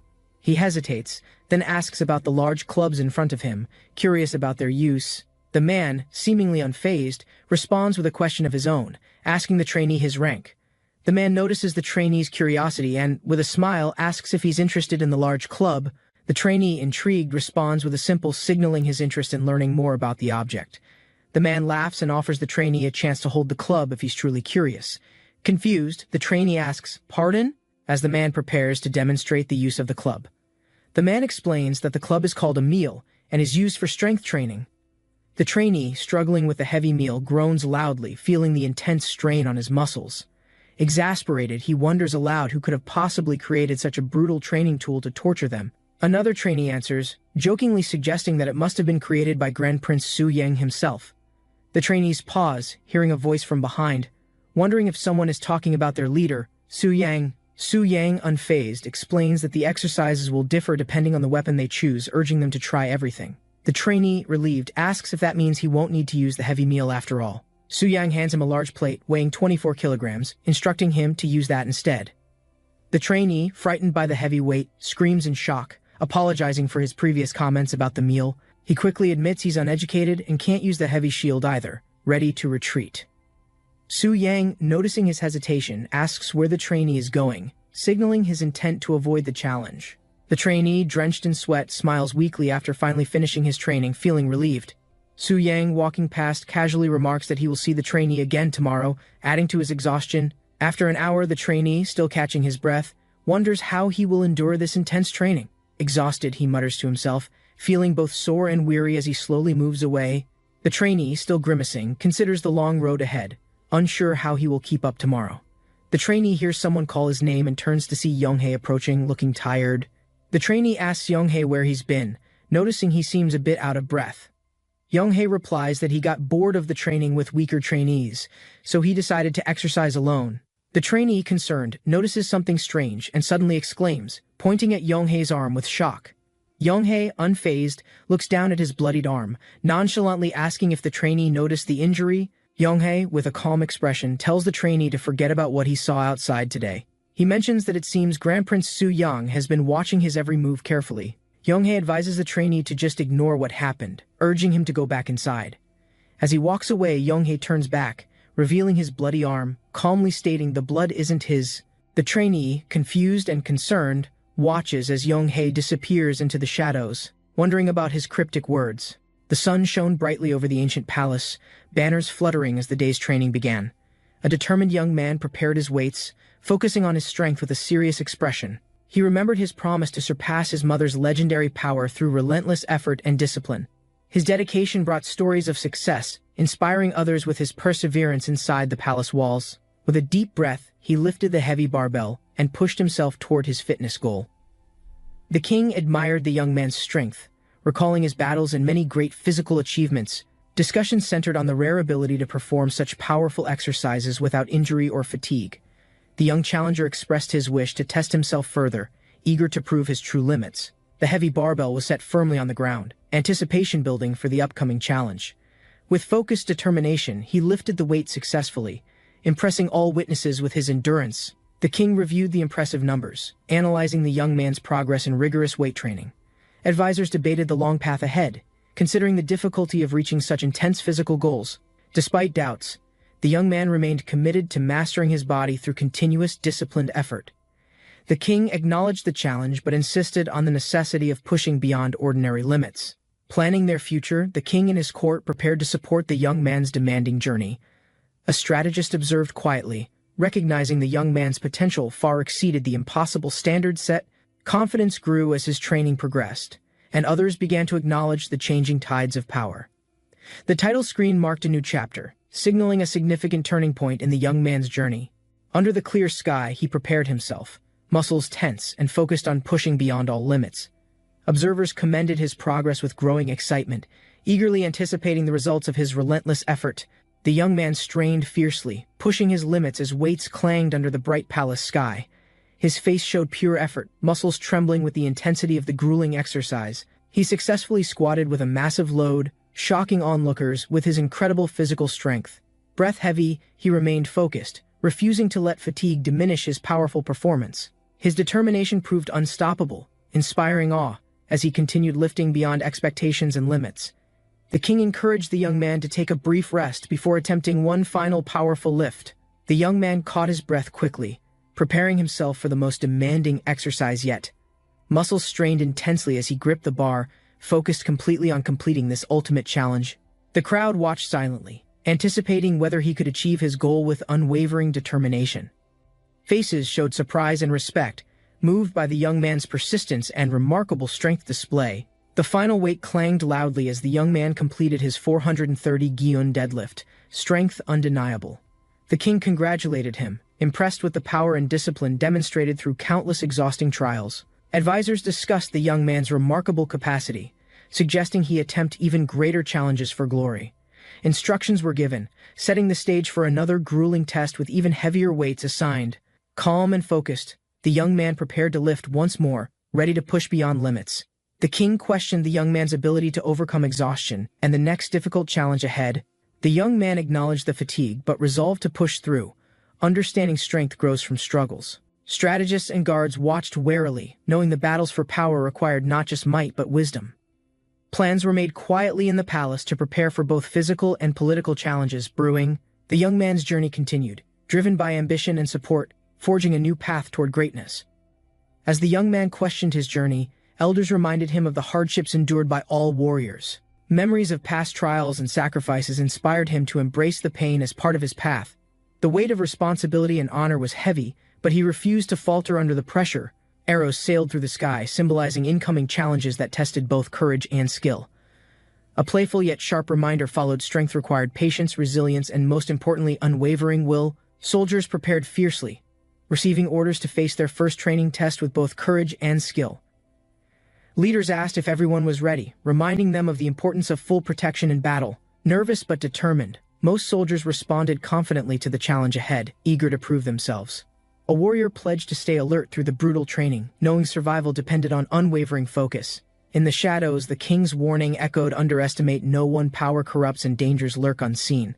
The king's ominous warning lingered, reminding all that power can corrupt even the strongest of souls. Silence fell as the message echoed deeply, inspiring both fear and determination within the young warrior. Morning dawned gently, yet the weight of responsibility pressed heavily on his mind and heart alike. He questioned his future, unsure if fate would favor his strength or challenge him to the end. Despite uncertainty, he pledged to stand firm, knowing perseverance alone can shape destiny's unpredictable course. The man was reminded about an important detail from the past, stirring memories he had long forgotten. He paused, confused by the sudden realization, unsure why it had resurfaced at that exact moment. As he looked up at the clear sky, thoughts of someone familiar suddenly filled his mind completely. The sword glistened sharply under the bright sky, slicing through the air with a swift, deadly grace. The young warrior steadied his breath, focused intently on perfecting the strike during morning training. Sweat dripped slowly as he prepared to deliver the final, precise cut with unwavering determination. His arm swung forward powerfully, the blade cutting through the air toward the wooden target with force. The sword connected cleanly, echoing strength and skill earned through countless hours of relentless practice. Months passed quietly as the trainees focused on strengthening their bodies and mastering the art of war. One trainee stood apart, pushing harder than anyone, driven by a fierce determination to surpass all. The sky stretched vast above them as their discipline forged both muscle and unwavering resolve daily. Leaves rustled gently, signaling the changing seasons and the relentless passage of time under clear skies. The trainee wiped sweat, thinking deeply about his path and the challenges he still needed to overcome. The trainee took a moment, savoring a rare meal, a small reward amidst relentless training hardship. He contemplated the significance of these moments, understanding their value beyond simple physical nourishment given. His comrades agreed quietly, sharing respect and camaraderie, strengthened by shared struggles and deep mutual trust. They moved silently under the sun, thoughts focused on the next trial that awaited beyond sight. Clouds drifted lazily as determination burned quietly inside, fueling a promise to become stronger each day. The leader announced a rigorous plan, preparing his group for a difficult journey deep into the mountains. The trainees listened intently, understanding this march would test both their endurance and unwavering commitment. Questions about the details arose as they sought clarity on the challenges that awaited them soon. Their guide revealed the treacherous terrain, warning of natural dangers and the unforgiving wilderness ahead. Nightfall approached quickly, and the group set out carefully, shadows blending with the darkening forest path. They decided to rest briefly, aware the journey ahead required conserving strength and steady focus throughout. The leader emphasized replenishing stamina carefully, reminding the group to prepare for the arduous climb ahead. Water was shared gratefully among the tired men, easing fatigue from the long march through rough terrain. Some prepared salt for the water, understanding its importance to maintain strength and prevent illness later. Warnings about pacing encouraged discipline, ensuring no one would push beyond limits and risk injury or failure. The men felt a quiet relief. No longer fighting felt like a small but welcome victory. The leader nodded thoughtfully, reflecting on the importance of unity over conflict among their own ranks. Dark clouds gathered, signaling the beginning of the match as rain began to fall steadily around them. The leader prepared calmly, reminding the men to maintain focus despite the challenging weather and tension. His expression hardened with resolve, knowing every moment from this point forward would define their strength. The young soldier felt doubt, questioning if his efforts would ever be enough to prove himself. Despite uncertainty, he reminded himself that persistence and patience were essential virtues to overcome struggle. A quiet smile appeared as resolve strengthened quietly, fueling a determination to face whatever came next. Darkness gave way to light as the story transitioned to a new chapter far beyond the battlefield. The Grand Palace stood majestic beneath a clear sky, symbolizing power, authority, and distant ambitions ahead. A scholar reflected quietly on recent events, considering the consequences that might follow from the incident. He acknowledged the importance of education in Joseon and how it shaped their society deeply. The scholar admired the skill of a young man known for his remarkable calligraphy talents. He requested the young man to compose a meaningful phrase, confident in his artistic ability. The scholar discussed the next steps, focusing on the tribute as a vital part of their protocol. A determined man believed it was his duty to save Joseon during troubled times with bold actions. He considered the throne unstable and knew it needed to be secured and firmly fixed soon. Without clear ideas, success seemed impossible, yet loyalty and persistence inspired him to keep fighting. Planning carefully, he prepared his future path by gathering allies and strengthening his political standing. The story shifted to a soldier taking aim, ready to carry out an important mission with precision. They counted 3 hits out of 8 shots, surprised by the weapon's unusual efficiency and power. The man recalled descriptions of the weapon's rare use and its undeniable deadly impact in battle. Discussion turned to how the weapon consumes less gunpowder, making it more efficient than expected. They concluded this weapon could give them a significant advantage compared to traditional arms. The group laughed, considering the possibility of many more of these weapons turning the tide quickly. The young soldier proposed making perfect shots to secure quick and decisive victory against their enemies. The leader requested sincere effort from all soldiers, emphasizing the importance of teamwork in battle. Suddenly, chaos erupted as a powerful strike shocked everyone and changed the course of the fight.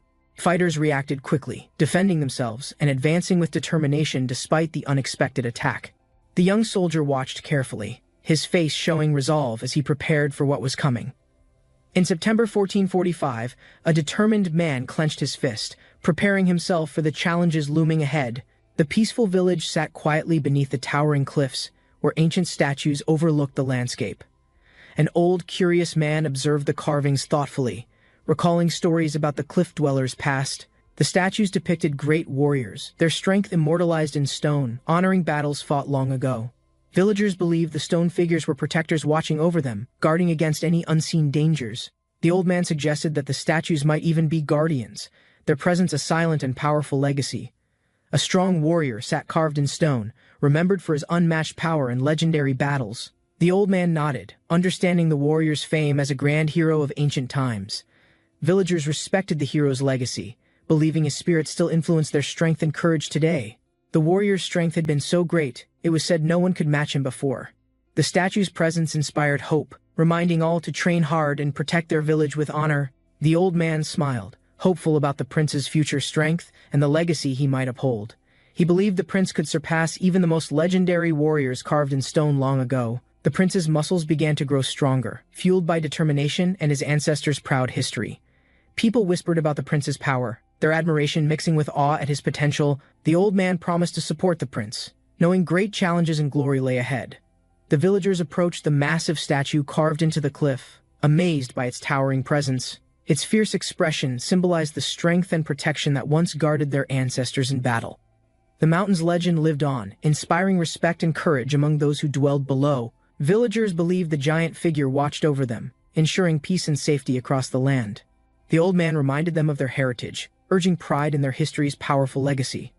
Soldiers gathered in formation, raising their voices together as the leader commanded unwavering loyalty and strength. The prince rode proudly, inspiring his guards with confidence as they prepared for their upcoming mission. The king emphasized the importance of protecting the kingdom and honoring the family's noble legacy.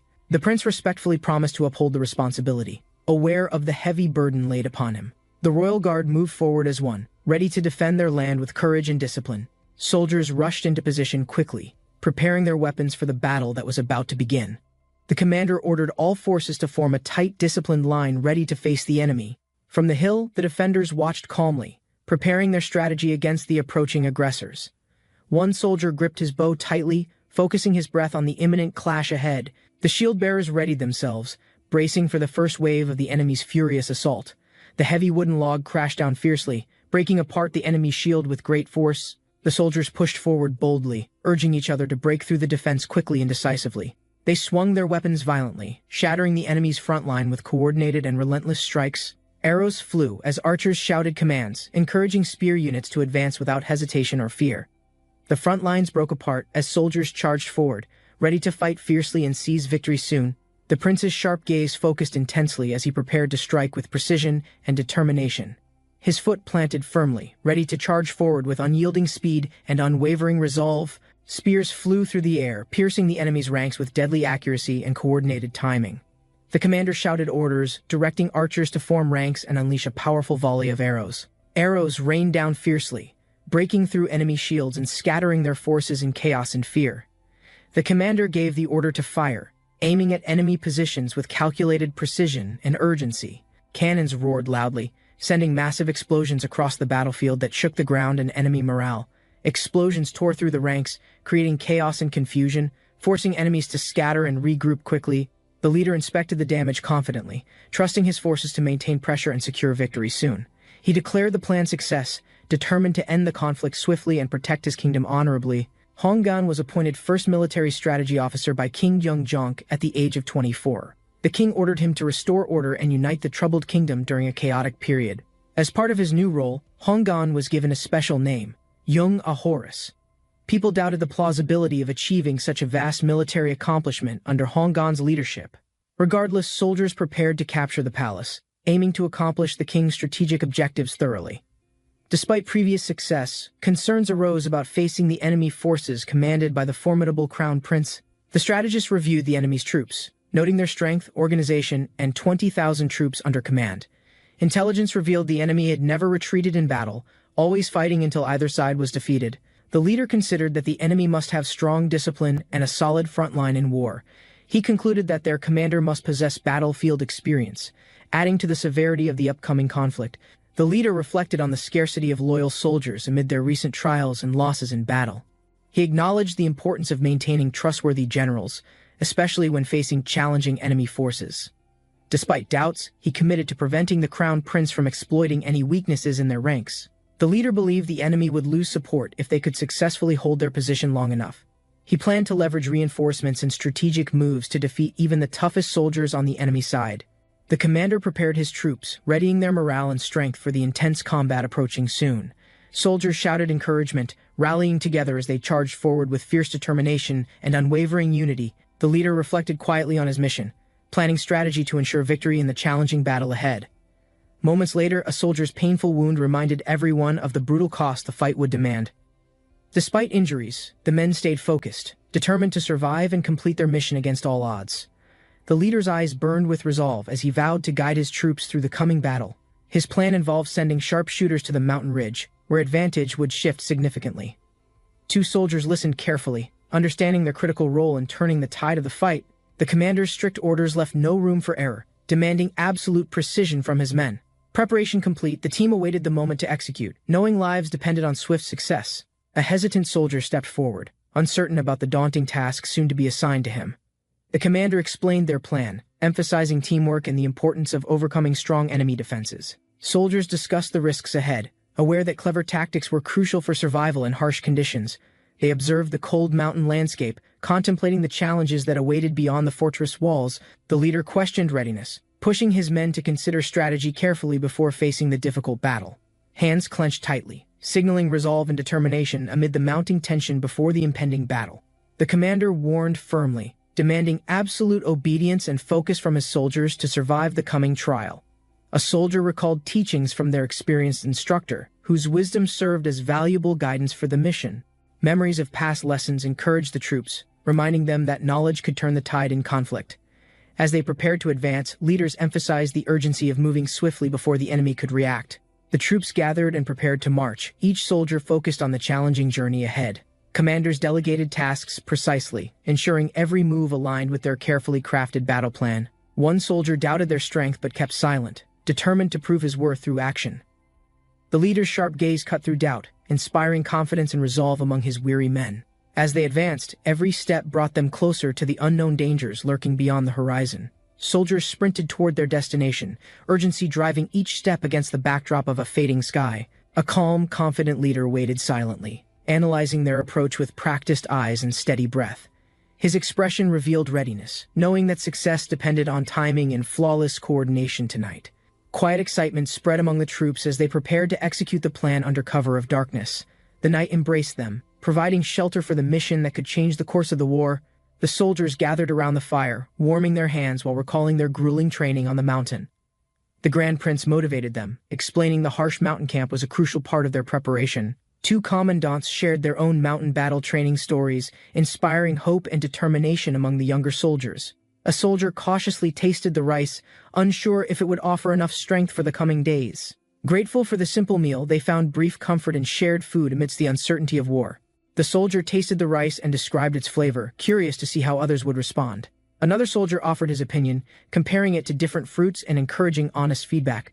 They laughed together, lightening the mood despite the seriousness of their situation and difficult training. The commander reminded them firmly of the importance of their mission and cautioned them to stay vigilant. The troops prepared for the coming challenge, determined to succeed and survive the harsh mountain conditions. Sitting quietly by the campfire, the soldier reflected on their preparation and the journey ahead. Another soldier checked on the fire, concerned that it might not yet be ready for their needs. They shared a hopeful exchange, balancing confidence with caution as they planned for future challenges.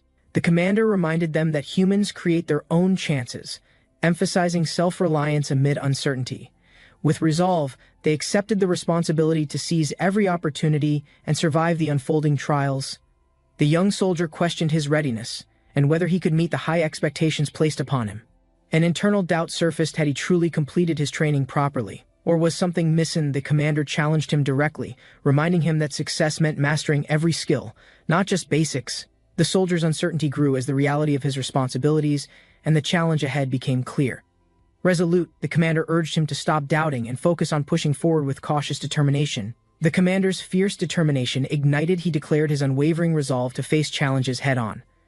Dawn broke over the rugged battlefield, its light casting hope upon the weary soldiers below. Soldiers prepared themselves with steady breaths, courage rising as they readied to advance once again. A determined soldier acknowledged the tough path ahead, accepting the difficulty but ready to fight on. The commander reassured them that persistence would lead to victory despite hardship, inspiring steadfast hope. The tiger's fierce eye glowed intensely, watching the soldiers cautiously as darkness settled over the camp. The officer ordered the group to evacuate quickly from the river area, warning them of imminent danger. Soldiers began to retreat hurriedly, understanding the risk and moving with urgency to avoid the approaching threat. The tiger advanced silently, powerful and focused, its presence striking fear deeper into the hearts of men. One soldier suddenly tightened his grip on his weapon, preparing for the confrontation that was about to unfold. The tiger attacked the officer with brutal force, slashing deeply and causing severe injury without any warning. Blood splattered as the fierce tiger roared, its presence overwhelming the soldiers. In the early morning light, the remaining soldiers watched in horror, frozen by the sudden, violent assault on their companion. One soldier raised his weapon quickly, firing a precise shot aimed directly to stop the deadly beast. The soldier's bullet struck true, and the tiger staggered, retreating as chaos erupted among the frightened troops. The soldiers shouted in alarm as they spotted danger approaching rapidly against the darkening evening sky. Both soldiers fell through the collapsing ground, descending into the deep pit below as the earth gave way. The soldiers gathered quickly at dawn, obeying strict orders to perform the rigorous physical training of Joseon. The commander watched closely, commanding them to perform offensive and defensive stances precisely without any errors. One soldier hesitated, earning a sharp reprimand from the commander, who demanded absolute focus and discipline immediately. The men sprinted forward, executing their moves with growing intensity under the watchful eyes of their strict leader. The exhausted troops stumbled but pushed forward, their commander shouting counts and demanding they maintain perfect posture throughout. The soldiers strained to hold their poses, legs shaking from exhaustion as the commander counted loudly with zeal. His voice rang strong, pushing them further, each number marking their determination to reach the breaking point. The men gasped for breath, muscles trembling, yet never breaking concentration under the unwavering eyes of their leader. Suddenly, silence fell upon the courtyard, commanding complete stillness as the commander demanded absolute obedience without distractions. A few soldiers faltered with surprised expressions, their efforts faltering briefly while the commander's gaze swept the entire group. The commander reminded them firmly that the day's training was not a game but a serious test. The soldiers exchanged glances, some suppressing smiles while others prepared themselves for the challenge ahead. A soldier screamed fiercely, pushing past limits with wild determination, fueled by rage and desperation alike. His outburst broke the tension, causing others to laugh nervously but renew their focus immediately afterward. Suddenly, a heavy rain began to fall, drenching the men while the commander shouted for perseverance. The soldier's body trembled as exhaustion overtook him, his limbs shaking uncontrollably after the relentless training. He collapsed onto the dusty ground, unable to hold himself up, completely drained by the intense efforts. From a distance, comrades noticed and rushed over quickly, concern etched across their tired but caring faces. One shook his friend gently, trying to rouse him from unconsciousness and assure him of safety. They explained a rescue plan, urging him to move despite the harsh storm threatening to consume them. One soldier suddenly fell behind, losing strength and causing worry among those determined to complete their mission safely. His closest friend offered support, urging him to stay strong while planning their next move carefully together. The wounded soldier nodded weakly, determined to continue despite the growing pain and worsening weather conditions. They moved cautiously through the snow, burdened by fatigue but motivated by loyalty and the hope of survival. The heavy snowstorm pressed down relentlessly as the small group struggled onward, fighting both nature and their limits. The soldier gripped his staff tightly, struggling against exhaustion as his body refused to obey his commands. His companion reminded him they must continue despite pain, warning that the tiger still lingered dangerously close. The man hesitated but understood the urgent need to move quickly, relying on his friend's steady support. Together they planned who would rest first, each afraid to slow the other but knowing it's necessary. Determined, the soldier nodded, mentally preparing himself to go first, hoping their cautious path would ensure survival. One soldier assured himself the journey was just a short detour, comforting his mind amidst growing doubts. He told his companion to proceed however he wished, willing to follow whatever path was decided next. Snow began falling gently as they stood silently, the cold stillness wrapping around them like a cloak. The world seemed frozen in time, blanketed white, while peaceful thoughts mixed with cautious anticipation inside him. He treasured the quiet moment before continuing, feeling grateful for this brief respite from the harsh ordeal. The soldier confirmed the tiger's presence nearby, relying on experience and subtle signs from the forest's surroundings. They moved cautiously, aware the beast was sacred, and left almost no trace for trackers to follow.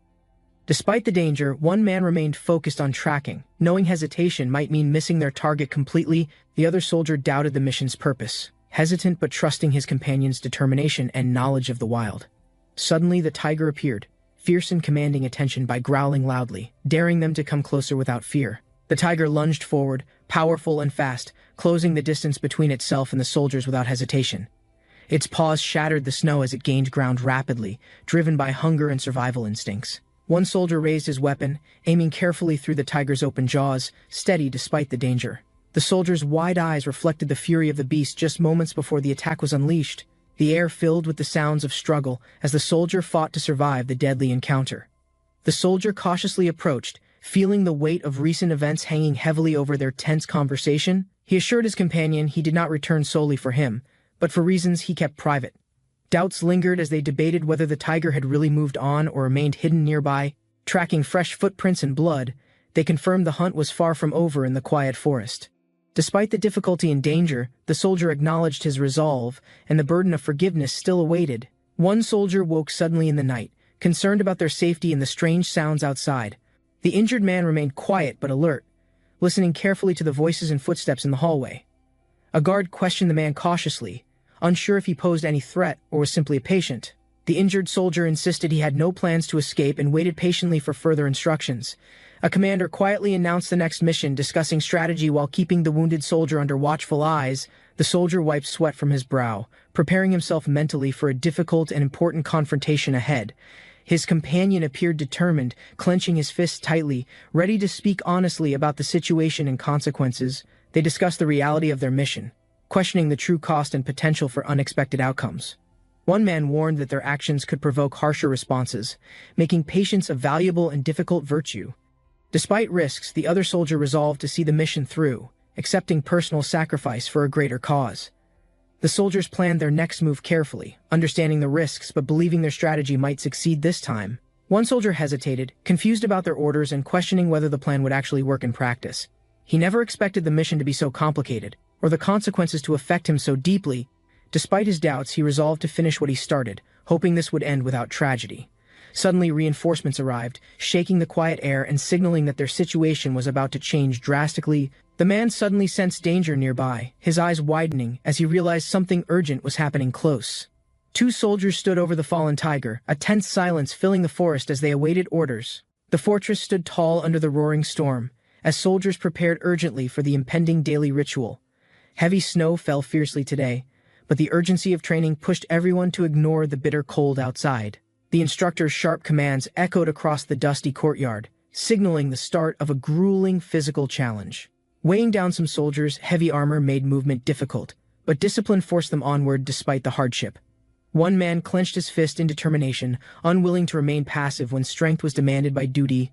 The commander shouted orders fiercely, urging his men to ready the horses for a swift and bold attack. The massive gates began to creak open, revealing the bitter cold air mixing with rising tension outside. Snowflakes drifted gently, covering the battlefield as soldiers braced themselves for the harsh elements and tough fight. The troops marched steadily forward, their breath visible in the frigid air, prepared for whatever lay ahead. The same determined soldier from before glanced sharply, sensing something critical was about to unfold beyond the walls. Soldiers reported they left tracks and flags to mislead the enemy, following the commander's clever plan. The harsh mountain landscape stretched ahead, with no signs of the enemy yet, only frozen silence. Suddenly, the group discovered a massive, lifeless tiger, a dangerous opponent felled by unknown forces. Capturing the tiger proved impossible. The beast's presence alone made the mission far more perilous. The soldier nodded grimly, acknowledging the deadly risks involved in their dangerous mountain operations. The soldiers rested briefly inside, regrouping and calming their minds before facing the next inevitable harsh challenge. Their leader reflected on the importance of teamwork and endurance to survive the unforgiving mountain conditions. The men shared silent resolve, preparing themselves mentally and physically to push through another difficult day. Outside, cold wind blew fiercely, but determination burned quietly in every soldier's heart despite the bitter chill. The sky cleared slowly, signaling a fragile hope as they prepared for the continuation of their arduous mission. The soldiers gathered closely, quietly discussing their success with training and the strength they'd begun to build. One man admitted he struggled to keep pace but was determined to improve beyond his limits soon. The group's leader reminded them that progress was slow, but steady effort would bring powerful results. Their instructor stressed that true strength required patience and repeated practice under harsh, unforgiving conditions. Confidence grew silently among the men, though they all recognized much work remained before the real challenge. Feeling sudden sharp pain, the soldier clutched his chest, fearing injury despite previous intense training sessions. He collapsed on the floor, muscles tense, shocked at his body's unexpected weakness during routine exertion. A surprised comrade rushed over, concerned for the soldier's condition and eager to offer immediate help. The fallen soldier explained his heart struggled after relentless training, struggling to keep up with demands. Worried eyes watched closely, realizing the mission would test not only skill, but fragile human limits. The soldier smiled wisely, acknowledging that true strength involved both mind and body in perfect balance. His comrades were shocked by the incredible speed and power he displayed during the fierce training. The leader emphasized that control and patience made a warrior truly dangerous and difficult to defeat. Despite disbelief, the men prepared their stows, determined to improve their skills through rigorous practice. The atmosphere grew tense but hopeful, as each soldier committed fully to mastering the demanding lessons ahead. The man asked thoughtfully if the others had gained wisdom from their grueling experiences training in harsh conditions. Outside, the soldiers gathered round, prepared to share lessons learned from enduring the relentless mountain cold. One warrior proudly declared he'd trained enough to carry heavy shields, building strength beyond all previous limits. Confidence radiated as the men pledged to unite, each knowing teamwork was vital to their survival. Together they vowed to push forward, no matter what challenges awaited in the unforgiving wilderness ahead. One soldier bravely leapt forward, yelling he would fight fiercely no matter the opponent's strength. A chaotic brawl broke out, dust and punches flying wildly as warriors clashed among the ragged training field. After fierce combat, a brief pause brought silent exhaustion and ragged breaths among battered fighters. The men exchanged knowing smiles, aware training meant enduring pain but building unbreakable bonds together. Their leader stepped forward grinning, reminding them the true test was still far on the horizon. A menacing grin appeared, warning of a deadly technique called the lying leg twist coming soon. A fierce battle cry echoed through the cold mountain air, signaling warriors bracing for intense combat. Across the frozen mountains lay the challenging battlefield, where survival depended on skill and courage. At a distant stronghold, leaders strategized for their upcoming mission, relying on trusted allies for aid. An experienced officer thanked a loyal friend for support, preparing for the dangerous journey ahead. Two men met on the palace grounds, recognizing each other as brothers after a long separation. One brother noticed the other's improved physical condition, hinting at recent growth and strength gained. The other recounted his journey studying Confucianism and learning about moral principles guiding society and respect. The first brother listened carefully, understanding the importance of these teachings for personal and familial honor. A gift was presented symbolizing appreciation and a connection to wisdom passed down by revered scholars. The visitors admired a massive statue, recognizing it as a symbol representing the spirit of their ancestors. One man explained the statue embodied strength and wisdom, passed down from old traditions and legends. Suddenly, someone reacted with shock upon recalling a surprising fact about the statue's unknown origins. The group moved back inside the palace, where their leader expressed sincere gratitude for the warm welcome. As they prepared to rest, the visitors reflected on their journey and the connections they had rekindled. A muscular man was training intensely outdoors while a child watched, learning through observation and practice. Suddenly, the man noticed something unexpected, causing his expression to change from focus to surprise. He recalled recent events and concluded that a mysterious visitor had come to their location recently. The leader confirmed the visitor's presence and revealed the visitor was the guardian commander from a distant region. The group felt a mix of anticipation and concern as they prepared for the next steps ahead together. Young Jik sat in the open pavilion, ready to share details of his recent journey to Ming. The curious boy asked eagerly about ships crossing mountains. Young Jik clarified they followed rivers instead of climbing. Surprised by this ingenuity, the boy leaned closer, intrigued by how such an engineering marvel came to be. Young Jik explained that Emperor Yang of Sui initiated the Grand Canal to connect rivers through forced labor. He revealed the canal's cruel origins, built by exploiting people to merge the Yahello and Yangtze rivers. Young Jik warned the prince about labor camps, pointing toward a region where many workers were seriously injured. Scholar Li Imji arrived with calm authority, reminding Sejong's son it was time for evening study. Young Jik, Sejong's grandson and Suyang's second son, remained still, watching the child's conflicted gaze waver between duties. He noticed the boy's breath falter, torn between royal expectations and the history Young Jik shared with growing admiration. Tears formed as the boy's heart wavered, overwhelmed by the story's weight and desire to keep listening. Young Jik paused the study schedule, asking if he could personally teach the prince something outside tradition today. After a brief consideration, Li Imji agreed to 1 hour, though still uncertain of Young Jik's intention. The prince lit up with delight, suddenly energized, and dashed off excitedly to fetch his own equipment. Watching the boy's joy unfold, Li Imji softened, feeling the rare warmth of unstructured learning bloom gently. Standing under the sky, Young Jik raised the racket confidently, introducing an entirely new world, the sport, badminton. Young Jik asked if the young prince believed training the body could also improve focus and wisdom. The prince confirmed with a smile, gripping his racket tightly, eager to begin their first match together. Young Jik taught how badminton sharpens timing, posture, and breath, encouraging discipline beyond what traditional study halls offer. He launched a fast serve with full control, displaying explosive form honed through months of intense practice. The boy hit back with joy, surprised by the satisfying smack that echoed proudly across the courtyard.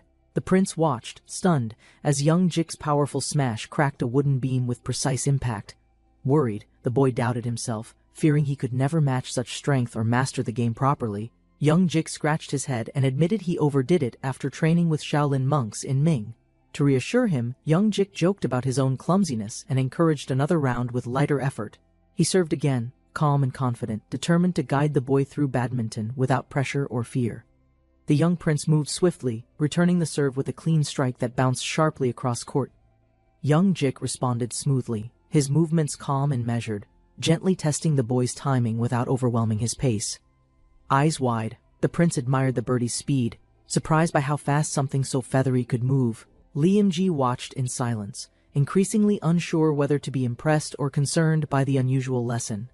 With a sigh, the scholar questioned what kind of instruction could replace evening study with flying objects. Young Jik reflected silently, realizing many students lacked focus not from laziness, but from how lessons were delivered. He addressed Li Imji directly, arguing that without engagement, knowledge was useless no matter how strictly taught. Li Imji hesitated, listening as Young Jik compared this game's lessons to real-world thinking, posture, rhythm, and control. Li Imji finally acknowledged Young Jik's intent, quietly accepting that perhaps this unconventional method still counted as learning. From above, Young Jik coached gently, guiding the boy to mirror his movement and strike with improved coordination. Another young prince was invited to join, his eyes lighting up with excitement at the unexpected offer. He beamed brightly, surprised his father would let him play, eager to swing the racket himself. As the sun dipped low, the shuttlecock sailed high, caught midair in a burst of enthusiasm. The two boys ran and struck, trading playful shots with laughter as their movements grew more fluid. By match's end, the score was tallied. Sejong's grandson scored 9, while Prince Daewon scored 11 with pride. A court official asked Young Jik if he too could join the match for just a moment. Young Jik jokingly declined, reminding him to honor his duties, but the man pleaded excitedly for just one try. Ignoring protocol, the official lunged for the racket, but was quickly scolded for breaching royal etiquette and discipline. The scholar, flustered, insisted Crown Prince Milsang must not learn the badminton session had replaced evening studies. Later, tired and breathless, Young Jik declared it was time to stop, suggesting they resume the next day. The queen consort watched curiously, then decided she would also try badminton to refresh her tired mind. She joined the court, laughing as she scored a point. Though evening hours had nearly slipped away, young Jik hesitated to correct her, realizing she was fully immersed, and quietly agreed to pause for dinner. As night approached, young Jik reflected on whether this badminton moment would cause more trouble than it solved. Crown Prince Milsung arrived, calmly reminding young Jik he had skipped evening study and would soon face reprimand. The Crown Prince energetically reminded young Jik it was evening study time, but still clutched a badminton racket. Young Jik smiled, realizing that even the strict heir had become captivated by the game's pace and joy. That day, badminton was formally introduced inside the palace, drawing interest from scholars, royals, and even guards. Its popularity spread quickly beyond nobles. Soon even commoners across the capital learned the new feathered shuttle sport. And with that, Joseon proudly welcomed a new tradition, badminton, born from one unconventional afternoon lesson. Within the imperial hall, the emperor ordered a report from the Ministry of War regarding weapon production. An official knelt, informing the court that Joseon had delivered 3,000 infantry hand cannons so far. He added that mold-based manufacturing continued, projecting 8,000 total units from current production lines in use. Another advisor clarified that molded models were heavier, making them more tiring for standard troops during combat. The emperor smiled, deciding that stronger soldiers should carry them just as Buljiguan troops did in northern regions. The official pledged full compliance with imperial command, vowing to increase weapon production without delay or resistance. Another minister, startled, questioned the emperor's order. Unable to hide his shock at the sudden declaration, the emperor confirmed his decision calmly, his tone resolute and eyes burning with unshaken strategic purpose. He revealed his true aim to eliminate the persistent northern Yuan forces with overwhelming firepower and dominance. At the royal workshop, young Jik stood silently while engineers prepared to report their latest success. The king, robed in crimson, confirmed they finally managed to improve the military's weaponry and cannon. The craftsman humbly credited Grand Prince Young Jik, claiming his ideas had shaped the design and function. Young Jik recalled the broken step device incident, where raw strength tore the frame apart during training. Inspired by that brute force, he proposed using similar pressure techniques to reinforce the cannon barrel. Young Jik struck the diagram forcefully, demonstrating the principle using a simplified model and shouting with clarity. The craftsman spun the oversized wheel in alarm, watching it violently rotate from Young Jik's burst technique. Young Jik explained that repeated momentum, if aligned correctly, would naturally reshape even thick materials over limited time. The demonstration confirmed that proper rotational rhythm could direct heat and pressure precisely across uneven internal surfaces. Young Jik emphasized that constant motion generated internal polishing, transforming weapons faster, cheaper, and with unmatched long-term durability. After success spread, soldiers and workers grew eager to use the step device for physical improvement. Young Jik questioned the engineer's method, reminding him of alternate iron wrapping techniques previously demonstrated in training. The craftsman admitted both older methods failed under pressure, so they reverted to the narrow hole strategy.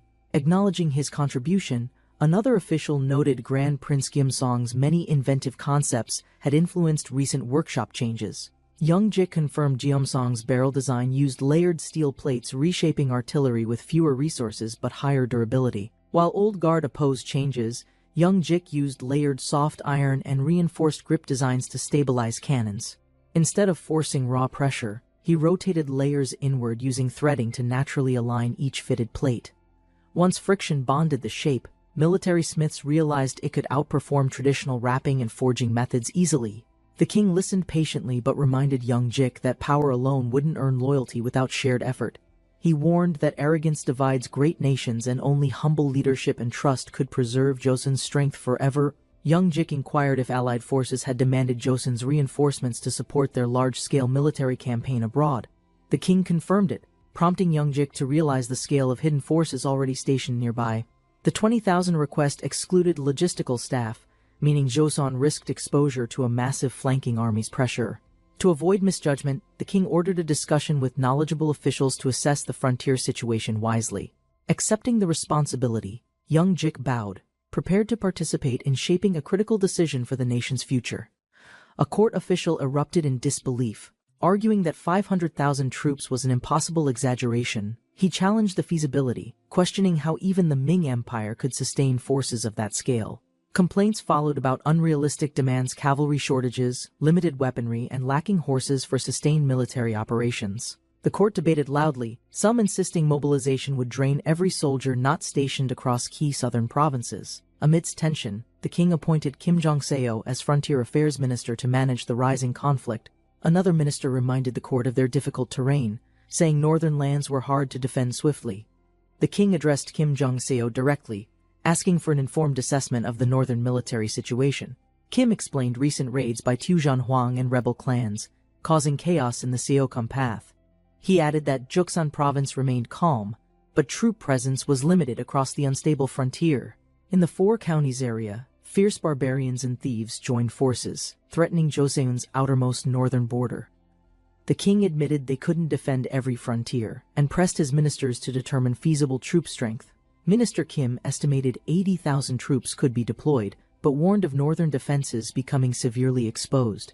Young Jik feared a collapse. If northern lines broke now, barbarians could exploit the weakness and advance. A lone black bird perched silently. Its crimson eyes glowed sharply in the night, an omen of violence poised to strike the kingdom.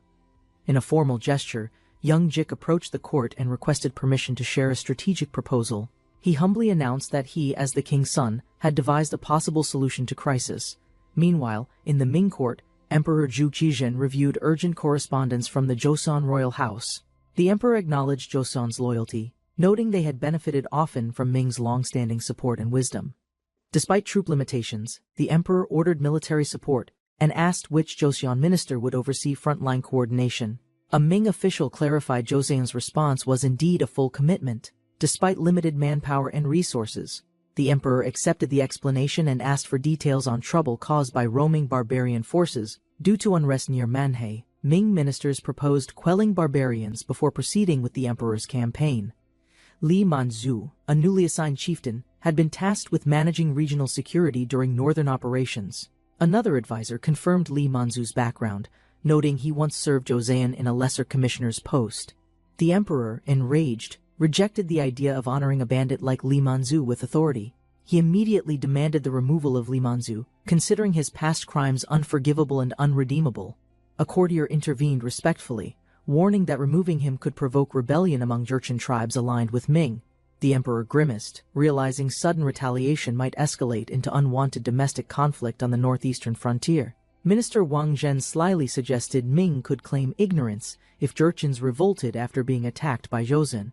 Minister Wang Zhen declared that allowing Joseon to subdue Li Manzu served a strategic hidden purpose. The emperor asked directly what that reason was, seeking clarity behind Wang Zhen's unexpected suggestion. Wang Zhen explained that Ming's influence over northern Yuan depended on endorsing Joseon's military initiative. Such a move might reveal Joseon's true strength and test their frontier defense capacity in secret. Smiling, Wang Zhen proposed letting Joseon strike first, using their conflict as a real-time evaluation tool.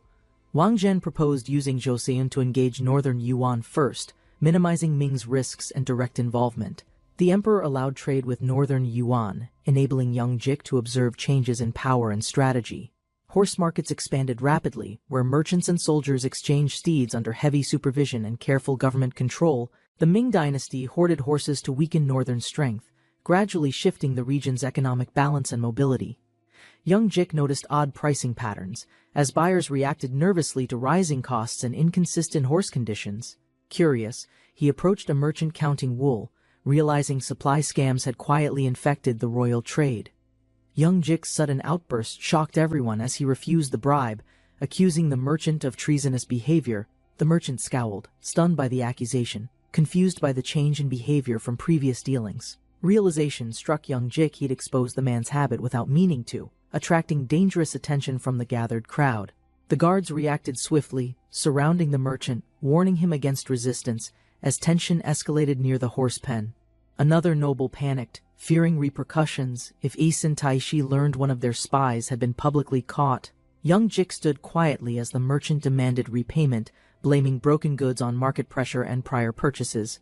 Sweating, the merchant justified price increases, claiming the cost of giving charity had pushed supply expenses higher. He added that iron prices rose too, pointing fingers at others while ignoring his group's own deceit. Meanwhile, whispers spread among onlookers that Joseon's rising iron demand was affecting regional trade and availability. Mariluk, the Oryat statesman, dismissed the rumors, insisting Joseon's economy was too small to impact global pricing. Inside his palace, Taishi received troubling news from his envoy returning from the disrupted market.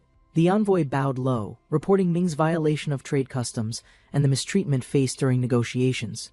Sen's expression darkened as he realized the issue stemmed from Joseon's unexpected interference in trade patterns. His anger erupted violently, fists slamming the armrest, shaking the room as fury overcame his restraint. Fuming, Sen shouted that Joseon, once beneath their notice, now dared provoke Northern Yuan without consequence. A court official urged Taishi to stay calm, warning that haste could provoke diplomatic consequences. Sen agreed to send an envoy, testing Joseon's response as a measure of their political stance. He explained that if Joseon rejected the envoy, it would justify conflict and strengthen ties with Ming. Later, Northern Yuan's delegation approached Joseon, proclaiming shared heritage as successors of the fallen Mongol Empire. The envoy suggested rekindling old alliances, proposing a new brotherhood between their nations through mutual respect and loyalty. A Joseon official clenched his fist tightly, stunned by the boldness of the proposed alliance offer. He couldn't believe it. Talks of forming a brotherhood with descendants of their past oppressors enraged him deeply. It hadn't even been a century since Yuan forces were violently expelled from the Korean peninsula. Those invaders enslaved civilians, burned villages, and dragged scholars into chains. History still echoed in people's blood and bones. Now the court whispered fearfully, wondering if Joseon's leadership planned to surrender their sovereignty through diplomatic deception. In court, Joseon ministers reported Ming's trade restrictions, explaining the empire's desperation and diplomatic redirection toward them. Citizens were starving, scraping meals from leather pots as essentials disappeared under imperial policy and economic strain. One minister, embittered by personal loss, demanded violent retaliation, blaming the northerners for his daughter's disappearance. Another official urged restraint, reminding everyone that diplomacy must precede vengeance or deeper conflict could erupt too soon. The king, composed and sharp, declared they'd send generous gifts, cotton and iron pots as a political test. The court erupted in shock, some fearing the king's decision might insult the envoy and spark conflict. Whispers filled the chamber. Many thought Taishi would interpret the gifts as signs of sincere submission. The envoy smirked confidently, believing the tribute confirmed Joseon's willingness to bow before Northern Yuan's renewed dominance. The king calmly addressed his ministers, pointing out that their real intentions remained hidden beneath symbolic hospitality. A young official nodded, gravely realizing the deception only delayed confrontation. Sen would see through it soon enough. The king declared action was necessary, urging his court to disrupt Northern Yuan's ambitions before war erupted. Joseon's military banners waved proudly once again, signaling full mobilization under royal command and national urgency. Veteran generals gathered, one noting it had been 13 years since his last campaign in the field. Though aging, he stood firm, prepared to fight once more for his country's future and royal command. He issued orders to deploy elite cavalry and secure the strategic southern route against possible Yuan incursions. General Yim raised concerns about rough terrain and strategy, suggesting the envoy route stay clear of danger. As commander of the rear column, Yim Ji-sek analyzed the geography beyond the river and enemy strongholds. He noted the envoy's path crossed harsh mountain passes, where traveling poorly prepared would invite humiliation or death. The other generals laughed heartily, amused by Yim's frank remarks but understanding the risk behind his warnings. When asked about his brother, Yim dismissed him coldly, stating he couldn't respect someone so narrow-minded. A soldier praised the general's strength, noting he still radiated energy despite years spent enduring harsh campaigns. Whispers of fear still circled the general's name, especially among those who had once challenged him. By candlelight, the commanders gathered quietly, planning the official troop movement marked by the lunar calendar's guidance. They agreed to dispatch forces discreetly, initiating movement under the full moon to mask intentions and routes. One officer confirmed the eastern troops would depart first, tasked with blocking enemy scouts near the northern frontier. A commander proposed the left unit advance north from Wansong and attack near General Li Wanchui's camp. To succeed, both wings needed precise coordination and commitment from Allied forces on the eastern flank. Reports confirmed enemy leader Li Wanshui had already crossed the river and moved farther east into Kaiwan. If the enemy wasn't stopped soon, they'd retreat into mountains, making pursuit and suppression nearly impossible. A general requested troop redistribution, removing 400 infantry and 600 support from the slower left detachment. The commander justified removing support troops, explaining that lighter, faster units were critical for rapid deployment northward.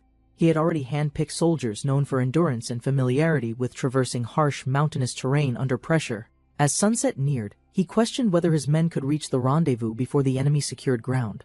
Realizing timing was crucial, he considered the risk. If they arrived first, they could strike without hesitation. Under a bright sky, Joseon cavalry galloped westward, steel armor clattering beneath flags of the royal command. They advanced with trained coordination, hooves pounding across dirt roads, ready to strike as one unified force. Across the field, enemy soldiers gathered defensively, their expressions tense as orders echoed across the frozen plains. By sunset, young Jik arrived near the enemy fort, surveying the valley where fire would soon erupt. He signaled his scout, eyes focused. This battle demanded precision, not brute strength, to secure their foothold. A northern commander reviewed intelligence, aware that Joseon forces had likely progressed far in just 4 days. He traced enemy movement: one cavalry division advancing westward, steady and swift, heading toward the region of Hamhung. Another detachment mobilized from Uiju, with supporting troops marching north from Kangye, enclosing the north in coordination. The realization struck hard. Joseon had never deployed such a widespread military operation with synchronized movement before now. He turned in frustration, knowing past raids meant little. Now Joseon's scale had reached a new magnitude. The commander stood still, the dirt beneath his boots heavy with the weight of his decision. He admitted the truth: support from the Ming dynasty was gone, leaving them isolated against Joseon's momentum. Panic surfaced among his officers, suggesting retreat, fearing they stood no chance without allied reinforcements or defenses. But pride pushed back. Fleeing without resistance would destroy their reputation and weaken future authority among allied tribes. He resolved to regroup remaining Jurchen forces quickly, aiming to hold out before Joseon struck their core. He stared into the red sky, weighing his odds, knowing victory alone wouldn't guarantee lasting strength. Even if he defeated part of Joseon's army, his forces remained too weak to sustain power. Anxious officers questioned him, fearing complete encirclement, but the chief saw tactical opportunity in the rugged terrain. He pointed to the harsh mountains, declaring the terrain as their ally against incoming Joseon infantry routes. His men regained confidence, realizing the path ahead could be controlled by terrain, not just sheer numbers. The chief shifted priorities, focusing not on mountain infantry, but on tracking Joseon cavalry's next descent. His soldiers confirmed, watching the steep terrain glow beneath the sky, ready to counter the cavalry's flank. Meanwhile, Joseon soldiers trudged through uneven ridges, their breath steady, their pace determined across the cold stone. One soldier, exhausted and bitter, cursed their leader, threatening absurd violence with exaggerated precision and deep frustration. Another soldier chuckled, amused at the calculation, admiring his comrade's energy more than his actual threat. A soldier grinned wildly, claiming he'd split enemies like fruit, his mind sharpening into chaos under stress. Suddenly, a war horn echoed through the valley, sharp and urgent, signaling an incoming surprise attack. The sound confirmed their fear. Enemy riders were charging fast, bursting over the ridgeline with brutal speed. 300 mounted warriors descended violently, their leader commanding a full charge before the Joseon soldiers regrouped. Hidden in tall grass, Joseon archers waited quietly, perfectly positioned to strike as the cavalry funneled below. The Joseon officer raised his hand, commanding restraint. They needed prisoners, not a battlefield full of corpses. At his signal, the archers loosed a volley, arrows slicing the air in a synchronized deadly wave. Enemy riders collapsed mid-charge, pierced through armor. Confusion spread as their momentum crumbled under hidden resistance. A furious warrior realized the Joseon troops had already split, regrouped, and launched coordinated attacks without hesitation. But he roared defiantly, reminding his troops their hand cannons could still strike from a deadly distance. One enraged Jurchen warrior rejected caution, commanding his men to slaughter every last Joseon soldier immediately. Scoffing at warnings, he mocked Joseon's firearms, doubting any weapon could stop his cavalry at full charge. With a fierce glare and raised blade, he vowed to decapitate every enemy within reach. But a sudden gunshot echoed, and blood burst from his comrade's head, silencing his battle cry. He froze mid-gallop, stunned, unsure what struck them. Finally realizing the Joseon threat was far more real. A subordinate pledged loyalty, eager to prove himself useful amid the growing conflict and internal power shifts. Their leader grinned, pleased he saw benefit in alliances and refrained from harming those outside his cause. Joseon scouts discussed movement options, weighing risk between exposed roads and the concealment of mountain terrain. They decided only swift troops could handle the mountain route, but it offered critical time advantage. One soldier laughed nervously, knowing they'd face battle soon, yet proud to be chosen for the assault. A commander urged his troops onward, promising they'd reach Manzu's base in 2 days through the mountains. His orders echoed behind him, and the troops responded with urgency, determined to maintain their pace. Among locals, whispers spread every moving soldier they saw along the route bore Joseon's distinct markings. Meanwhile, on the right flank, cavalry pressed forward through muddy waters, slowing from terrain and fatigue. Another horse stumbled, leg broken, confirming suspicions the terrain was punishing and unsuited for long-distance troop movements now. A Joseon officer advised calm, knowing Manzu's forces would likely face the same terrain difficulties escaping. He speculated their left flank suffered similar delays, which made rapid advancement seem less urgent now. Still, doubts lingered if the enemy struggled too. Why did they rush so recklessly toward retreat? He realized it wasn't desperation. Manzu's retreat was a ruse, a ploy meant to stall their pursuit. 2 days later, Joseon soldiers reached Yeongju's outskirts, exhausted but proud, their leader joking through his fatigue. 2 soldiers stood in silence, their minds blank, unsure how to process the delay in orders. Their superior offered reassurance extended rations would be provided to sustain them during the prolonged operation ahead. They asked for next steps. He instructed them to hold position until the right flank arrived. Confidence faltered as alarming news came. The local barbarian guide they'd trusted had suddenly disappeared without warning. Elsewhere, the missing guide grinned smugly, revealing his deception had worked flawlessly against the unsuspecting army. A commander assessed the risk remaining idle would invite danger, as the enemy had rushed to Manzu. Realizing time was critical, he confirmed aloud that no other option remained but immediate confrontation. With decision made, he unsheathed his sword swiftly, steel flashing as the order began to form. He raised his weapon high, voice steady, commanding his troops to prepare for a full. Young Jik stood tall, eyes focused on the horizon, his mind already planning the battle ahead. With swift precision, he drew his sword, ready to lead his forces into the chaos. The command echoed across the battlefield as warriors assembled, their resolve firm against the coming storm. A fierce determination filled the air. The leader's words were clear: stay focused. Strike with precision. Victory lies in our discipline and unity. The chief frowned, reflecting on the lack of progress. His men were barely holding their ground. The soldiers nodded in agreement, but their thoughts were interrupted by the chief's sudden outburst. One of the warriors shouted, alerting the chief to the approaching enemy. Tension began to rise. The chief scowled, disbelieving, as his men debated how the Joseon cavalry had reached such heights. Suddenly, a loud noise echoed, and the chief realized the enemy had already begun their advance. The army stood in perfect formation, their disciplined ranks stretching across the snow-covered ground. Young Jik's eyes narrowed. He could sense something strange, but couldn't figure out what was wrong. The chief cursed under his breath, realizing the situation was worse than expected. As they advanced, quickly the chief commanded his men to mount their horses, sensing an imminent and dangerous conflict. His eyes narrowed again, and he spoke grimly. Their formation feels off. Something doesn't add up. The enemy's formation appeared to be regular, but something felt off. What was hidden beneath? The chief recognized the truth. Joseon's soldiers had cleverly disguised deadly weapons hidden among their ranks. Suddenly, the silence was shattered by a loud noise. The chief grimaced, feeling the danger. A sharp pain struck his side as arrows whizzed by, the situation turning into chaos. Amidst the smoke and chaos, the chief grimaced again. Realizing were those really hand cannons, the chief grinned, readying his forces for a counterattack. His warriors stood firm, awaiting the order. The command was given and cannons were loaded quickly. There was no time for hesitation now.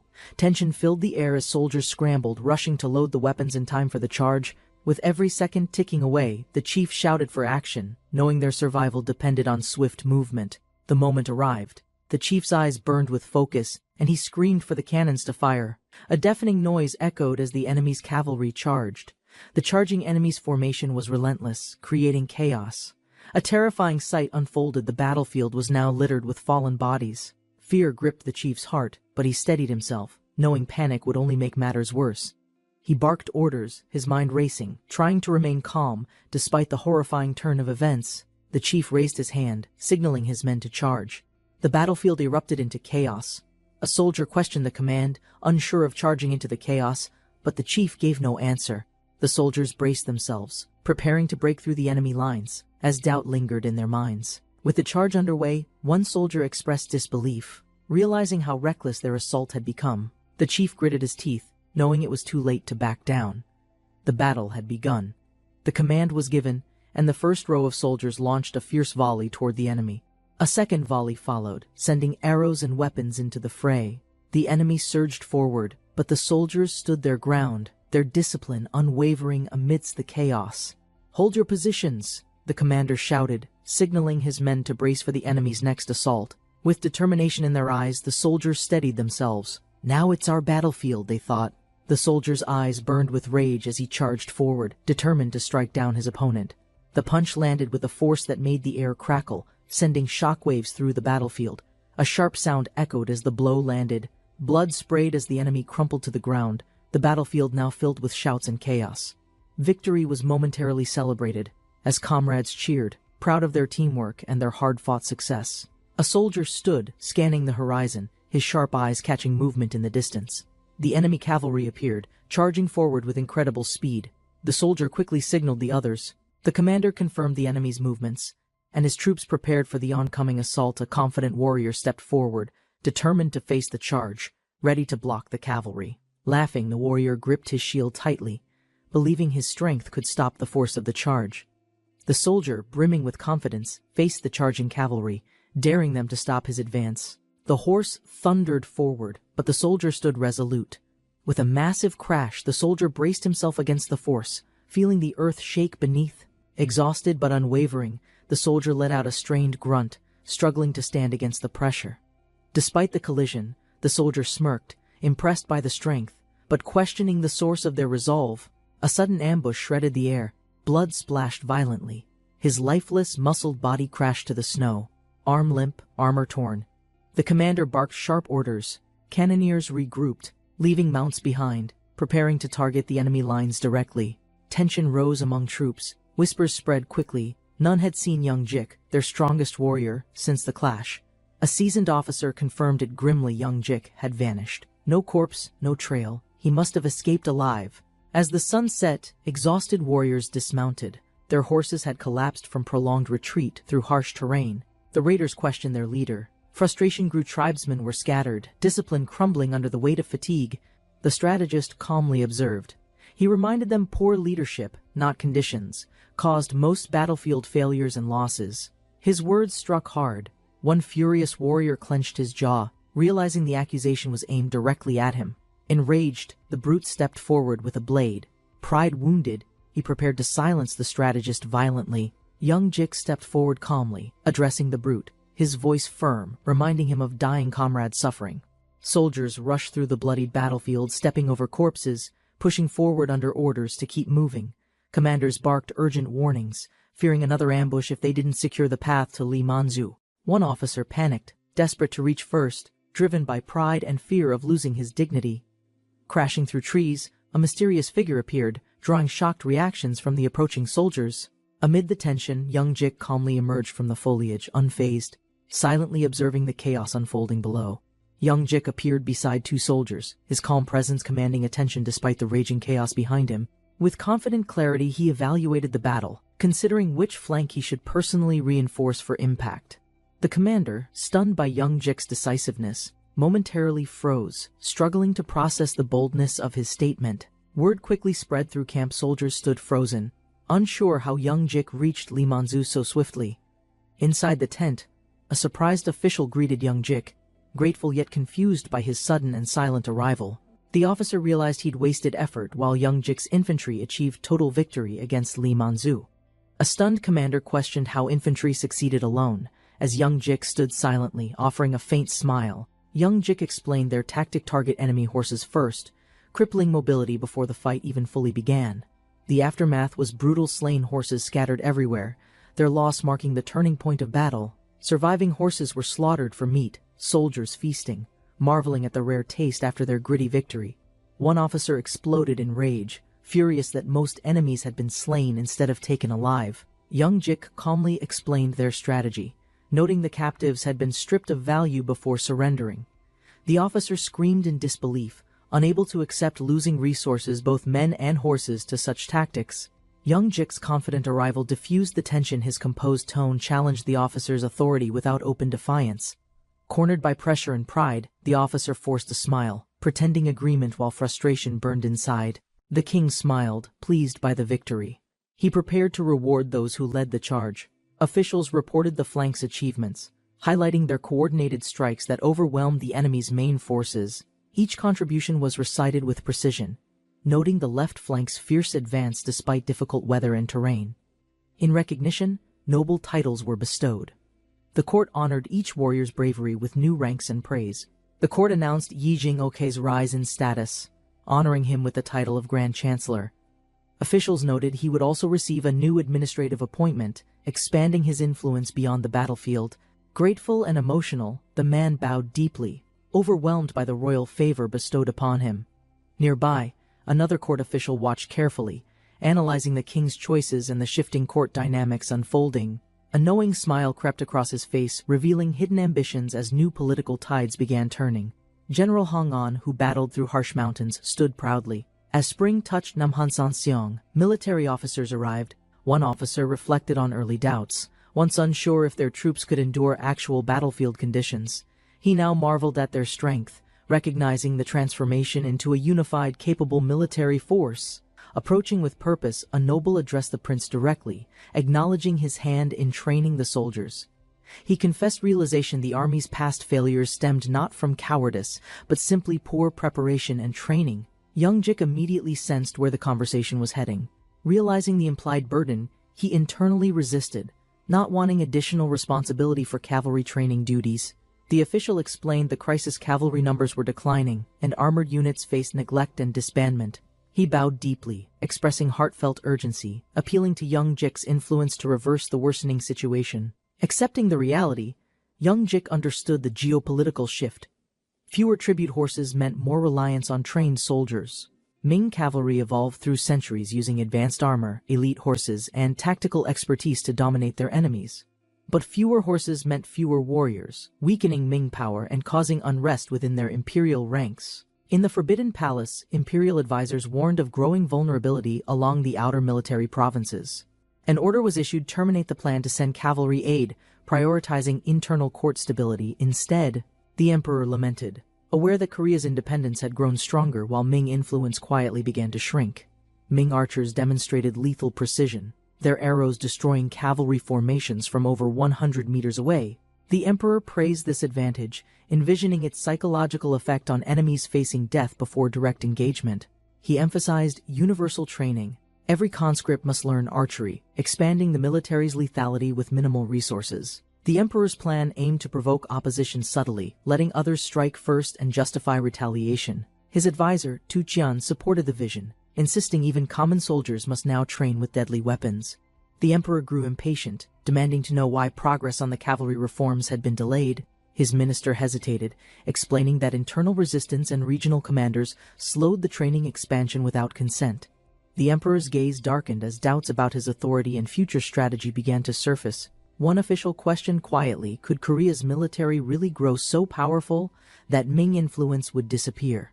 Enraged, the emperor slammed his armrest and demanded accountability from those who failed his direct orders. A furious warlord slammed his blade across a man's shoulder, demanding answers for a failed mission. The shaken envoy confessed he'd followed orders, but saw no deep alliance between Joseon's king and ministers. The warlord mocked the excuse, disgusted that the envoy returned with pottery instead of intelligence. Another warrior intervened, urging calm, warning that executing the envoy might complicate matters further than intended. The warlord relented, but issued a cold threat judgment would come after the next campaign's outcome. The warlord threatened brutal retaliation if another failure occurred, his rage centered on the rising Joseon strength. Meanwhile, the Ming court realized Joseon had grown too powerful, and their dominance over Korea was fading. Joseon's independence had reached its peak now. Ming's grip loosened, and eyes turned toward silencing the threat. The warlord prepared for war. Refusing to ignore Joseon's potential, he summoned his troops for action. He declared a new alliance. Joseon would face the combined wrath of the Golden Horde and his army. Inside the Khan's royal chamber, his advisors awaited updates, but none had arrived with fresh intelligence. Young Jik lounged confidently, surrounded by women, dismissing concerns as he assured them of total peace. An armored warrior burst in, demanding action against Ming forces and urging young Jik to strike decisively. Young Jik countered calmly, stating emotion alone wouldn't defeat Ming's tactics and unknown advanced metal weapons. Startled, young Jik's expression shifted. He hadn't heard of these mysterious rods used against their defenses. A soldier described the strange Ming weapons, confirming the Khan was unaware of their design. Young Jik revealed the weapons had been used for years without detection by Joseon's army leaders. He ordered Arlak to sketch the mysterious device based on what had been observed in battle. The drawing revealed a long cylindrical tube with internal mechanics and foreign text labeling components. Young Jik questioned the presence of a matchlock mechanism, and upon confirmation concluded it ignited gunpowder. Young Jik slammed the drawing, realizing it wasn't a mere weapon. He explained its destructive potential, emphasizing how it could massacre Ming troops and dominate rival nations. Staring at the design, young Jik acknowledged he'd never seen such a portable, deadly weapon before. He noted it launched iron beads faster than crossbows, paired with an ear-splitting explosive discharge. The deafening sound mimicked thunder, terrifying enemy horses into panic during the earlier Song conquest campaigns. Doubtful, one warrior questioned how a small device could create such a terrifying and thunderous sound. Young Jik explained that while one sound is weak, thousands synchronized would shake the very earth. He urged them to imagine the psychological damage of thunder striking repeatedly in perfect battlefield rhythm. Another warrior suggested exploiting weather, such as waiting for rain or wind to weaken Ming tactics. Young Jik laughed, revealing the Ming avoided combat during such conditions, preferring safety behind fortress walls instead. A warrior proposed plugging horses' ears to reduce panic caused by explosive battlefield weapon sounds. Young Jik agreed, suggesting calm horses might focus better, avoiding chaos and collapse during gunfire assaults. Suddenly a woman approached, curious if that booming sound could be recreated using kitchen materials. While she tested her theory, an unexpected ignition. A man shouted in shock, scolding her for using gunpowder in the brazier without proper caution. Young Jik's eyes widened with realization as the brazier explosion sparked an unexpected tactical memory within him. He recalled similar loud eruptions used during ancient warfare, especially by Kublai Khan's troops during suppression campaigns. They had ignited bamboo to frighten animals, strategically harnessing explosive noise to control the battlefield environment. Confused, a warrior asked whether bamboo could actually explode simply from being exposed to fire directly. Young Jik nodded confidently, confirming it was exactly the principle he had in mind all along. Realizing the potential, young Jik urgently ordered Arlak to secure as much bamboo as possible. Without hesitation, Arlak pledged his loyalty, declaring young Jik's command as the law he must obey. He rushed out immediately, knowing the importance of bamboo in the developing battle strategy ahead. Meanwhile, another warrior questioned whether the strategy was solely about launching a direct assault on Ming. Young Jik replied firmly, it wasn't just Ming, but other hidden threats he intended to confront simultaneously. The number of active soldiers in the Royal Army's northern post was smaller than expected. Among them, only 1,000 remained in direct military duty, patrolling and guarding critical capital routes. 2,000 had been diverted to domestic tasks, like maintaining households or working for private income. A commander arrived, reporting that only around 400 troops currently stood ready in the entire capital. He lamented that, despite exemptions, many still abandoned service, believing civil roles better sustained the country. A soldier stood quietly, hesitant as he awaited further instruction under the hot midday sun. Suddenly someone shouted, accusing him of damaging the prince's weapon with improper handling or carelessness. Panicked, the soldier stammered, unsure whether he was truly the one being blamed for the mistake. As he fumbled nervously, the blade was pulled from his hands for immediate and stern inspection. An officer examined the sword, stating its damage extended at least 1 mal 1.8 meters deep. The officer sternly questioned the soldier, demanding to know where the suspiciously damaged blade originated. Nervously, the soldier admitted it wasn't a regulation issue, it was an ordinary kitchen knife brought from home. He tried to explain that the emergency assembly gave him no time to retrieve proper gear. Trembling, he struggled to keep his grip, knowing the blade clearly failed under basic scrutiny. Furious, the superior officer exploded in rage, shouting and slamming the soldier down for his carelessness. The furious officer declared he wouldn't tolerate laziness or incompetence within the ranks any longer. He vowed to punish all slackers, shaving heads and removing privileges to enforce strict discipline. In alliance with Grand Prince Young Jik, he promised to reform their weak bodies and minds. He warned those unfit for battle wouldn't even be worthy of garrison duties in the rear. The next day, troops marched through barren land, prepared to evaluate and prove their combat readiness. A skeptical officer mocked the training, doubting that undisciplined recruits were worth observing at all. Another commander reassured him, stating barbarians could be defeated easily if lacking structure or proper discipline, yet he warned that even disorganized forces could seem threatening to those unfamiliar with real warfare. The Uryankai commander admitted Joseon welcomed outsiders, but revealing cavalry training was still considered strategically risky. Dismissively, another soldier mocked Joseon's efforts, claiming talking with them only worsened his mood and blood pressure.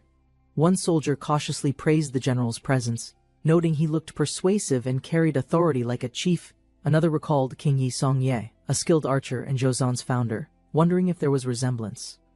Uncertain, the commander chose patience, deciding to observe further before making any judgments or forming conclusions. Young Jik stood tall, announcing his resolve to master horseback archery and lead with unmatched strength. Soldiers gathered, skeptical but attentive, as young Jik mounted swiftly, determined to prove his skills through action. Charging forward with speed, he kept balance while gripping the bow tightly, his eyes locked ahead. He leaped mid-gallop, controlling the horse's momentum, muscles tense, prepared to release an arrow in flight. With perfect form, young Jik aimed the bow, demonstrating leadership through precise technique and relentless personal discipline. Young Jik's arrow soared high, slicing the wind with sharp force as all eyes tracked its path.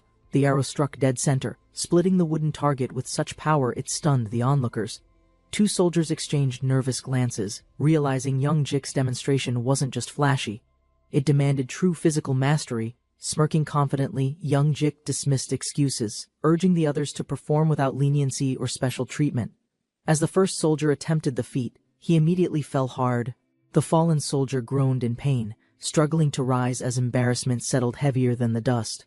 Another rider lost control, tumbling from his horse in panic, landing hard amid startled gasps and dirt. Young Jik watched, baffled and frustrated, comparing their performance to his own clumsy childhood failures. He called for attention, commanding the soldiers to reflect on their current condition without sugarcoating reality. Standing tall, he reminded them their past strength faded because of laziness, not permanent weakness or fate. Young Jik pulled back his robe, drawing attention as he prepared to make a more dramatic statement.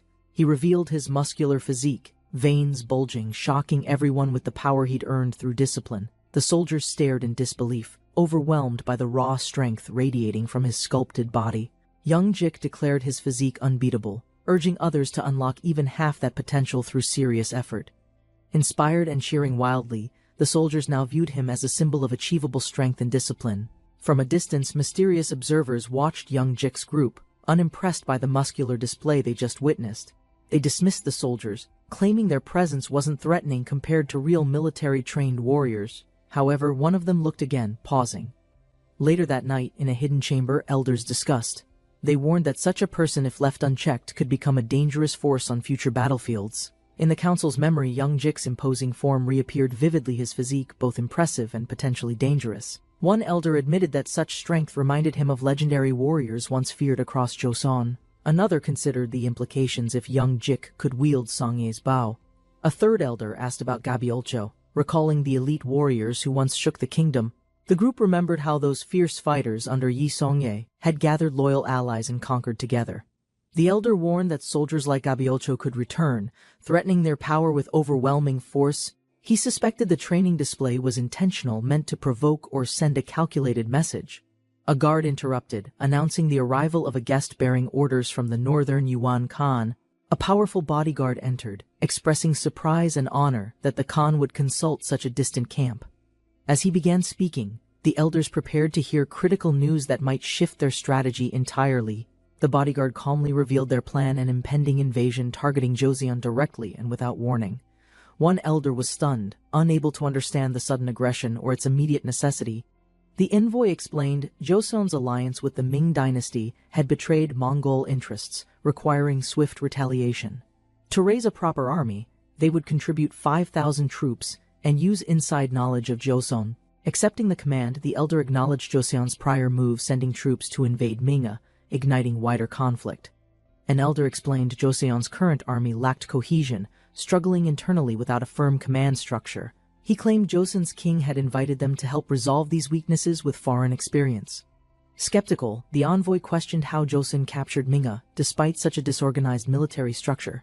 They revealed Minga's commander died from fever during the invasion, allowing Joseon's forces to take advantage. The elder reluctantly admitted they couldn't provide 5,000 troops. Their current forces stretched beyond limits. The envoy insisted 5,000 soldiers could be gathered by rallying nearby allied and subordinate tribes. The elder agreed in theory but cited personal complications stemming from his late uncle's legacy. The envoy clarified Fonka, the uncle, had died recently, leaving many former allies without clear leadership. Ashamed, the elder admitted his failure to unify those tribes despite his position and past influence. The envoy reassigned him to logistics, coldly stating he had forfeited the right to claim glory. The elder slumped in shame, humiliated by his reassignment and the loss of his warrior pride. Another questioned the strategy, suspecting the Khan's openness meant they deserved to know the full plan. He speculated this war might merely be a distraction, not the true goal of their campaign. Grinning, the envoy praised his insight, confirming the elder had correctly guessed the hidden strategic intent. He revealed the real power behind the move: 40,000 elite soldiers commanded by General Taishi. Another leader confirmed the plan's simultaneous assaults on both Joseon and Ming by 40,000 elite troops. The envoy confidently exited, leaving behind an air of certainty and strategic dominance over the elders. Behind the curtain, spies quietly listened, having overheard. The elders realized their enemy was already moving, suspecting infiltration had once again begun among their ranks. One elder gave the urgent order: ready the horses. They must ride for Joseon without any delay. The elder addressed the Joseon throne, revealing Northern Yuan's envoy had recently visited with aggressive intentions. He explained they were being coerced. Yuan planned to conquer Joseon and force their cooperation under threat. Yuan also intended to strike the Ming dynasty simultaneously, ensuring chaos on both political and military fronts. The elder pleaded for forgiveness, admitting submission to Yuan was out of fear, not loyalty. Joseon's official, furious, realized refusal would bring ruin and erase their past prestige as Yuan's in-law nation. Inside the Grand Hall, officials voiced concern over the Northern Yuan possibly gaining support from the barbarian tribes. One minister emphasized that even a seasoned Ming general would struggle to suppress the spirited Northern Yuan forces if they aligned with the nomadic factions. Seated on the throne, King Sejong listened intently. His expression remained stern as he acknowledged the threat. A tribal envoy stepped forward, clarifying that his earlier plea was not rebellion but a request to engage in battle for mutual protection. The envoy compared his responsibilities to the king's, stating that just as Sejong ruled Joseon, he acted for his tribe's safety. King Sejong accepted the proposition with composure. He instructed the envoy to feign obedience to the Northern Yuan temporarily. With new orders given, he summoned Crown Prince Munjong, Grand Prince Suyang, and Minister Kim Jong. CO for council. Once they arrived, the king began by questioning the nature of the Northern Yuan's actions. King Sejong reasoned that while a full defeat of the Ming seemed unlikely, the Yuan must be planning a significant assault. He suspected the enemy might attack during a rainstorm to disable firearms like hand cannons. The king then turned to military preparedness. Declaring that a strong army had always been key to maintaining peace, he underscored the importance of readiness in turbulent times. Grand Prince Suyang was tasked with intensifying training for the elite twin frontier armored soldiers who defended key border provinces. Kim's assignment was to inspect the regular troops chosen for the expedition and lead them toward Shenyang. Far from the court, dust rose across the open plains as a cavalry unit galloped in formation. The barbarian commander, astride a powerful steed, addressed his warriors. Voices of hatred filled the air as soldiers echoed their desire for revenge. Each face reflected years of suffering. Mounted high above his forces, the commander of the tribes denounced the Ming dynasty for forgetting the glories of his ancestors. With conviction, he invoked the past triumphs of their forebears, who conquered Liao and Jin. He raised his weapon and proclaimed their first military objective, the critical Ming border city of Datong. Pledging to lead the charge himself, the commander energized his troops by promising to ride at the front of the vanguard. He announced that the Khan's eastern army had already mobilized to strike Joseon, suggesting a coordinated multi-front assault. Beside him, another warrior remarked on the tribe's unexpected enthusiasm. The commander replied that their suffering under the Ming's oppressive trade policies had forged a common cause. Far away, in the grandeur of the Ming capital, officials discussed strange reports about the Northern Yuan's recent activities. Mockingly, one wondered if they were trying to cook rice without pots, but doubt turned to suspicion as the true intent of the materials became clearer among the more alert officials. One advisor warned that bamboo stuffed with oil and charcoal could be turned into deadly incendiaries inside the royal hall. Chief Eunuch Wang Zhen bowed before the emperor and reported that the destabilization plans against the Northern Yuan were progressing as ordered. The emperor rose from his throne with determination. Stating that this moment called for unity, he ordered all high-ranking officials to prepare for participation in the campaign. Personally, recalling Joseon's commitment to defend Shenyang, he smirked and questioned whether they truly believed he would fail. Wang Zhen explained that Joseon's motivations stemmed from self-preservation. The emperor dismissed these concerns as weak. He believed such fear-based strategies would vanish in the presence of his royal dignity, convinced that his power alone could sway the outcome. With a gleam in his eye, he unsheathed his sword, boldly fantasizing about summoning King Yi of Joseon to command the army in person. Inside the Ming Palace, officials warned that using Grand Prince Suyang as bait for strategy might provoke Joseon. Chief Eunuch Wang Zhen offered a solution, used the excuse of sharing knowledge to force Joseon's participation. The emperor dismissed concerns with a smirk. Regardless of trickery or diplomacy, he would summon Grand Prince Suyang to witness firsthand the might of the Ming court. From Joseon's side, the order to send Suyang under such a deceptive pretense caused unease. It appeared to break diplomatic norms, leaving officials questioning the intent behind the request. Despite the insult, the royal court rationalized the demand by suggesting the prince's presence could still hold symbolic value. Privately, the king reminded Suyang that his mission was strictly diplomatic. He instructed him to remain within the safety of the military camp and avoid acting like a commander. Suyang responded with grace, promising to avoid mistakes. Although the order was unjust, he showed no bitterness and accepted it with calm determination.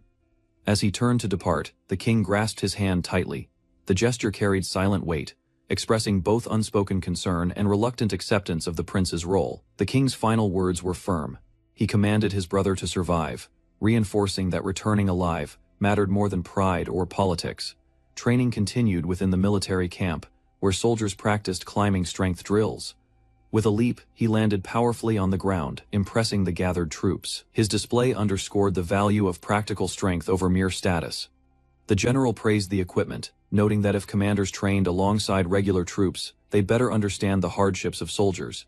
News spread that deployment would begin within the week. The revelation that Suyang would be present startled many and raised concern across ranks. Though surprised, Suyang explained he intended to remain behind the military curtain, away from active combat. His goal was to observe and support, not command. He warned Suyang bluntly, war was no game, and illusions about glory would quickly fade on the battlefield. The muscular general gripped his training sword firmly and demanded clarity from the court officer beside him. Instead of formality, he directly requested to spar with Grand Prince Suyang. His boldness caught everyone by surprise, especially given the rigid structure of court protocol. A nearby soldier reacted with alarm, unable to comprehend why the general would dare challenge royalty in combat. His disbelief was loud and immediate. A dueling ring was quickly formed as spectators gathered to witness the confrontation. The prince and general stood opposite each other, ready to test skill over rank. Among the onlookers, whispers spread about the general's age and experience. Many knew his reputation for defeating highly skilled barbarian warriors without mercy. Confidence in the prince's chances was low. His youth and noble status didn't inspire belief that he could withstand the seasoned general's strength. Some soldiers hoped the general would go easy. Others doubted whether the prince could survive even a single blow. Despite uncertainty, the general made it clear he would fight with full strength. Holding back was not an option. The declaration stirred panic in a nearby officer, who realized the match might escalate beyond simple training. Prince Suyang charges forward with focused intensity, tightly gripping the wooden training sword. His opponent, General Young Ok, stands ready to meet the assault, calm but alert. Their weapons clash violently as Young Ok blocks the prince's strike. Each movement is deliberate, the training no less intense than real battle. A flurry of blows follows. Young Ok forces Prince Suyang back with relentless strength, but Suyang refuses to retreat. Refusing to be overpowered, Suyang twists mid-air and launches into a powerful overhead strike. He descends with incredible force, channeling his entire weight into the swing. Young-ok's eyes widen, realizing the blow could break through his defense. If mistimed by even a second, wooden swords shatter under the pressure. The crowd gasps, stunned by the explosive conclusion of their fierce exchange. Two spectators comment in awe, recognizing that only Young-ok could withstand the Grand Prince's strength. Fragments of the shattered weapons fall to the ground. The force of the last blow had splintered them beyond repair, proving the intensity of their clash. The audience erupts with shock as broken pieces scatter toward them. Suyang and Young-ok remain composed amid the startled crowd, their strength unmistakable. Applause breaks out as the Grand Prince rises, expressing approval. He commends the martial strength on display, and emphasizes that such prowess is the true foundation of leadership. The Grand Prince admits past concerns, thinking Suyang neglected his sword training for other responsibilities. Young-ok humbly reminds Suyang that one commander alone cannot overcome countless soldiers. Suyang acknowledges Young-ok's advice, promising to avoid unnecessary risks in battle. Strategy and strength must coexist. Despite the vow, Suyang reflects inwardly. The body he now inhabits, Grand Prince Suyang's, reacts with unnatural ease. He realizes the original Grand Prince was an elite martial artist, far beyond what he expected. Even Yoongok, for all his skill, couldn't land a clean strike proof of the prince's hidden legacy. General Yoongok reflects on Prince Suyang's exceptional potential, recognizing his importance to the nation's future. Despite his own experience and age, he admits the prince possesses a strength surpassing his own. Looking at the practice sword in his hand, he considers the potential consequences had Suyang been injured. Internally, Yoongok apologizes, acknowledging that he had tried his hardest to land a decisive strike. On the 14th of July at Yeonhaeku, a report arrives bearing grim news. Datong has fallen, and General Wu Kei-jong is dead. Chief Eunuch Guo Jing and Vanguard Commander Xu Yang react with disbelief. The quick collapse of their neighboring defense puts pressure on their own position. Xu Yang calmly analyzes the enemy's strength, pointing out that although their army numbers 40,000, only half are deployed to the front lines. Strategists begin considering a preemptive strike, believing that the enemy's scattered forces are vulnerable. Morale is a key factor. Those fleeing from Datong are assumed to be fatigued and disorganized. Their leader assures everyone that the arrival of their emperor will shift the momentum. Until then, maintaining position is critical, and the use of cannons will break enemy morale. Suddenly, scouts spot movement. Enemy troops begin charging from the valley, prompting immediate alarm. Soldiers scramble to prepare spears and hand cannons. Confusion arises among the ranks as they question the correct method for loading the weapons. An officer shouts in frustration, demanding immediate readiness. Discipline begins to falter as the urgency of the moment overwhelms the poorly prepared units. Enemy cavalry closes the distance, kicking up dust as archers ready their bows to provoke a cannon response. Orders are given to shoot arrows regardless of accuracy. The goal is to force a premature reaction from the defenders' cannons. A rain of arrows fills the sky, descending rapidly on the soldiers. Chaos spreads as defenders shout warnings and scramble for cover. As the enemy closed in, orders were shouted to fire the hand cannons. Soldiers fumbled with their weapons, panicked and unsure if the gunpowder was correctly loaded. One of the shots finally fired, sending a projectile soaring. It slammed into a mounted enemy warrior, causing visible injury and disrupting the enemy's momentum. The wounded soldier, Bayan, gritted his teeth and clutched his chest in pain. His comrades yelled in alarm, calling his name and checking the damage. Bayan examined the hand cannon in disbelief, realizing the primitive weapons they mocked earlier were more dangerous than expected. Revealing the projectile, Bayan held up a lead pellet, showing it had been stopped by his armor. With the situation escalating, enemy cavalry regrouped and surged forward. Hooves thundered against the ground as they charged without hesitation, determined to break through. The defenders panicked, seeing the cavalry unfazed by the earlier blast. A misfire occurred mid-shot. One soldier's cannon exploded in his hands, causing injury. Chaos intensified as another explosion followed. The defenders realized too late that their outdated weapons posed more threat to themselves than the enemy. Officers ordered the withdrawal of all infantry using hand cannons. The casualties from misfires had become overwhelming, forcing a retreat from the front lines. The enemy charged relentlessly through the confusion. Foot soldiers were trampled or cut down. Bayan gave the command to spare no one, encouraging ruthless pursuit. His blade cut through the resistance without pause, and panic overtook the defenders. Behind the lines, commanders shouted for archers to respond, trying to regain control. Their voices were lost amid the chaos. Bayan's eyes scanned the field. He spotted a decorated figure issuing commands, clearly a high-ranking officer. With a single shout, Bayan ordered the capture of the enemy leader. The soldiers rallied behind him, shifting the momentum further in their favor. On the 8th of August 1449, riders discussed the delayed vanguard unit at Datong, noting the absence of any messages for over 2 weeks. They speculated whether the emperor's mere presence had caused the enemy to retreat without resistance. The soldiers remained cautious despite the uncertainty. Signs of the enemy's brief encampment ahead raised tension. A commander scolded a hesitant soldier, demanding answers about the lack of contact. Overhead vultures began circling in increasing numbers, unsettling the men as they observed the eerie sight above them. One soldier looked skyward, troubled by the unnatural gathering of birds, a bad omen in the silence of the battlefield. In the distance, figures stood against the blood-red sky, watching the tension mounted as the sky darkened with wings. Choi Young, Jik stared into the mirror, observing the transformed body he had painstakingly rebuilt through discipline and training. He recalled his desperate past the moment he gave up his manhood for one silver niang as a government eunuch to survive. Now standing bare, chested in the eunuch's quarters, he prepared for the future, his frame shaped by strength and conviction.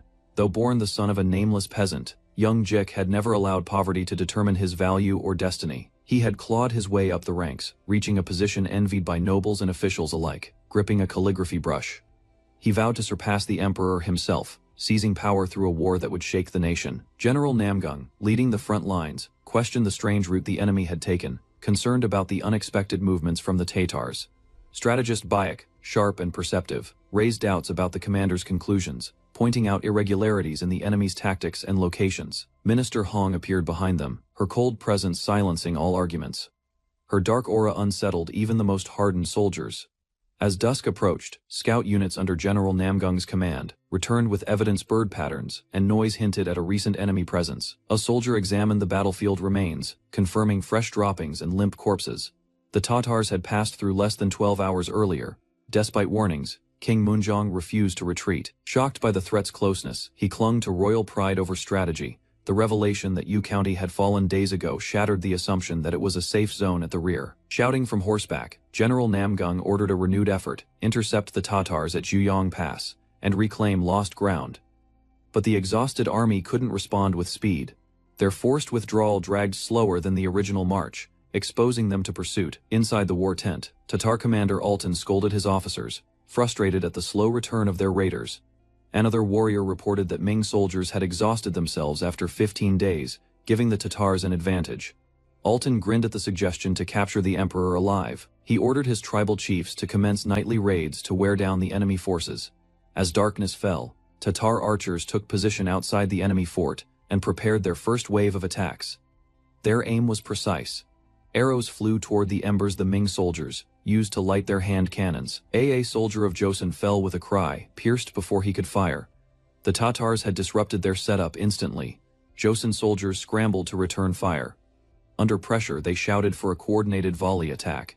Despite the response, the Tatars advanced without fear. One officer questioned why the enemy horses didn't even flinch. Explosions tore through the field, but the Tatar cavalry pressed forward, their charge unaffected by sound or smoke. During an ambush, a Tatar horse reared from an explosion, but the rider quickly calmed it. General Altan praised the steed. Years of exposure to bamboo explosions had desensitized their mounts to cannon fire. Altan explained that these conditioned horses had been sent to the Khan's army as well, ensuring widespread immunity to sound-based tactics. Tatar warriors taunted the retreating defenders, shouting that their hand cannons posed no threat to trained horses. Joseon soldiers hesitated as panic set in. The remaining attendants were ordered to pick up spears and join the defense. Seeing the hopelessness, some attendants began deserting. As chaos spread, one figure emerged, a silent presence watching the collapse from within the war tent. The fortress stood under attack as arrows flew overhead. Despite heavy losses, the defenders managed to hold the line. General Altan assessed the situation calmly. 4,000 of his troops had fallen, but he estimated the enemy had suffered even more. Dark clouds loomed over the battlefield. He noted that the remaining troops and Emperor Yingzong of Ming had retreated into the fortress. Inside the fortress, an attendant reported to Elder Eunuch Wang Zhen that the well's water supply was running dry. Wang Zhen announced a reward for anyone who could find water, offering 100 silver niangs, a desperate proposal reflecting the crisis. Tensions rose when his words sparked outrage. Even minor nobles took offense, challenging the eunuch's authority and mocking the futile offer. Hope surged briefly among the troops when word spread that enemies were fleeing the Juyong Pass route. A soldier shouted that reinforcements might have arrived. Amid the excitement, some remembered the emperor remained within the walls. General Namgung warned of a possible trap, urging restraint. Others around him remained skeptical that aid had come so soon. Arguments escalated between the generals and the eunuch. Each side questioned the other's strategy and motives under worsening conditions. Wang Zhen, furious at dissent, silenced his critics by threatening violence and asserting full control over the situation. Eventually, the eunuch ordered an immediate retreat toward Juyong Pass. Though hesitant, the generals began preparing the troops for movement. The army marched through the rocky path. Only 10 more li remained before reaching the safety of Juyong Pass. Suddenly, soldiers spotted Tatar ambush units waiting ahead. General Namgung hesitated, aware of the danger, but Wang Zhen insisted they continue. Amid chaos, Namgung cursed Wang Zhen for disrupting their strategy. Reinforcements were close, but the eunuch's impatience had jeopardized them all. Silver niangs clattered to the ground as Wang Zhen attempted to buy loyalty from the troops.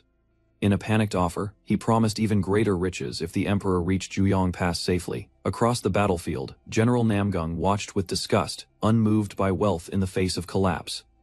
Down in the dirt, Wang Zhen claimed obedience to imperial command, hoping to shield himself from blame. His captor, enraged, seized him without hesitation, driven by fury and frustration over the mounting losses.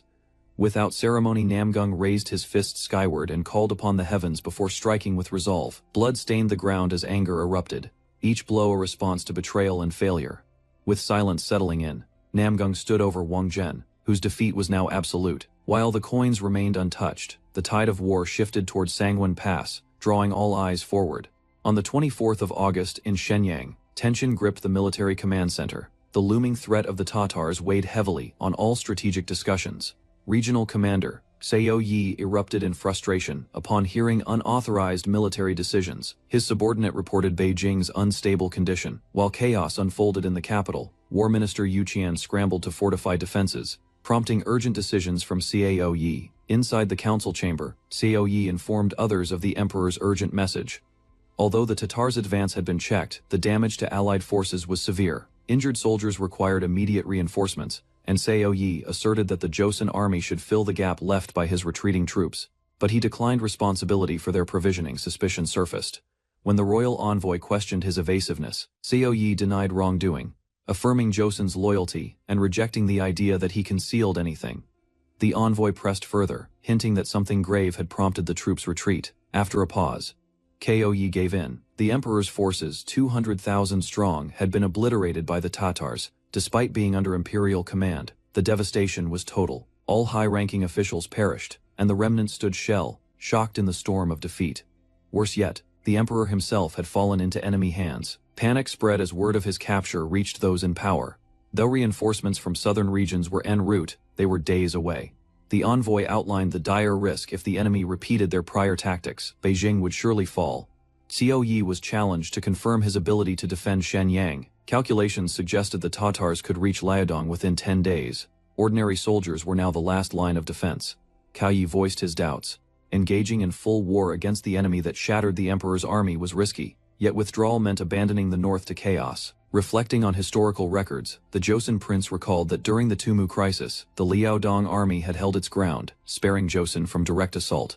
Perplexed, he questioned why the current situation had spiraled so far off course, especially since Joseon had even supplied advanced hand cannons this time. Walking alongside his advisor, he noted Commander Cao Yi's visible discontent. His advisor replied that such emotions were expected after the loss of 200,000 troops. While observing the troops, the prince noticed a soldier carrying a firearm and immediately approached him to inspect it more closely. Curious about its quality, he requested to examine the weapon. The soldier nervously acknowledged him as a prince and explained it was indeed a hand cannon. Suspicion arose as the prince examined the firearm, wondering if it truly met the standards of a real hand cannon or if something was amiss. Upon closer inspection, the prince discovered troubling differences. Size, weight, and muzzle design were inconsistent across the cannons. A soldier dismissed the differences as common variations, but his uncertain expression betrayed his own doubt. Another soldier confessed they had never trained with the weapon before. That day marked their first attempt using actual gunpowder. The troops revealed that proper training was avoided because gunpowder was considered too expensive for routine drills. Even with instruction manuals, no system was in place to prevent fatal mishaps during training. Watching the raw recruits fumble through drills, he realized the army had gone to war unprepared, holding unfamiliar weapons they barely understood. Elsewhere, inside Tyson Khan's camp northeast of Liaodong, enemy forces discussed the weakened Joseon defense. They believed their 30,000 strong force was sufficient, as Joseon's strength paled in comparison to Ming's already collapsing lines. Maona Hai, younger brother of the Khan, concluded that their elder brother had already secured overwhelming victory, with Liaodong troops barely resisting. A soldier rushed into Tyson Khan's tent, reporting that Joseon's troops had exited the city and were moving northward in an unexpected advance. Masona Hai, stunned by the news, confirmed the Liaodong army's retreat. Their enemies had chosen to leave the safety of the fortress to fight in the open. He speculated they might aim to block the enemy at Kwangshun Pass. Khan ordered its capture immediately to intercept and engage Joseon forces from the south. Khan's advisor identified the area near Tailing City as the likely battleground, awaiting further instructions. Mahona Hai asked for his thoughts, gauging his perspective on their next move. Riding a powerful horse gifted by his elder brother, the younger commander expressed confidence. Victory, he believed, was within easy reach. As the enemy approached, they spotted the Joseon camp strategically placed on elevated terrain, giving them a height advantage. Although surprised by the rampart, one commander acknowledged the intelligent positioning, which reflected experience in battlefield strategy. The subordinate warned him not to underestimate Joseon, reminding him of their prior loss to the Ming. Overconfidence could be dangerous. Amused, the commander implied that once the Ming were defeated, future conflicts between them would be inevitable. To ensure coordination, they agreed to divide their roles for the upcoming attack. Khan would charge first while the other troops provided ranged support. As the command was given, archers prepared to release their volleys, signaling the start of coordinated combat. Elsewhere, the Joseon prince readied himself behind the defenses, quietly awaiting the opening signal of battle. An officer delivered a bow and arrows, asking if the prince was confident in handling them on the battlefield. With a calm smile, the prince assured him of his skill, releasing an arrow into the sky marking the beginning of their counterattack. Arrows streaked through the sky as the order to shoot was given. Fiery projectiles soared in unison, darkening the blue sky as they descended in a deadly arc. The hailstorm of flaming arrows rained down upon the enemy ranks. Sparks burst on impact, forcing the opposing soldiers to raise their defenses in panic. Under pressure, enemy troops swiftly raised massive shields to intercept the onslaught. One commander observed their reaction with surprise, though he remained confident in their continued advance. Among the ranks, one soldier noticed something off. His sharp gaze caught a detail that made him tense, his instincts triggered by the unfamiliar threat. Before he could react further, an explosive force struck him in the chest. His armor failed to hold, and blood spurted from the fresh wound. A second later, another soldier took a fatal hit to the head. Blood erupted upward as he collapsed, lifeless, caught in the sudden chaos. Confusion overtook the ranks. Even powerful cannon shells had done less damage, yet now casualties spiked without warning, raising serious concern among the officers. Troop morale wavered as commanders fell one by one. The loss of key leaders made coordination nearly impossible, forcing the officers to reassess their position. Recognizing the danger, the cavalry issued a retreat to prevent a complete collapse. Yet, amidst the chaos, one officer insisted they could still retaliate using cannons. Orders were shouted to divide the troops for unmounted archery. Soldiers dismounted with haste, bows in hand, preparing for a coordinated counterattack. With precision, the troops fired a fresh volley. Arrows and musket fire surged toward the hidden enemy positions, under the officer's sharp command. From the ridges, gunmen opened fire in return. Smoke and heat filled the air as muskets flared, and the battle intensified. Screams of pain echoed as more soldiers were struck. The front lines faltered, blood marking the cost of each step forward. Shield-bearers struggled to hold position under fire. One warned his comrades to brace, fearing the formation might break entirely. Above smoke concealed the enemy, their visibility lost. One commander ordered a focused strike while the opportunity remained. One of the commanders ordered a full retreat. He raised his arm high, signaling all units to pull back immediately and regroup behind the main force. Dust swirled as heavy cavalry, known as the Khan's Iron Riders, advanced through the open field, positioned at the head. Their leader gave a critical order. Once Joseon fired twice, the cavalry would charge without hesitation, aiming to break the enemy's line. A panicked shout erupted from the front. Flaming arrows were spotted streaking through the air. Their glow hinted at something more dangerous. Terror spread as soldiers recognized the threat. The fire arrows weren't ordinary, they were packed with explosive force and far more destructive. Explosions burst upon impact, shields shattered, men screamed, and chaos spread rapidly. The enemy had filled the arrows with gunpowder, maximizing devastation. The enemy commander observed the carnage and criticized Joseon's reliance on ranged weapons. He considered such tactics weak in prolonged engagements. Despite the ongoing barrage, the cavalry pressed forward. The ground trembled as their hooves pounded the earth, ignoring fallen comrades. His voice boomed with a single word: charge. The Iron Riders surged forward, determined to engage in brutal close quarters combat. From a cliffside, a scout spotted movement through the smoke. He confirmed that the enemy had shifted to stormtroop formations. Orders rang out for longswordsmen to move forward. The infantry quickly restructured to counter the advancing threat. Strategists directed the gunners to retreat after their volley, preparing to reorganize behind the rear trench for the next wave. Tension rose as Joseon soldiers assessed the enemy's cavalry charge. Over 5,000 Iron Riders advanced in a pincer formation. Some feared being overrun, but others trusted their leader, the Grand Prince, believing he had a strategy in mind. With confidence in their commander's foresight, the troops steadied themselves, ready to face the overwhelming force. Warning cries echoed across the battlefield as enemy cavalry approached. Joseon's cannon squads quickly responded, unleashing a powerful volley in defense. Despite the cannon fire tearing through their front ranks, the Iron Riders pressed on. Injured horses and fallen soldiers littered their path, but the advance continued. Their commander shouted urgently to keep momentum. He urged the riders not to lose focus, even as the front ranks began to waver under pressure. Suddenly, the formation faltered. Horses began slipping uncontrollably down a slope, their hooves unable to grip the terrain as panic set in. Chaos erupted. Riders screamed, horses bucked wildly, and confusion spread through the cavalry as they realized the terrain was more treacherous than expected. Mud had trapped their advance. Calls to halt rang out, but it was too late. Many were already stuck, vulnerable to counterattack as Joseon's cannons fired again. Some soldiers began to lose hope, unable to believe their cavalry could be stopped so easily. Their faces showed disbelief at the unfolding trap, but a veteran officer reminded them of their contingency plan. He ordered the mud to be covered, so the charge could continue without delay. Troops began hauling hay and grain, layering the soft ground to create a path. The cavalry worked quickly, determined to resume the offensive. Angered by the delay, the enemy leader swore vengeance. With sword in hand, he declared his intent to crush anyone in his way. Meanwhile, Joseon scouts reported the enemy's use of hay to cross the mud. The defenders braced for the renewed cavalry push expected within the day. Then Joseon strategists began countering, shifting their own cavalry to the flanks. In preparation for the next wave of attack, Joseon commanders readied their artillery for defensive fire within the trenches. Orders were given to hold steady and wait for close engagement. Their general called for every soldier to prepare for direct combat. Shields were raised and swords drawn in anticipation. The front lines stiffened. Among them, key figures stood resolute. The moment of clash was nearing fast. A mounted warrior lunges into the battlefield, his descent swift and precise. Dust clouds rise from beneath hooves, signaling the start of a violent charge. Soldiers behind the barricade grip their weapons tightly, eyes fixed forward. Their formation holds firm as tension builds. With immense force, the warrior crashes into the shield line. His momentum breaks through the defense, sending bodies and weapons flying. Another enemy soldier attempts a surprise attack from behind the shield line.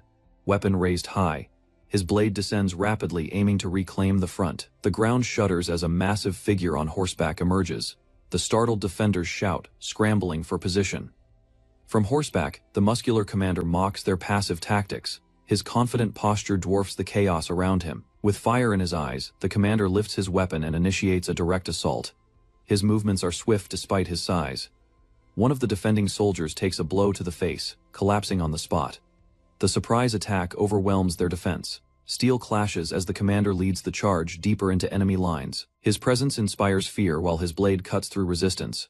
Several defenders hesitate to move forward, unsure of their orders. Panic spreads as they watch the brutal assault unfold. A warrior is launched into the air by a powerful strike. His shield offers no protection. Shock ripples through the ranks. A soldier shouts for the downed officer.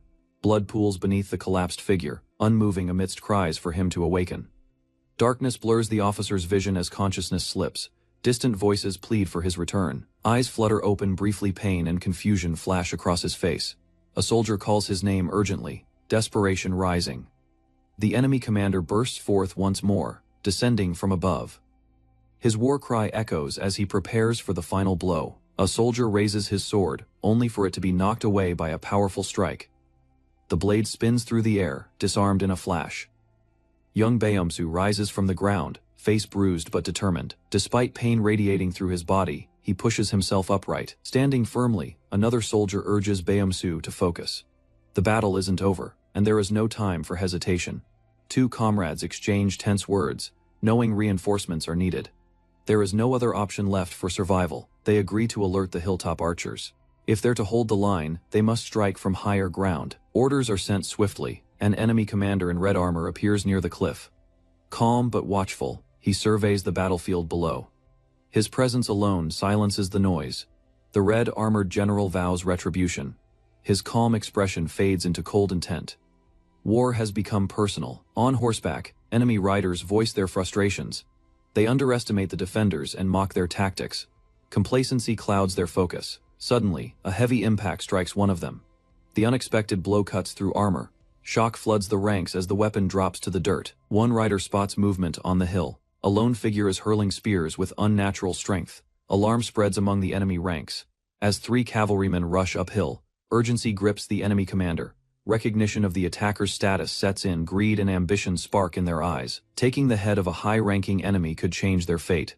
A spear hurtles through the air, its force tearing through the sky.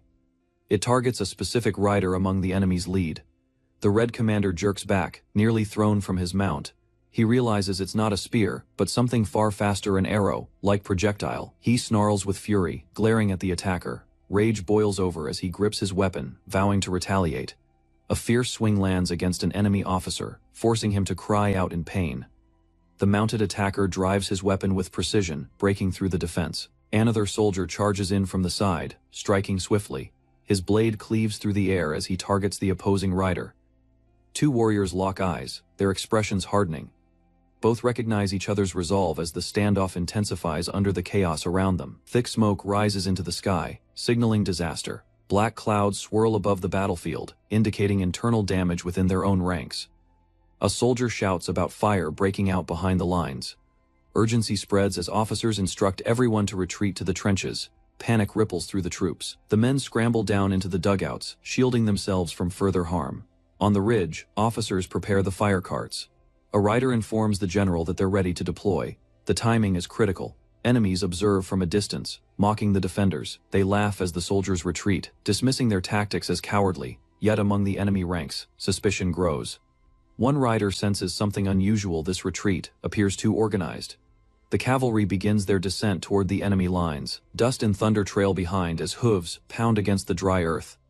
A soldier realizes the plan has been discovered. He calls for action before the enemy reaches the defensive zone. Smoke covers the area completely in the haze. The defenders ready their counterstrike, eyes focused on the narrowing path ahead. The cannons fire simultaneously, their roar shaking the cliffs. Flames burst across the sky, tearing toward the charging cavalry. Explosions engulf the battlefield. Screams echo beneath the firestorm. The surprise barrage halts the assault in a single devastating wave. From afar, an enemy commander watches in disbelief. His eyes widen as the impossible unfolds before him, utter destruction by calculated defense. A devastating volley of cannon fire tore through the battlefield as flames engulfed the enemy lines. Orders to continue the bombardment echoed furiously across the field. Amid the chaos, structures collapsed and smoke billowed, obscuring vision. The ground shook beneath the relentless onslaught, scattering debris and limbs alike. General Nam's horse remained steady despite the tremors. He surveyed the damage with a grim expression. With a raised hand, the general called for an end to the barrage. Fallen enemies littered the ground as soldiers began regrouping at his command. Troops swiftly moved to restore order to their formation, responding to the command with disciplined precision and shouting their acknowledgement. Looking ahead, Nam muttered to himself about the remaining foes, entrusting the next phase of battle to Grand Prince Suyang. As he turned back from the front, from a higher ridge, Prince Suyang observed the battlefield below. His face calm as he assessed the remaining threat ahead of him. Angered by the prince's presence, an enemy officer on horseback broke formation, gripping his weapon with seething rage and muttering a deadly vow. Launching into a full gallop, the enemy rider charged downhill toward the prince with deadly intent. Ignoring the odds and screaming his challenge, Prince Suyang's eyes narrowed as he saw the attacker approach. Their weapons met mid-charge. The enemy's wild swing missed its mark while Suyang's precision strike drove his spear cleanly forward. Blood sprayed into the air as the enemy rider was violently thrown from his horse. Suyang's victory silenced nearby enemies, who froze at the sight of their commander falling. Shock spread through the enemy ranks, while allied soldiers watched the prince with awe and disbelief. Cheers erupted from his men. Word spread instantly. Grand Prince Suyang had defeated the enemy commander, reigniting the morale of his army. One of the enemy officers realized their commander had fallen and urged his troops to finish off the remaining resistance. Yet the enemy line was entangled with Joseon cavalry, making cannon fire impossible without risking their own. As panic spread, some of the invaders tried suppressing Joseon's cavalry before the regrouped forces could mount a decisive push. Despite mounting losses, the enemy soldiers began to fall back under pressure, their momentum broken and their leader gone. Others protested the retreat, fearing shame before the Jurchen allies if they fled before the Joseon army. Still, their commander insisted on withdrawing quickly, knowing the consequences if the infantry arrived and they were caught mid-river under artillery fire. Seeing the enemy retreat, Joseon forces prepared their rocket artillery for a final devastating strike. Flaming projectiles soared across the battlefield, crashing into the fleeing troops and igniting the terrain in searing bursts. Among the chaos, Surviving enemies screamed in agony as the blast wave scattered their ranks and forced a desperate escape. From a distance, General Nam credited Prince Su Yang's leadership for the minimal losses and praised his impact on the battlefield. However, attention shifted as one of the prince's horses suddenly began charging without control, heading straight toward the cliff's edge. Alarmed, a soldier rushed forward, shouting for the prince to be kept away from the wild horse as its hooves thundered toward danger. Su Yang, steady on his saddle, realized the horse was reacting to his agitation rather than acting on its own. This particular mount displayed remarkable strength and instinct, far beyond that of a normal steed. The horse leapt from the cliffside and landed heavily on the field below, narrowly avoiding collapse as dust exploded around them. After the fierce fall, Prince Su Yang quickly remounted, clenching his sword and preparing for another clash despite the chaos. He reminded himself that defeat wasn't an option, determination burning in his eyes as he pushed forward. As his horse charged ahead, Su Yang prepared to strike, refusing to retreat even with danger closing in from all sides. Observers called out in alarm, urging the prince to avoid further risk as he crashed into the enemy soldier. The horse neighed wildly as Su Yang tackled his opponent to the ground in a cloud of dirt and fury. Pinned beneath him, the enemy mocked Su Yang, believing his fate was sealed and demanding surrender as victory seemed near. Soldiers nearby watched in disbelief as the enemy grabbed the horse's neck with bare hands in a desperate move. Attempting to assert dominance, the enemy issued a challenge to the beast, threatening it if it didn't obey. A companion explained to the prince that the horse was a gelding, a castrated warhorse, and thus likely to submit. Despite threats, the horse resisted, snorting defiantly as it sized up the man attempting control. A sudden shift occurred. The steed calmed, lowering its head as Su Yang's firm presence subdued its rage. Astonished, the surrounding troops acknowledged Su Yang's control over the once violent beast, now peacefully standing by his side. With a calm voice, Su Yang named the horse Sorgrief, sealing their bond forged in battle and understanding.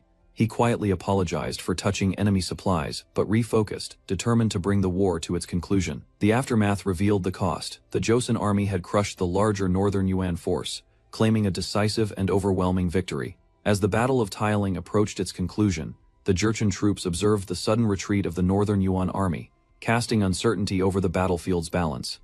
Their leader, concerned by the shift, urged an immediate decision. Delayed action, he warned, might provoke betrayal by both the northern Yuan and Joseon forces once the war ended. Among the ranks, unease settled on a commander's face. Weighing loyalty and survival, he realized inaction might soon turn allies into enemies. Elsewhere, a group debated whether to pursue Yuan leaders. Though tempting, some doubted the risk was worth the possible gains. One commander, confident in his gut feeling, recalled reports claiming the infamous Eason had already fallen, his demise supposedly confirmed. Still, unease lingered. What if the report was false? A chilling possibility emerged. Essen might still live, waiting to strike back. A handful of soldiers galloped across the plains, escaping chaos. Exhaustion gnawed at them, and their numbers were clearly thin. Their leader, frustrated by the lack of replacement horses, cursed their misfortune. Blame fell on the Jurchens. Their betrayal was swift. The moment retreat began, they turned and attacked like bandits, catching their former allies off guard. Fury burned in the heart of one commander, branding the Jurchens as dishonorable cowards for ambushing allies in retreat. He lamented the slaughter of the Iron Riders, realizing Manhwa nearly died in the aftermath. The betrayal had left them defenseless. Doubt crept in. Perhaps Essen Taishi had manipulated them with false intelligence, orchestrating the chaos from the shadows to weaken their trust. A new objective emerged: regroup and strike the Ming. The Joseon front could wait. Urgency demanded they reunite with Essen first. Panic erupted as it was discovered that the Jurchens had stolen horses and fled, but no time was left to rage. A fresh force appeared. Joseon's detached corps charged forward, their formation tight and determination fierce. Within the strategy tent, tension rose as a general questioned the idea of sparing the Khan. The suggestion disrupted the council's expectations. Discussion shifted toward Eason's legitimacy. It was agreed that without lineage from the Golden Horde, Eason could never be recognized as supreme leader. Realizing this, the commanding officer concluded that preserving the Khan's life was necessary. Only he could provide political leverage in the chaos ahead. Suddenly, a soldier burst in bringing urgent news. The Joseon detachment had succeeded in capturing the enemy Khan's convoy. Reports confirmed that the Khan was alive, and now under control. This development brought fresh opportunity to assert dominance. While some marveled at the outcome, others warned of the implications. The enemy had recognized the general's weapons. His reputation alone stirred fear. Despite his humility, the general was compared to the legendary King Taeho. His advisor countered with encouragement. To the people, he was seen as a brave and capable general, admired beyond measure. They imagined a decisive battle. If the Grand Prince personally defeated Taishun Khan, the remaining foes would surrender, easing negotiations for Joseon. Deep in the forest, loyal warriors advanced cautiously. Their mission was clear: protect the Khan and prepare for the next engagement. One warned of hidden dangers. Without cannon fire inside the trees, they suspected an ambush would greet them once they emerged. Swords were drawn. They braced for the final confrontation. Yet something felt off. Joseon's troops appeared too quiet, almost deliberate in their stillness. An enemy leader shouted challenges, mocking Joseon's claim to Mongol heritage. Rage filled the air as insults flew across the field. With pride, the Joseon warrior rode forward. His voice steady, he declared his bloodline, tying himself to the great King Yezhong. Claiming the title of Grand Prince Suyang, he stood unshaken. His presence signaled that Joseon's counterattack was no bluff, it had just begun. Taunts echoed from the Mongol warriors as they issued a bold challenge, demanding Grand Prince Suyang show himself for a proper duel before the hour passed. In response, cries of support erupted from Joseon soldiers. The prince's name rang out across the battlefield, rallying troops with fierce loyalty. Mockery followed from the enemy side. Amid their laughter, they belittled Suyang's manhood, hoping to provoke a reckless reaction with their insult. Suyang stepped forward, confident and smiling. He declared no weapons were needed. He wanted to fight barehanded in true Mongol fashion. Flexing his muscles, he referenced the traditional buk wrestling, offering to engage in a version of it to settle their conflict. Though hesitant, one Mongol soldier asked what reward awaited if he defeated the prince. Curiosity rose alongside the tension between both sides. Suyang promised terms of honor. If they won, each would receive a horse and safe passage through Guangshan Pass in recognition of their heritage. Suspicion surfaced among the Mongols. One questioned whether the prince could be trusted, doubting the sincerity behind his confident smile. Unfazed, Suyang insulted them again, asserting no Joseon man had ever lacked courage. His threat stood clear: surrender, or be crushed. One officer asked if the enemy would accept. Another replied confidently, believing they would prioritize survival and return with their troops intact. When asked about the wrestling idea, Suyang explained it was a method he had developed during training, a balance of physical and mental discipline. He practiced it with Mr. Ma as a recreational art, useful for conditioning and controlling the body with calculated strength. Clarifying the rules, Suyang explained that the match would rely on pure strength, ending once one man was pinned or on the ground. Finally, the Mongol general emerged. Recognizing his opponent, the long-awaited face of Grand Prince Suyang now stood directly before him. As their eyes locked, Suyang remained calm. His words were simple but resolute. He had been waiting for this moment all along. In the center of the field, Grand Prince Suyang faced off against the Mongol wrestler, surrounded by tense spectators from both sides. The Mongol champion roared in fury, enraged by the prince's bold remarks and insults toward the Yikmongyol Ulu's legacy. Suyang responded with calculated confidence, reminding all present of the humiliation suffered by the Mongols after their recent defeat. Mongol warriors jeered from the sidelines, urging their champion to crush the enemy and end the contest swiftly. The match began with a sudden grapple, Suyang holding firm under the pressure of his opponent's bulk and strength. Stripping off his upper garment, the prince revealed his trained physique and shifted into a ready stance to finish the fight. Charging with brute force, Taslim launched his body forward, fury burning in his eyes and muscles fully flexed. His momentum crashed into his opponent, but the technique lacked finesse, causing his footing to slip. In a swift counter, Khan seized control mid-motion, lifting Taslim cleanly off the ground with superior balance and strength. Without pause, Khan initiated a technique called the storm throw, twisting Taslim's body like a cyclone. The heavy thud of impact echoed as Taslim's frame slammed into the dirt, a cloud of dust rising beneath him. Muscles unmoved, Khan stood tall and challenged him again, demanding proof of his so-called strength. Hesitating only briefly, Taslim staggered forward, urged by a voice calling out from behind the scene. Reacting instantly, Khan reached in and executed a powerful lift, hoisting Taslim into the air. What followed was a brutal chokeslam, smashing Taslim to the ground, leaving him breathless and shaken. Above him, Khan commanded Taslim to rise, mocking the effort he had shown so far, grinding his teeth. Taslim let out a roar and stumbled forward, driven by sheer will. However, the attempt was abruptly halted as Khan's hand snatched his wrist, cutting off any retaliation. Furious, Taslim protested the move, accusing Khan of breaking the rules and mocking fairness. His words were ignored. Khan's expression darkened as he declared the penalty one final technique. After Taslim's body was hurled by the giant swing, he remained kneeling. barely able to meet Khan's cold gaze as the match drew to a close. Khan stood tall, asking if his opponent, Taslim, had the will to continue after repeated defeats. Overwhelmed and confused, Taslim stared at Khan's physique, unable to comprehend how such overwhelming strength existed in one man. Realizing the gap between them was too wide, Taslim collapsed to his knees and declared his surrender before the watching guards. Victorious, Khan raised his arms in pride, announcing that his trained body had triumphed through effort and inherited care. In the background, military leaders acknowledged his strength with loud cheers as if a major battle had been won. Lifting both arms, Khan struck a celebratory pose known as the Black Dragon, impressing everyone with his commanding presence. Back at the military camp, an officer reported the final defeat of enemy remnants to the commander-in-chief. Acknowledging the outcome, the commander predicted that the enemy factions would soon fracture beyond repair. Shortly after, an aide informed the Grand Prince that it was time to prepare for the treaty signing with the defeated force. Inside, a wooden building, Taslim sat in defeat, reflecting on the outcome and regretting his decisions. He expressed doubt over his surrender, yet confessed he preferred humiliation over death in a foreign land. The Grand Prince promised safe return, but only if Taslim accepted the treaty's terms and conditions as required by Joseon authority. Terms were laid out clearly, beginning with the need to recognize Joseon's victory and provide ransom for every captured soldier. A second clause demanded openness toward future trade, should economic ties develop later. The agreement also required a warning letter before any invasion attempt and fair treatment of Joseon at future diplomatic councils. The terms of the agreement continued, allowing the representative to be a civil servant of high rank, rather than requiring royal blood. Hearing this, Taslim tilted his head, visibly confused, unsure if the proposal was serious or a deliberate mockery. Though baffled, he admitted to accepting some of the terms, acknowledging their defeat, but questioned the demand to be treated as equals at a royal council.